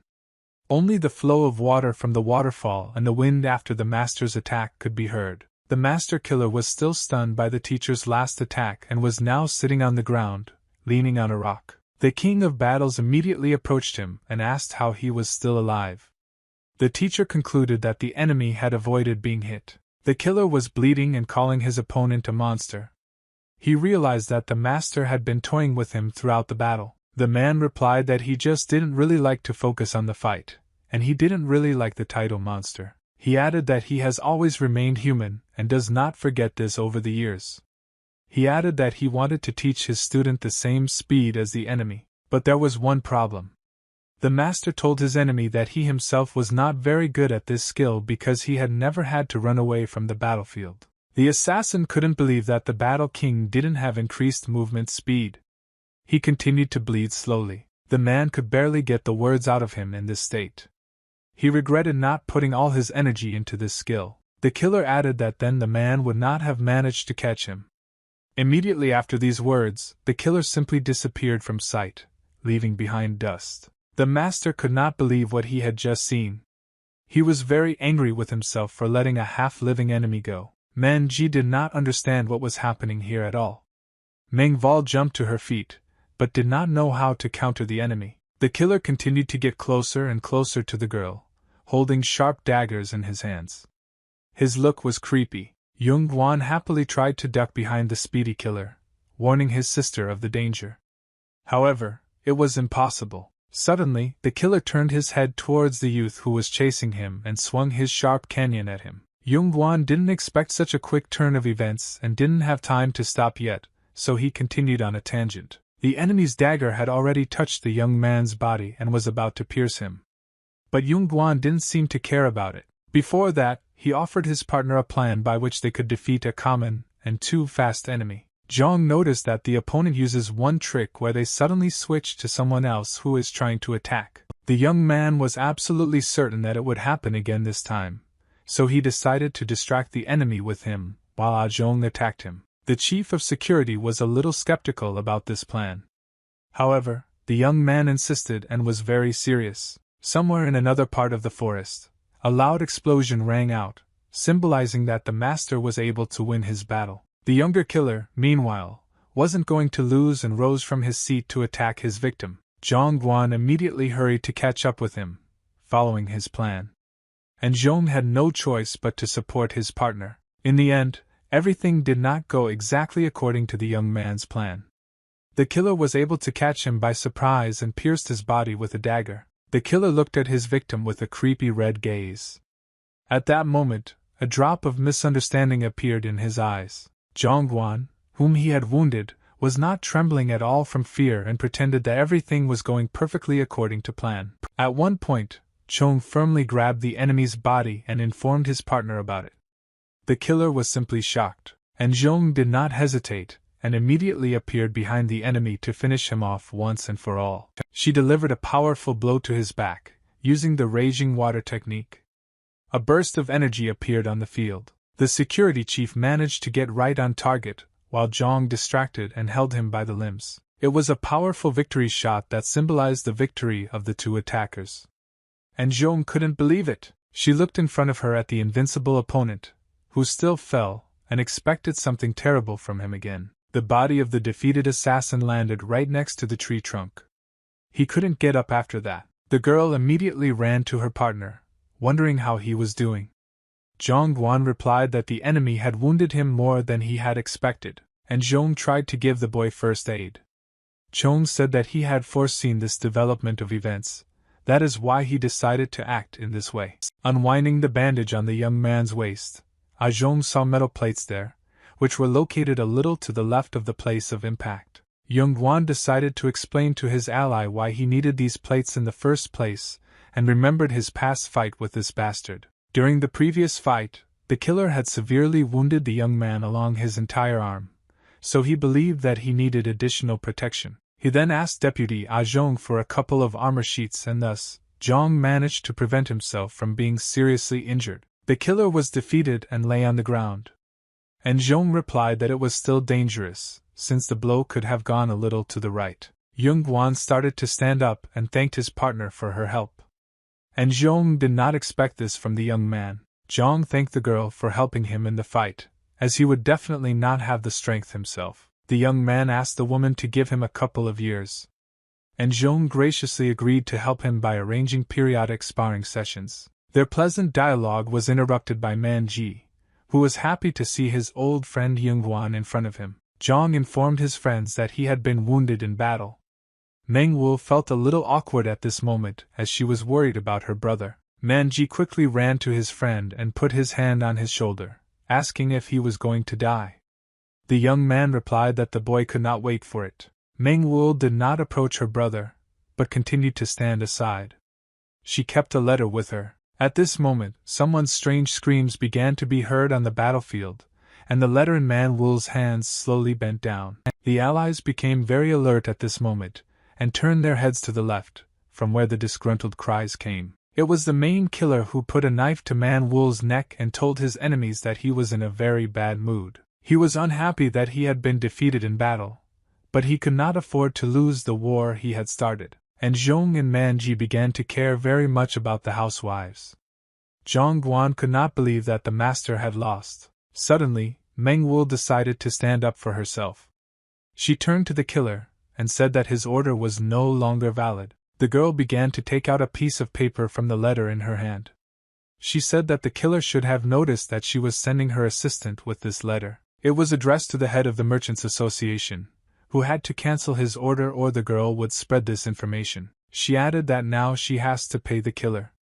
She got a document that confirmed her leadership in the association, which means that it is useless to kill her. The girl repeated once again that she is now the person who has to pay the killer money, so she asked why she should be killed now. The killer was simply shocked when he heard this information. He could not understand how the girl managed to get this document. Meanwhile, the master joined the allies and immediately apologized. Yungan was a little angry at the man for letting the enemy go. However, all these pieces of paper did not stop the killer. He said that even if he had no reason to kill the girl, he would find her. The man accused the courtesan of the fact that he had to suffer a defeat in battle and was going to cut her throat. Zhongguan, at the same moment, jumped up from his seat and headed forward. He shouted his sister's name loudly. What was the young man's surprise when, right in front of his face, the main killer was killed with his own dagger. The man himself did not expect such a turn of events, and was able to make only one sound. His head was cut off and flew to the ground. The killer of the main killer turned out to be a younger man. He cut off his teacher's head in cold blood and didn't even get scared. He took the mentor's head and said that killers should only kill people for money, and if it's emotions, then it's already serial murder. The killer was taught all this by a mentor who himself could not control his emotions, so he has no place in this world. It was not a killer at all, but a female killer who was holding a human head in her hand, which instantly fell before her eyes. The allies were simply shocked by this turn of events. The teacher said that it was some kind of strange relationship between a teacher and a student. The killer girl answered that this teacher is her grandfather, who began to teach her the art of the killer since childhood. She said that her parents were her first victims. Grandfather hated them because they abandoned his daughter and ran away. The grandfather told her that these were the girl's parents only after she killed them. Then, the girl realized that the same fate awaits her grandfather. She thanked the opponents for the opportunity. The girl added that during all this time she was there was no opportunity to kill the teacher. The killer finished her not-so-good story and attracted the attention of her enemies by saying that they would also suffer a similar fate. A sinister smile spread across the girl's face. She advised the interlocutors to sleep with their eyes open and better during the day. Immediately after these words, the girl disappeared from the battlefield. Absolutely everyone present was shocked by what happened to them. The master said that they had found a wonderful friend. Other allies did not really support the master's irony and condemned him. A few days later, a meeting was held at the Moxen Fortress Merchant Association. The matters were important and urgent. Manhwa was sitting at the negotiation table, who felt quite confident, and was eating a candy on a stick at the table. Across from him at the table sat all the members of the Merchants Association, whose faces were petrified. They were waiting for what the girl would say. She told the audience not to worry too much and offered to talk about things that they did not manage to discuss last time. 3 days have passed since the battle under the mountains. Now this is where Zhang Guan conducted his training together with martial arts masters, and Zhong, as promised, helped him in this. The girl asked if he was really able to kill 20 martial arts masters. She stood over a victorious opponent, and did not speak well of his skills. The Battle King was also shocked at this figure, and Zhong Nia couldn't believe that the young man could stand up to the soldiers with such skills. Zhang Guan said it was true, and why would he lie? Meanwhile, Magi was cooking a dinner of raw wild meat over the campfire. Having prepared the dish, he immediately called the master, and Yung took one of the skewers for herself and continued to speak to Chong, warning him to be safe. She added that the person who stuck the knife in the young man is very powerful and famous all over the world. Zhong now understood why he was called a king, and Zhong got angry with the young man and said that he was not listening to anything at all. Yung asked why the girl decided to play out her bad mood on him. The master, meanwhile, stuffed food into his mouth and listened to his allies cursing. At some point, Chong asked his master for help, and Zhong was angry that the young man was talking to the master as if he were a peer. Yung asked why he should feel respect for him. This very intense dialogue was interrupted by the master, and said that you do not look like a couple. He added that the fight turned out to be pretty good anyway. The teacher asked for attention. He started talking about the son of the heavenly power who was not a battle king at all, as it was just a myth. The teacher explained that on the battlefield, people specially spread such rumors to undermine the fighting spirit of the enemy, and then he begins to fear. Yung said that it looks like an ordinary fairy tale, since according to Zhang Guan, Magi was destroyed. The young man immediately confirmed his words and said that it was completely true and that Magi had been fighting on the front lines all his life. The teacher mused that attacking from behind was a very good strategy. The young martial artist simply lost his vigilance. Suddenly, an idea came to the master's head and he stopped eating. He offered to practice while they had time. The teacher turned to the head of security and told her to attack him. The girl did not want to do it at first, but then she decided that there was nothing wrong with that and took up her sword, saying that she humbly accepted the challenge. John warned the girl that the master likes to make fun of people, and Joan wanted the master to show her new skills. She added that the master was hardly joking right now, so she would fight. The girl got into a fighting pose and was preparing for an attack. Joan swung her sword into the air with all her might, and used a technique called Red Rock, hitting the man in front of her in the process. Magi realized that the girl had indeed hit the teacher. Chona added that jokes are bad with this girl because she takes everything literally. The master stood opposite and finished eating the meat. He praised the swordswoman for her attack and began talking about training and the strength of the body that comes with it. Zhong did deliver a powerful blow with a sharp sword, but the master's body remained unharmed. The teacher said there is one downside. He said that no matter how strong a warrior appears, it may just be a pretty picture and nothing more. And Zhong asked if the master's words did not interfere with his actions now. The teacher replied that he had not yet finished his story. The head guard continued to press down on the teacher's body, who said that if the warrior was careless and arrogant, his body would weaken. The man decided to demonstrate everything in practice, and the sword entered his body. He said that even an ordinary child could do this. After that, the man clutched his stomach and started writhing in pain. He remembered that he got a knife in the back from his student and ended up in prison. Maiter told Chong that he was very lucky to have made it this far, taking down 20 martial artists, because you can die with those tactics. He added that, for example, Yung was perfectly trained, but too predictable and straightforward, which is why Yung was lucky the first time. Sitting down, the master concluded that no matter how strong a warrior is, his inattention and stubbornness can lead to instant death. After finishing his instructive story, the master leaned his back against the rock and continued to writhe in pain that the swordsman had inflicted on him. The allies listened carefully to the master. John responded to the story by saying that unlike words, his actions are too persuasive. The young man turned to Magi and asked if he shouldn't be with Manhwa. The guy replied that the girl had a meeting with traitors and she asked not to go with her. Zhong then went back to the security chief and asked the same thing. And Zhong replied that she had the day off today, and that is why her deputy had to go there. The woman added that if Myung-woo manages to come to an agreement, it will only benefit John. The young man was very surprised and asked why. Manji explained that if the courtesan was to succeed in launching her business, she would need a large number of strong people. Jung said that John would be able to be hired and would be in the best position to protect her younger sister. A meeting was still going on in the Moxen Fortress Merchant Association building where Meng-woo was going to fight for her business. She calmed the people at the table and finally invited them to move on to things that she thought were extremely important. 5 representatives of the Merchants Association sat motionless with stony faces. Drops of sweat ran down their faces. Placing the candy in her mouth, the courtesan said that one thought occurred to her when she was literally on the verge of death. She said she needed to talk to the traders in more detail and jumped to conclusions. Meng-woo praised herself for coming to these thoughts before her death. She smiled pleasantly in the faces of her colleagues. The former head of the Traders Association decided to support the conversation and laugh with the girl. He tried to comfort her. Meng-woo looked at the man with an unpleasant and piercing look, as if she was humiliating him for past events. The man immediately began apologizing to the girl for what happened to her, as he fully understood his guilt in this. Meng-woo decided to finish apologizing and get down to business. She knew that each of the 5 parts of the Moxen fortress had its own basic goods. In Nojan, it was gold, precious stones and precious stones. The representative of this part of the fortress was the former head. In the Kaga region, the main products were grain and agricultural crops.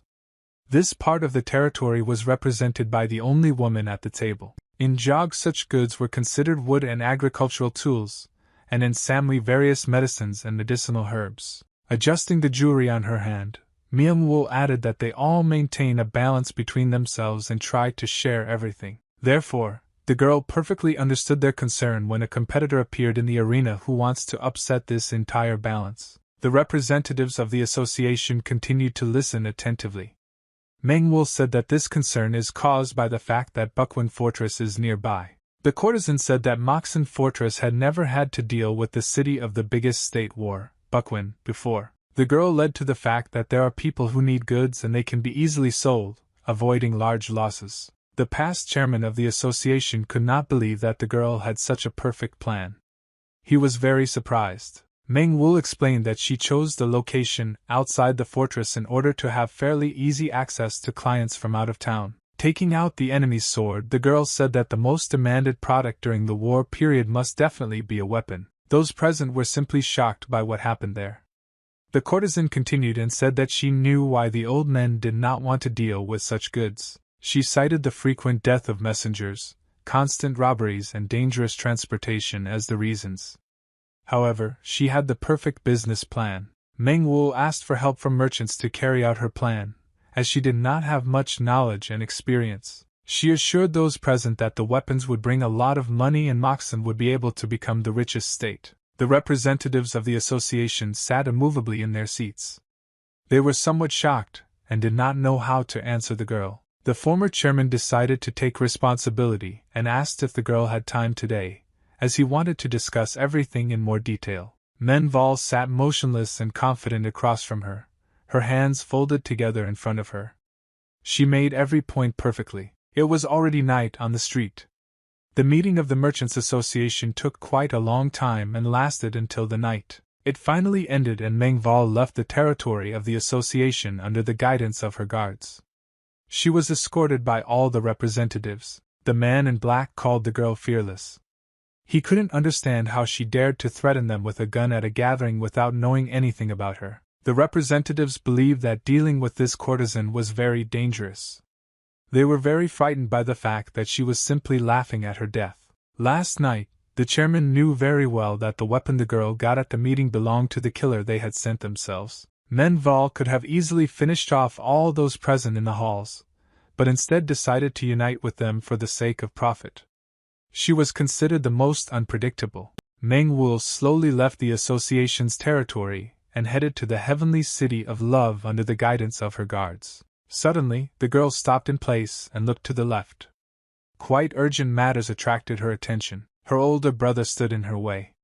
The security guard warned the young man to get out of the way and not to interfere with Mrs. Meng-woo going home. Yungan spoke to his sister with fear on his face, and asked if she was really going to join the war. Mangwu immediately understood that Magi had spoken and told her brother that she would sell weapons, and that was none of his business. Zhongguan told his sister that he knew she would be hiring people to guard who could wield quite a bit of power. Mangwu closed her eyes and did not want to look at her brother.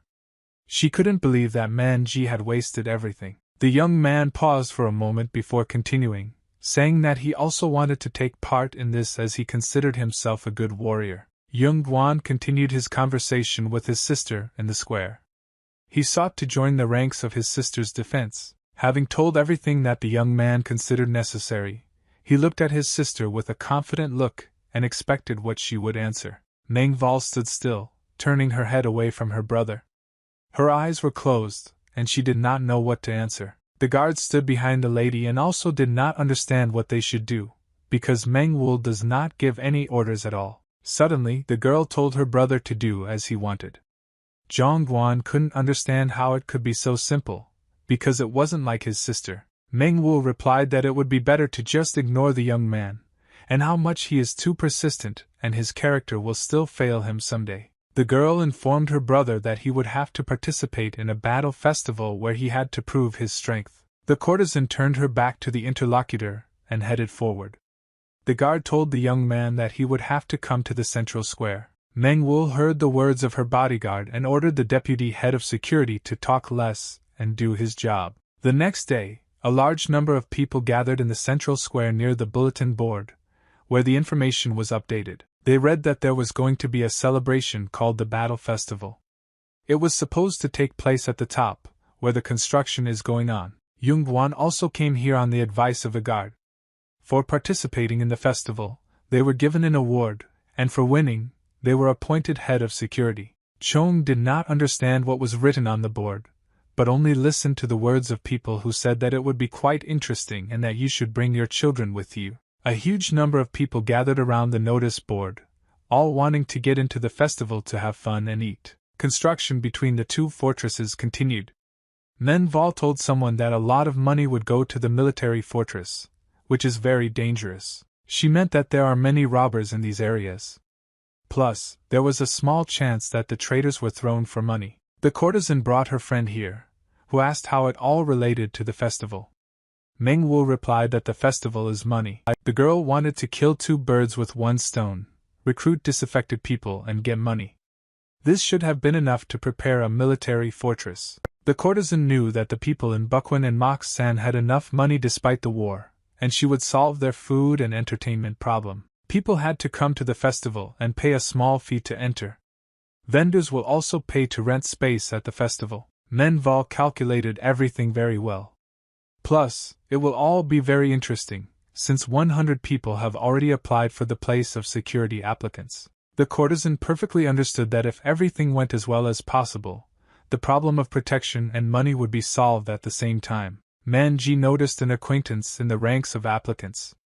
Mengwu wanted to choose a chief of staff based on his fighting skills. Among the contenders was Yungan, who saw his sister, and Manji, who was told by Manwu to bring his orphans and old people to this celebration. Yungan returned home and began training with the master, to whom he began to tell about the battle festival. Continuing the training, the young man said that the one who wins this festival will be able to become the chief of staff security. Chong added that they will also pay a penny for participation.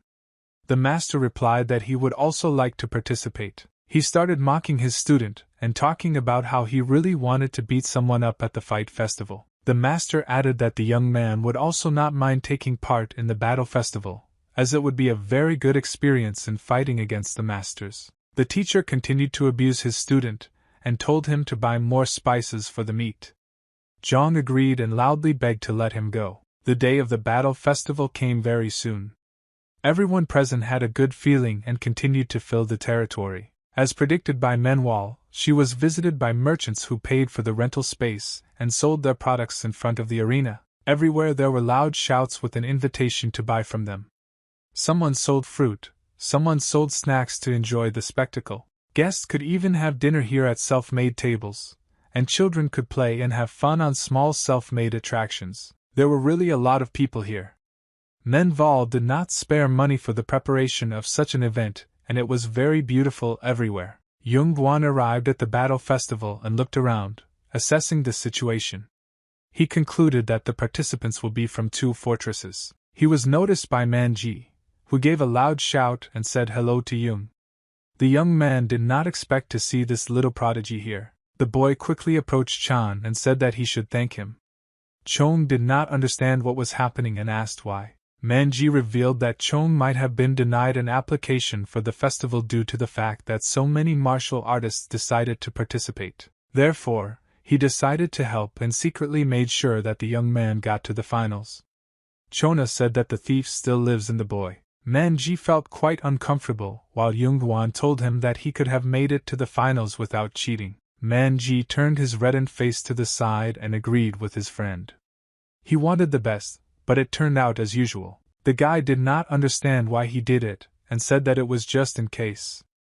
Zhang forgave him but told him not to do that again. Suddenly, Magi was knocked down by a bystander who was passing by and caught the boy on the floor. Magi flew back a meter, not expecting such a turn of events. This push turned out to be quite strong. It turned out to be a giant man who carried an axe on his shoulder. He turned to the boy and asked what he was doing here. He profusely apologized and added that he was too small to be noticed, and it was better for him to get out of the festival altogether. Magi was lying on the ground and holding his nose. Yungan stood up for his friend and asked the stranger why he wasn't looking down at his feet. Meanwhile, Zhang decided to prepare for battle and use a cunning technique. He scooped up some sand in his right hand. The young man stood up to his full height, looked into the big man's eyes and said that it was all his fault. The man was very angry. Those present around noticed that something strange was happening there. They thought that someone would now engage in battle with the giant man. The giant called the young man a grain of sand and asked how he dares to look like that at a man who is bigger than him and also has an axe in his hands. Chong continued to prove to the man that it was all his fault, and that he could not see anything because of his iron axe. These words greatly affected the giant's emotional state. His eyes turned red as he was on the edge of emotion. Noticing that 2 strangers were about to start a fight, someone decided to interrupt them and placed a spear in front of them. This man is among strangers, that there is no need to arrange a fight here, so as not to spoil the holiday for people who came here with their families. He was very pleasant to look at and polite. The man concluded from the 2 strangers that they were participants of the festival. He continued to reassure those present, saying that they should not behave like that, because they came here not to kill each other. At that moment, one of the guards shouted loudly from above that the festival was about to start, and all the participants should gather. The battle festival has finally started. Loud shouts of fans who came to see real martial arts could be heard in the arena. The host and judge of the fights entered the arena and greeted the guests. He said that absolutely any weapon can be used in battle. The man who reconciled John and the giantess was also a participant in the festival. The judge added that the only prohibition is murder. After that, he called the first fighter, who was a giant, into the arena. His name was Magi, and he was the leader of the Brown Wolf Pack. The second fighter was also called to the arena. He turned out to be Yungan, who was introduced as a vagabond from Moxen. Mahjong was shocked to see this young man in front of him. He didn't understand where vagrants were applying for this tournament. Zhang Guan only smiled mischievously in response to these words. He decided not to answer anything to the enemy, but to show him everything in battle. The referee announced the beginning of the first round and the fighters could enter the fight. The loud shouts of the audience, which supported their favorite, began to be heard. Zhang Guan began the match rather discreetly, and slowly approached his opponent, who was shocked by the young man's behavior. Zhang brought something to the man that he had hidden in his fist. The giant asked what it was. Zhang replied that he had brought him an unexpected gift. After that, the young man threw the sand he had collected before, directly into the eyes of his opponent, who was shocked by such a turn of events. The gift really turned out to be unexpected, and the big man was forced to retreat, since he could not see anything in front of him. Meanwhile, Yungan decided to use his advantage and punched his huge opponent in the groin. Zdrovan was even more shocked by the behavior of his enemy. He screamed loudly from the unpleasant pain in the man's place. The audience was simply shocked. Magi was not at all opposed to such a technique from an ally and loudly supported him. The referee of the competition was as shocked as the crowd in the stands. It looked especially painful in the eyes of men. Mengwu watched her brothers fight emotionlessly. Behind her, Magi continued to cheer for his friend. Suddenly, the judge shouted that contestant Yungan would be disqualified. The young man was shocked by this, and asked what caused such a decision. The judge replied that the participant had struck a blow to man's dignity. Chong began to appeal that the rules did not say that this could not be done. Other participants patiently watched the emotional match. Among them was the same fair-haired man with a spear. After seeing Chong fight, he called him lucky. But he admitted that he moves quite well in battle. Yungan continued to argue with the referee, demanding to be given another chance for not fully explaining the rules. The fair-haired man caught himself thinking that he had heard about this young man, that he was just an idiot. He became interested in what would happen next. The extravaganza at the battle festival continued. The first fight was over and the audience was just crazy about martial arts. A drummer was also installed in the stands, who loudly beat the drum, setting the tone for the fans. The guests were delighted with what they were watching. People really came here with whole families and watched the battles with pleasure. At an early hour, the next battle began, and the same man with a spear joined him. The battle ended rather quickly and unexpectedly. The man with the spear delivered a blow from which the enemy could not dodge and fell powerlessly to the ground. The crowd continued to go wild. This fair-haired warrior felt quite confident, and didn't try very hard to win this fight. A smile shone on his face. Mengwu reacted more emotionally to this fight than to her brother's fight. She liked the fighting skills of the man who won. Her friend was nearby and was also delighted. She was somewhat embarrassed in front of her husband and covered her face with a fan. After several battles, dancers in traditional costumes entered the arena. It was part of the show program so that the guests would not be bored. The audience very warmly received the girls in the arena. They loudly clapped their hands and enjoyed their dances. Even the kids loved this show. The parents did not regret taking their children with them to this event. The fight festival was almost coming to an end and the audience didn't want it to end. They asked for a continuation with their applause. Afterwards, the winners headed to the heavenly city of love, where Manhwa apologized to the fighters for having to go so far. The winners were two men who were involved in the conflict with Chong. They felt quite insecure in front of a beautiful girl. Mengwu thanked the two fighters for the fact that thanks to them the fighting festival ended successfully. The girl congratulated the winners. She said that Quan will be the leader from now on, and Magi will be his deputy. The men were in complete agreement with the courtesan. Mengwu assumed that the warriors were tired after today and suggested that they rest, and in 4 days they would find the blacksmith. Quan asked his new hostess how the other contestants would fare. Mengwu said that she is not sure about any of them yet. She offered the new leader to hire soldiers himself. Quan unquestioningly agreed and said to trust him completely. Meanwhile, Yungan is forced to return to the forest in defeat. The teacher was already waiting for him here, who continued to eat all the time. After hearing the news from Magi, the master immediately started mocking his student for being kicked out of the competition for such a stupid thing. Yungan still couldn't figure out what exactly he was kicked out for. Master said that training battles are completely different from real ones. The young man chastised himself for not being able to win this tournament. He had a very good opportunity, but he lost it. John felt very bad and ashamed.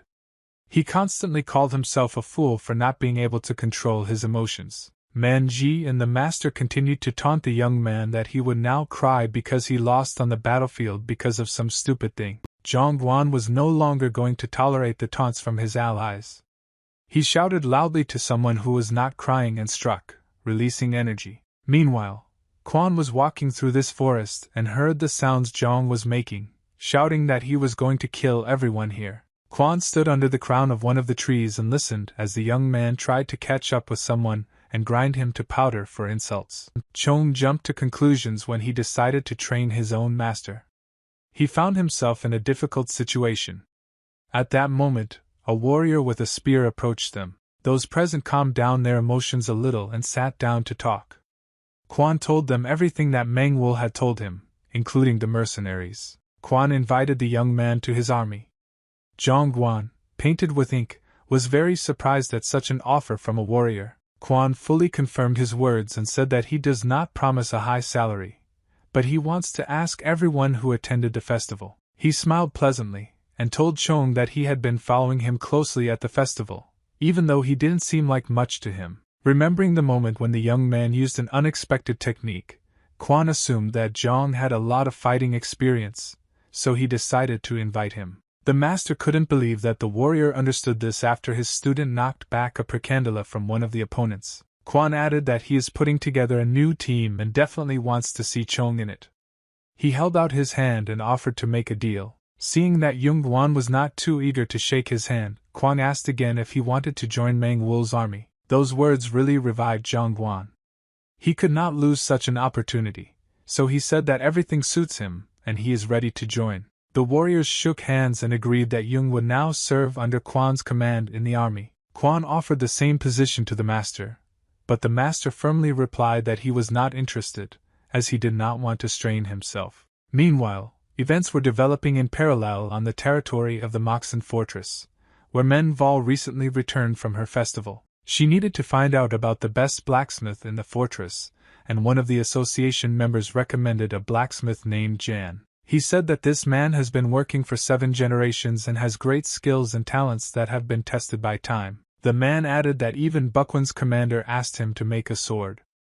Manhwa concluded that this man was indeed a worthy blacksmith. A representative of the Merchants' Association brought the girl to the blacksmith and said that she should only go to him for something of good quality. At this time, the blacksmith Jan was working. He hit the molten iron hard with his hammer, giving it shapes. The man looked quite old, but the muscles on his body were preserved. They continued to give him the opportunity to earn a living. Guests visited the master and stood in the doorway for some time, watching the blacksmith finish his work. The buyers distracted the blacksmith from his work and announced that they were the ones who had agreed to meet the man at sunset. The master was still not burning with the desire to pay attention to the guests. He needed to finish his work and he paid close attention to details. Finally, he turned his attention to the customers who came to his workshop. He greeted them and said that you can pass. As he placed his almost finished product on the forge, the master told Manhwa that he had heard of her being braver than many men. Manhwa asked the man if he really belonged to a family of blacksmiths. Zhang replied that his father had even made a sword for the emperor. Thanks to these skills, their family became famous and began to make swords for many warriors. However, this work is not easy. The courtesan watched the work of the master and said that they really spent a lot of time in order to prove themselves. Other guests looked at the products. Maiter took care of the girl and began to tell that weapons are what always kill, regardless of the change of generations. John added that weapons are always used for both evil and good purposes, but still, their main purpose is to kill. The blacksmith explained his role, which is to sharpen the blade as much as possible for the safety of the buyer. This is simply the work of a blacksmith. The buyers listened to the advice from the master and went to have a snack. Local workers recognized the guy who wanted to run away without paying. Manhwa immediately drew attention to her brother and asked those present what he was doing here and why he was chasing her. Quan apologized to the courtesan and said that he considered Zhang a necessary part of the team, but offered to change him if the lady wanted. Myung-woo couldn't stand Yunguan's presence anymore. She silently looked in his direction and thought what to do with him. The girl lowered her gaze and told her staff leader to make the decision without her, letting Chong stay. Then, Meng-woo asked those present what they thought about the blacksmith. The warriors did not expect that Meng-woo would suddenly be interested in their opinion. The girl explained that she was asking them because they were to use this weapon and whether the warriors would be able to trust this master. Ma Jiangjia was not at all opposed to such a schedule of events. He wanted to get a very sharp axe at his disposal. The man explained that with such a weapon he would be able to crush enemies in a couple of blows and it would double their destruction. Quan expressed his opinion that the blacksmith was a very good craftsman and said the right things, but they would not be able to pull him. Manji asked the warrior what the problem was. Quan replied that not every fighter could afford a weapon made by this master. The squad leader explained that good weapons require money and time, and in critical situations no one thinks about killing, but only about defense. He added that mass production from crops or bows is much more profitable than swords because they have more killing power. Zhang listened intently as Zhang explained that many soldiers lose their weapons on the battlefield, and losing such weapons would be very costly. He assumed that if someone on the battlefield had a very expensive sword, then he would immediately become the main target to take away his weapon. Meng Wu completely agreed with the warrior. She said that they had better choose a weapon that would be inexpensive, durable, and easy to use. Then Ma Zhangji entered the dialogue. He said he had an idea and he had an acquaintance who was now in a village not far from here. He explained that the man was engaged in the manufacture of agricultural implements, and could make 100 sickles at once. Meng Wu was very interested in such an idea. Quan immediately offered to send a messenger for the master and bring him here. Meng Wu did not agree with this and said that it was necessary to go to him personally, since he could become a very important link in the business. The next day, by order of Manhwa, the travelers set off on the road to the village. They went on a journey in full force. Before that, Yungan had been begging his new commander all night to take him on the journey. Quan was eventually forced to agree. The events took place the night before the trip. The heavenly city of love was as always beautiful in contrast to the dark forest. Meng Wu had a dialogue with the leading lady, who asked how long the courtesan was going to leave. Manhwa answered that for 10 days. The girl said that she would leave all her obligations to Suran, so there is no need to worry. But the hostess didn't really trust Suran. Meng Wu reassured the woman and said that Suran, although a child, does a very good job, albeit a fussy one. The lady said that she was very worried about the banquet, but about Meng Wu much more. The student constantly made the teacher worry. She allowed her to go, but asked her not to get into trouble. And Zhong stood by and protected the women all this time. The teacher approached her student and hugged her, advising her to run away as soon as she felt danger. Meng Wu hugged her mentor in return and completely agreed with her, adding that there is no way she would get lost on the way. The headmistress knew very well her best student, who was the most intelligent and strong-willed girl, so she let her go. The woman said that it was time for her to go to the bathroom and then sleep. Meng Wu wished her mentor good night. Silence reigned in the gazebo located on the water. Inside, only the lonely Meng Wu was left sitting under guard. The courtesan turned her head in the direction of the chief of security, and asked her in a surprised voice why she was not going home. Zhong replied that she had no right to leave and would guard the courtesan as long as she was here. Meng Wu was pleasantly surprised that Ajun cared so much for her, but this time she wanted to be alone, and Zhong decided to change the topic of conversation so as not to leave the lady alone. She asked Meng Wu if she would stay in the heavenly place of love. Despite her own fortress, Meng Wu replied that all her memories are connected only to this place where her family is, and Jung asked the girl if her family wasn't Yungan. The security guard knew that this was a painful topic, but she decided to ask. Meng Wu was tired of the constant talk about her brother. She was upset after these words and thought about the answer. The night was absolutely cloudless today. Starlight glittered in the water that flowed under the gazebo where Manhwa sat. Jung said that Yungan had a lot to hate, but he came back alive from the battlefield to meet his sister. The boss asked if Meng Wu saw his wounds, after which he barely survived, but endured 10 years to find his family. Meng Wu slowly got up from her seat and looked ahead. And Zhong asked the lady to treat her brother at least a little better. Meng Wu was completely emotionless and did not answer anything. She just stared into the void and sank into her memories. The girl remembered herself as a child when she asked her brother not to leave her, saying that she was fine without her mother. Zhongguan told his sister to wait, and he would definitely bring his mother, and his father would return home by that time. Zhou Sung tried to restrain her brother, but he still went in search of his mother. The girl was very afraid to be alone. Time passed, and Yunguan never returned home. Cold and windy autumn came to the street with quiet steps. Father returned home after all. Now he told his daughter to go to her grandmother, and he would go look for his son. Cho Sung has grown up a bit.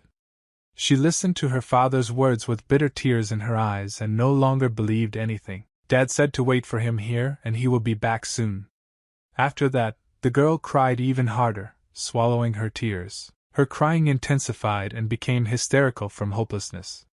Little Chosun did not understand what she had done to deserve such treatment. Meng Wu returned from her memories to reality, and in a threatening voice asked Ai Yung what she could possibly know. The girl asked the security chief if she had slept with her brother. And Joan was simply shocked by such a question and blushed with embarrassment. She replied that of course not, and was not going to.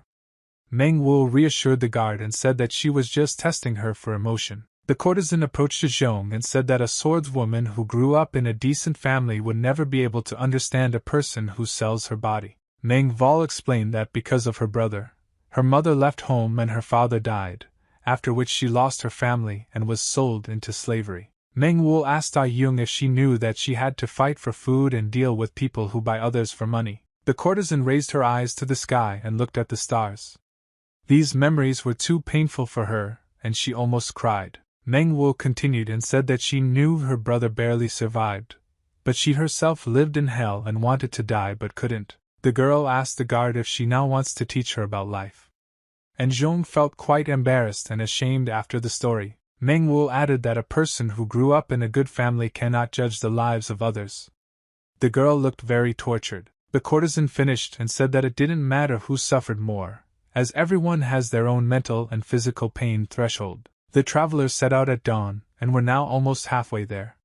Someone told his story from his childhood in the war. This was Mu Jiangji, who grew up in a small town with a father who knew martial arts, and was drafted into the army. The young men were forced to flee the city due to lack of food. They wanted to become a group of mercenaries and join the clan to get food, but everything turned out to be much worse than it seemed. The unit suffered heavy losses in battle, as they were very young and inexperienced fighters. Mu Jiangji said that after the last battle, there were only 4 of them left, so he decided to leave this matter and go to the battle festival. He changed his mind a lot after the tournament.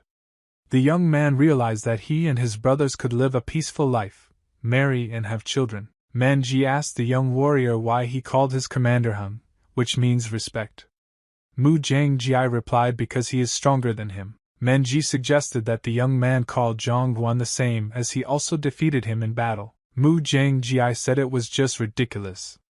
In fact, he hated this young man and did not understand why they had taken him with them. Zhongguan heard the bad words towards him and said that he really didn't like it.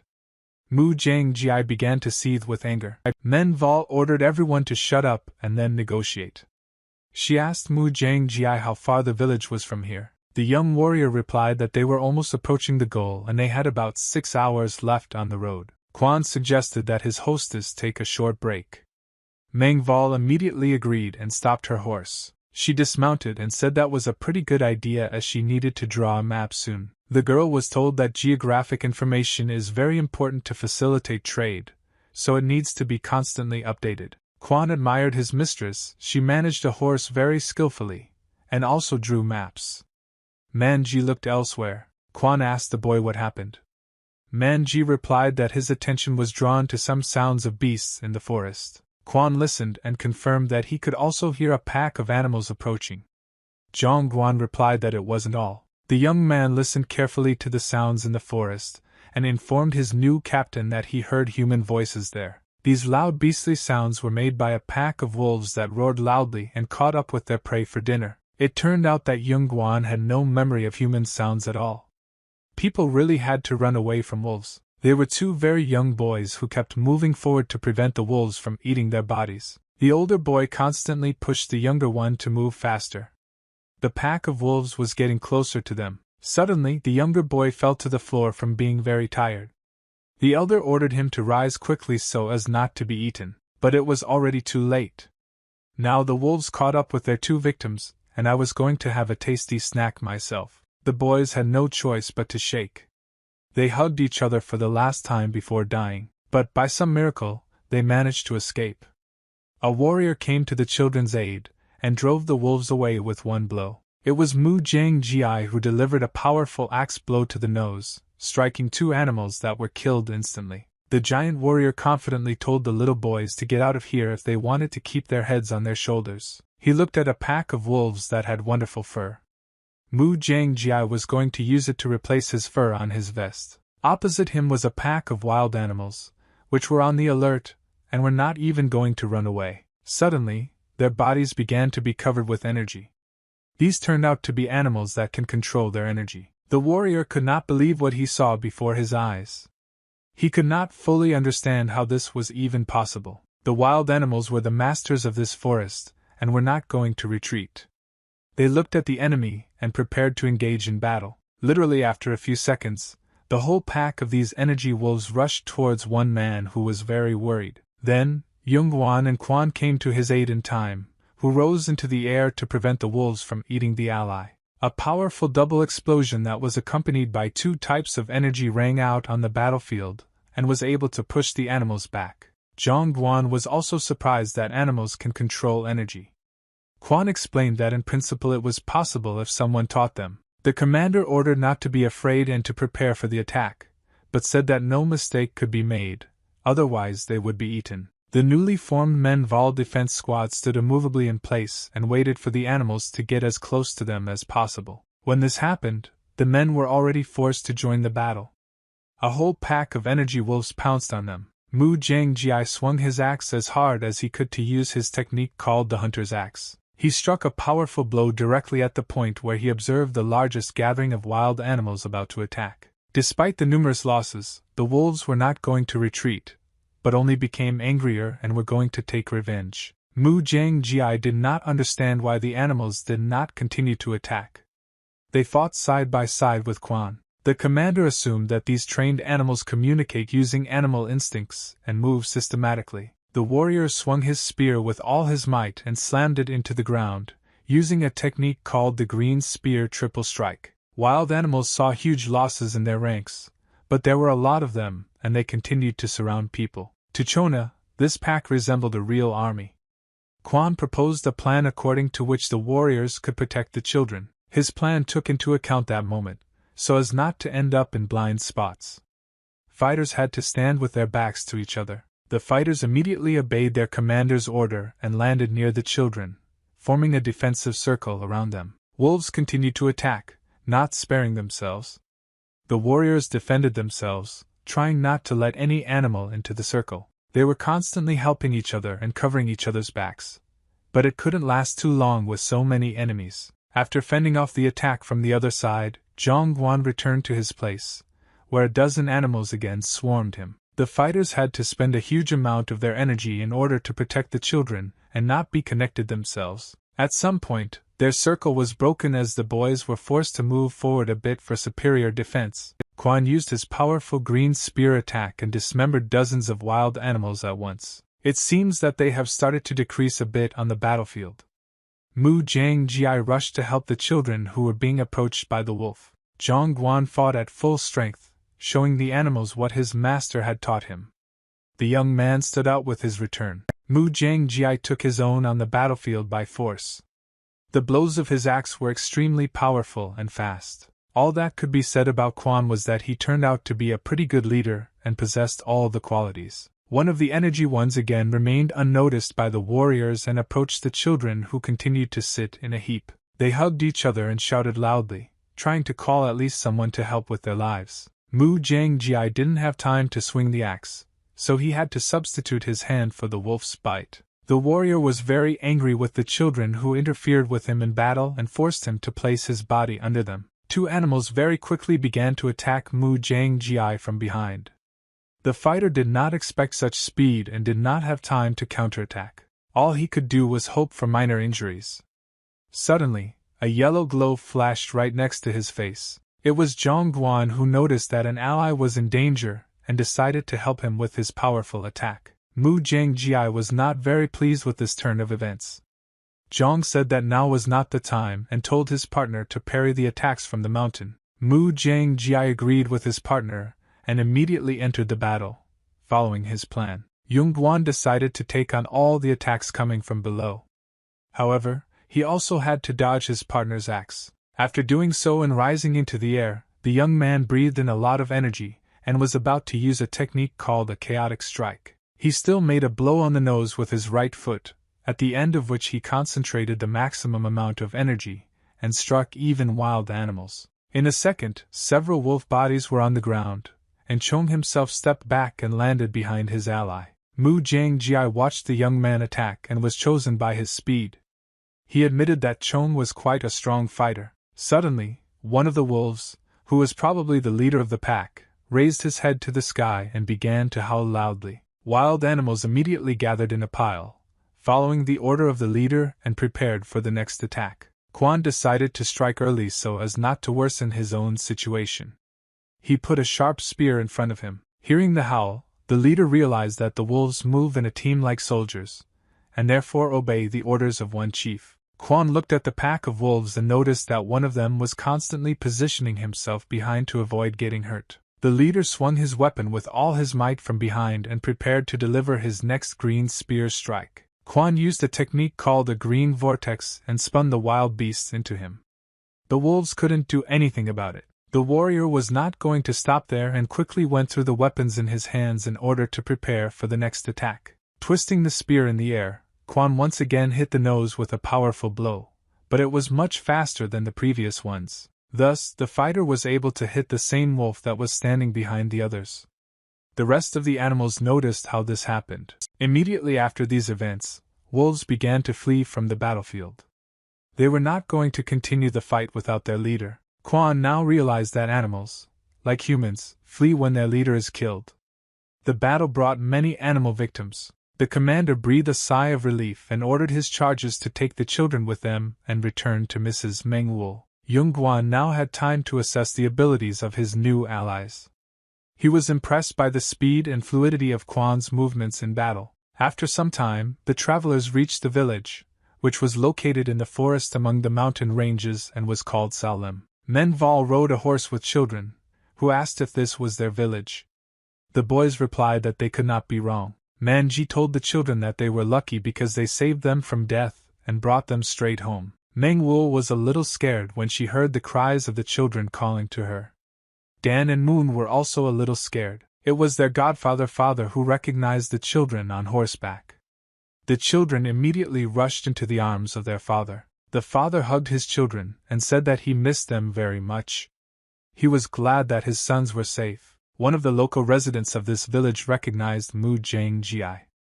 The warrior also recognized an old friend named Genin. The peasant asked the warrior how he still managed to survive these bloody battles. Magi replied that he managed to escape. He introduced Manhwa to his old friend and said that they had come here to meet the blacksmith. Genin pointed a finger at the man in front of him and added that they probably wouldn't have to be introduced to each other anymore. He was the father of the children whom the travelers brought with them and saved from death. He was a mysterious blacksmith and village headman. The travelers were a little confused at this point. They stood for some time and watched the man and children. Mengwu decided to take everything into her own hands. Magi told Zhong that if you look at the expression on the girl's face, they definitely look alike. The courtesan greeted her husband and immediately got down to business. They all went on an excursion as a group. The man led them to his small business house and decided to show them his forge, which brings him bread. The work here was a little different from the work in the Moxen fortress. The sounds of the hammer were almost inaudible. Materials for the product were mined in local mines. Workers melted the metal in furnaces, in which the fire was blown to a blue hue and the iron was heated to a liquid state. Next, they poured the molten material into molds and mixed it into an alloy. Materials for the alloy were zinc and lead. After that, workers poured the alloy into molds to give the product the appropriate appearance. These were mainly agricultural implements. Mengwu asked if that was enough. The man replied that he fully supports himself with this, but is forced to sell the material at lower prices because of its roughness. Mengwu decided to get down to business and asked if the man could make weapons if he had the process and manpower. The man replied that they could do it in the future, but it would be quite unprofitable, because the process is expensive. The courtesan said that this is why she came here. The girl promised to invest in the forge the necessary materials and labor for the manufacture of weapons. Covell laughed pleasantly in response, and said that it was a profitable offer, because he wanted to become better for his children. However, he added that his hands are actually tied and he cannot do this. Manhwa did not understand at first and looked at the interlocutor strangely. The man added that their village was under tiger control. He controlled all processes in the village, including the forge. The travelers continued to stay on the territory of a small village in the forge. Manhwa asked the man who the tiger was. Covell explained to someone that this was the nickname of a bandit who occupied their village. He had about 100 wards at his disposal. The blacksmith began to tell the story of his village, which earns a living by manufacturing and selling agricultural implements. The interlocutors were sitting in a local cafe, and the man began to tell the story that bandits attacked the village last year and took it under their control. Travelers were at another table and could have a snack. Covell added that the entire place is under occupation and paying tribute. He told the lady that he was being forced to make chains for animals and was taking agricultural products for sale. The workers had to work hard here. The bandits, of course, did not pay them a salary, and the blacksmith himself covered it all. Meng Wu watched her wards play with the children. Covell continued by saying that bandits are constantly taking away women and children. Children are exposed to brutal upbringing in a gang, so they constantly run away. That is why Menval's wards met children who were running away from wolves. Covell thanked the girl for the fact that his children were saved, but it could all happen again. Menval only sympathized with her husband. Even if you hide the children, other words, the family could suffer. That is why the man could not accept the offer from the courtesan. Meng Wu asked Quan how dangerous those thugs could be. The warrior replied that it was difficult to estimate, but he would try roughly. The young man said that the beasts and bandits used unusual force. Besides, they are in their territory in the mountains. He added that if there had been more beasts that time, they would not have been able to deal with them, as they looked more like bandits than like a real army. Meng Wu analyzed every word of her chief of staff. She thought about how to find a way out of this situation. Suddenly, loud shouts began to be heard around that the tiger had arrived. Covell was immediately worried and confused. He told Meng Wu to hide with all his charges and not come forward until the tiger left. Quan was not very happy with this turn of events. Meng Wu also did not want to hide and thought of doing something different. A large number of people gathered near the central gate of the village, in front of which stood guests in the form of bandits. There were also wolves among those present, who were growling loudly and pouring saliva. They did not really like this atmosphere. It seemed strange to the tiger that the children were here, and his wild beasts returned home barely alive and wounded. He stood in front of the children's father, and kept the animals on chains. The tiger added that children definitely could not do such a thing to animals. The bandit's face was large and unshaven. He sipped the drink from the pear-shaped tank and ordered the old man to explain everything. The man continued to hug his children and became confused. He didn't even know what to say to the bandit leader in response. The blacksmith replied that the children were supposed to spend the night with him and return back, and suggested that the pack of wolves might have simply gotten lost in the mountains. The tiger said that a pack of wolves could not get lost in its territory, and assumed that the headman wanted to make a complete fool of him. He continued to restrain his wild beasts in chains and said that he thought he smelled mercenaries in here. At this moment, Man Wu and his wards were hiding behind jugs of liquid and listening to the dialogue nearby. Yungan and the rest of the allies were sitting at the other end of the counter. The tiger said that his animals were definitely killed by mercenaries and that the children were saved. The blacksmith began to justify himself to the bandit. He wanted to save his children and said that he would never do this to him. Tiger's supporters immediately decided to subdue the man and hit him, knocking him off his feet. The children began to cry and scream. The leader of the bandits said that people, like animals, need discipline and it is lost over the years, manifesting itself in lies. The tiger loosened his chain a little, so that one of the wolves approached the blacksmith. He asked why the man suddenly started lying to him. The animal felt the energy of its owner and completely transferred it to its victim. The tiger immediately ordered the man to tell the truth. The blacksmith trembled with fear in the face of death. However, Mengval did not give out and said that he did not know anything. Quan stopped his lady and told them to sit and wait as they would not be able to deal with the enemies and protect the courtesan. Mengval did not want to sit still, because the blacksmith was in danger. However, she perfectly understood the seriousness of the situation. The tiger continued to drink and asked the old man why he was trembling, and therefore he definitely knew something about this situation. The wolf opened its mouth and was about to bite off the blacksmith's head. The tiger asked the man if he really wanted to die right now. The blacksmith continued to sit on the ground and tremble with fear, because above his head was a dangerous wolf. Suddenly, this same wild animal licked the man's face. He was shaken by fear again, but now in a different way. The tiger laughed at the man and said that it was a joke and that it was not profitable for him to kill such a skilled blacksmith. The man is a myth, take a breath and calm down a little. Behind him, the children who cared for their father continued to cry. The tiger said that he would spare the old man and not kill his children.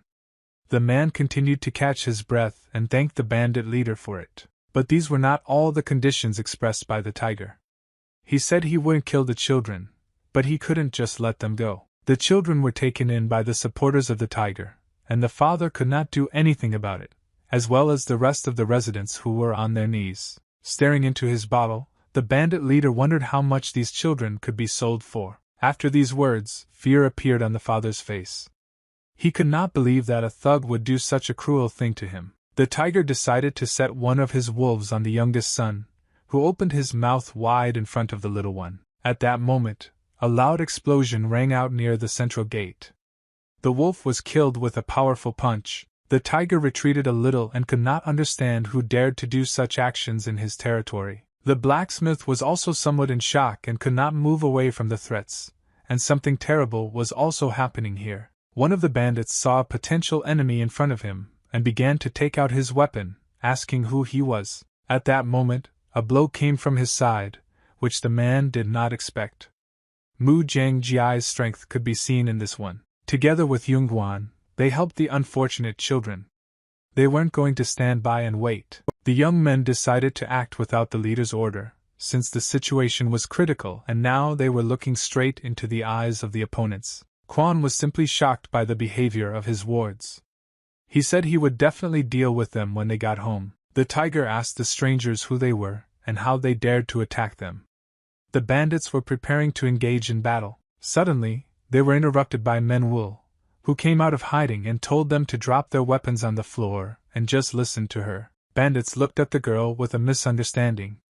They could not understand why they should listen to her and throw their weapons on the floor. The tiger waved again with his bottle and asked what such a beautiful girl was doing in a godforsaken village. Manhwa introduced herself as the head of one of the Moxen fortresses and added that there was simply some misunderstanding between them. The tiger asked if it was her wards who killed his wolves. Manhwa immediately apologized and added that it was all in self-defense. The courtesan turned to face her brother and waved her hand at him. John didn't understand what was happening. Then Manhwa slapped her brother hard. Magi was simply shocked by such a display in front of him. Manhwa told the young man that he had defiled the bandit leader with his intolerant behavior. John was just shocked. The courtesan apologized to the tiger for her ill-mannered and stupid ward and said that she would make up for everything on her behalf. The girl bowed her head to her husband and said that they really didn't want that. The wards did not expect this from the courtesan. Leaning down, the girl turned to her brother in a displeased voice and asked why he was just standing there. She ordered him to also bow before the leader of the bandits in apology. Chong still couldn't understand anything. Yungan decided not to go against his boss's words and told Magi that he also needed to bow with him. The young men were forced to do this, even though it was against their principles. Manhwa wanted to appear fair in the eyes of the bandits. The girl approached the man and said that she was actually interested in the blacksmith in this village, so she needed to talk to the tiger. Manhwa looked directly into the bandit's eyes and promised to make him an offer that would not fail to interest him. Even Tiger felt embarrassed in front of such a beautiful girl. He said that he would definitely like this offer. The leader of the bandits still succumbed to the feminine charms of Manhwa and agreed to listen to her. The atmosphere at the gate was not friendly. Kwang told Zhang not to be upset about it, as Manhwa saved their lives because they would have died in battle for sure. Surprisingly, Chong agreed with every word of his new leader. He admitted his mistake and that he almost killed them all, but he was confused by a completely different thing.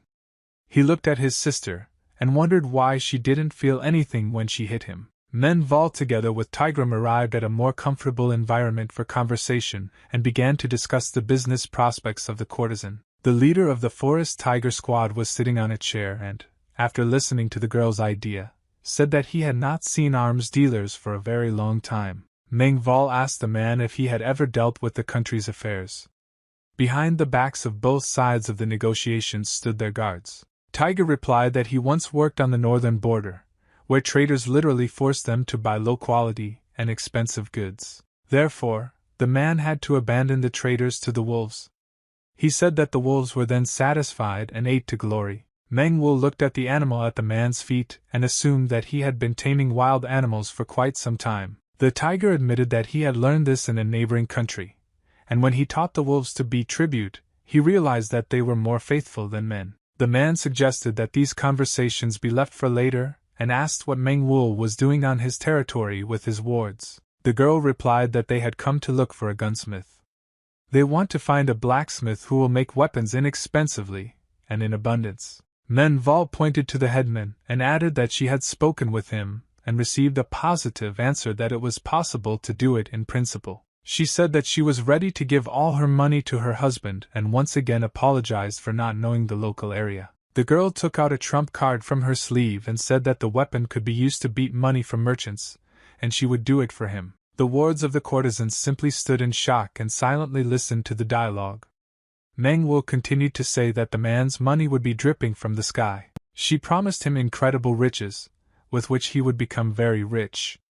The tiger listened to the interlocutor and sipped his drink. Standing up, the man said that the girl knows a lot about this matter and, by the way, he really likes the title of rich man. The tiger suggested that the young girl discuss this issue in more detail over a glass of some strong drink. He looked at the courtesan with lustful eyes and invited her to his bar, warning the girl that it was not good to refuse. Manhwa warriors were simply shocked by such talk.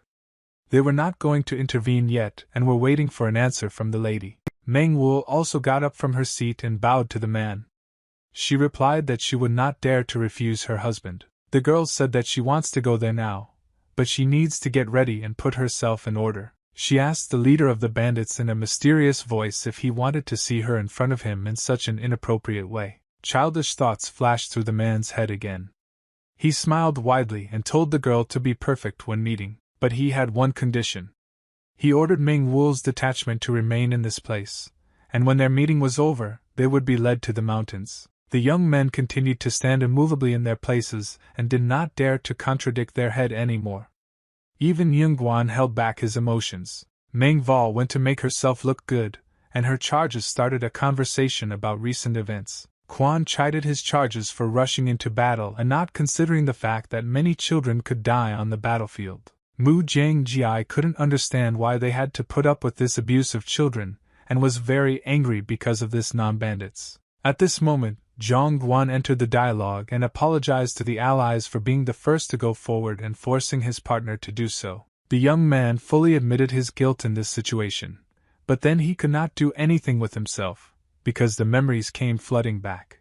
Yungan looked with pitiful eyes at the old man hugging his children and remembered his father who was always by his side. Magi reassured his partner and placed a hand on his shoulder, saying that he would have rushed into battle anyway if not for Henim. Chong was very surprised.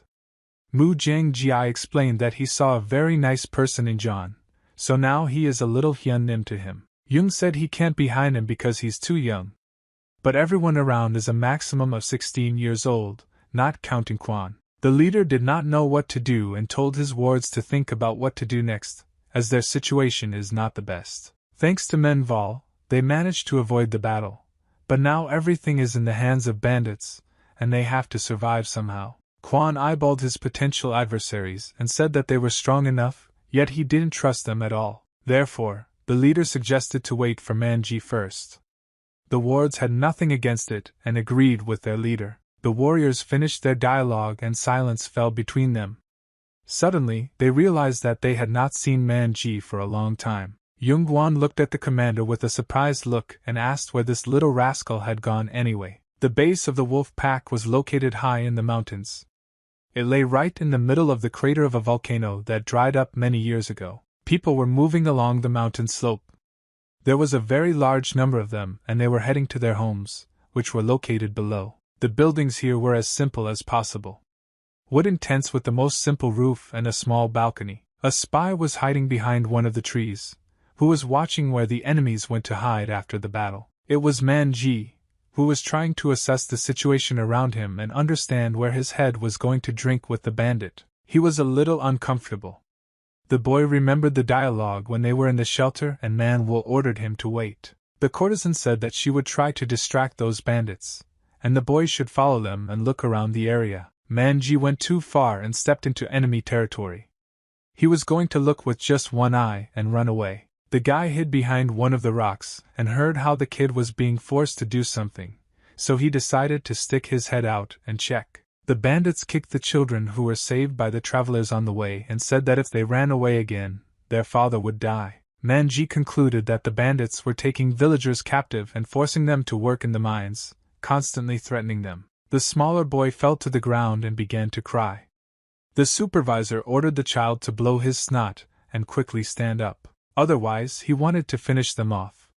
The older brother tried to calm his relative down to keep him out of danger. Magi watched all this carefully from cover. He didn't like the sight, but there was nothing he could do about it. The boy thought that he had already looked enough and listened, so he got up and decided to move his legs from here. Then, bandits began to bring children and people to their base, the entrance to which was undercover and led deep. Magi couldn't resist and broke into this building. He managed to remain unnoticed and was hiding behind a pillar. The boy watched what was happening from below. There were a large number of wolves and Magi realized that it was a wolf farm. The young man was surprised by the scale of all this action. There were a huge number of wolves here, which Magi estimated at 300. The bandit leader appeared in the arena. The wolves were very happy to see their master and immediately rushed to his feet. The tiger ordered one of the wards to feed the wolves and ordered the village women to prepare everything for the arrival of the guests. Another ward asked the boss what he was going to do with that girl. The tiger admitted that she had made a rather tempting offer. Meanwhile, the bandits began to feed the animals with meat. Tiger added that if the girl really paid them a lot of money, that would be great. The man considered the events in advance, and assumed that they could become friends with the army again and possibly return to their ranks. The ward asked his boss what if the girl turned out to be a fraud. The tiger replied that then you can just kill her, but before that, he added that you can have a good time with her, as her body is best suited for such pleasures. Magi could hear every word spoken from below.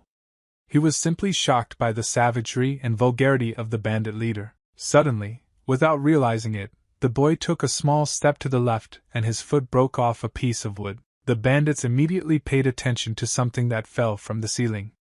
They could not understand what it could be. The men looked at the floor, where a broken piece of wood lay. He looked rather suspicious for such a place. The tiger did not want to deal with it, and decided that some mouse ran over it. At this moment, Magi almost put his pants on. He continued to stand behind the pillar, holding his breath. The tiger went to bed and ordered drinks to be brought to his room. After that, Magi could no longer stay here because it was too dangerous. He quickly jumped to the ground and headed for the exit. The boy ran so fast that he didn't even look around where the guards or wolves might be waiting for him. At the other end of the corridor to the left, in the darkness, a wild animal showed its bright eyes and was about to chase the fugitive. Meanwhile, Manhwa, we were preparing for negotiations with the leader of the bandits. The girl had a good feeling today. The bandits who were left to guard Manhwa's wards were simply shocked when they saw the courtesan in front of them. Behind the girl were her wards, who looked at potential opponents with malicious eyes and wanted to attack them. Manhwa really looked amazing today. She wore a pink dress with a wide slit at the end. The girl said that all the preparations were over and she could leave. After these words, the squad accompanied her on her way.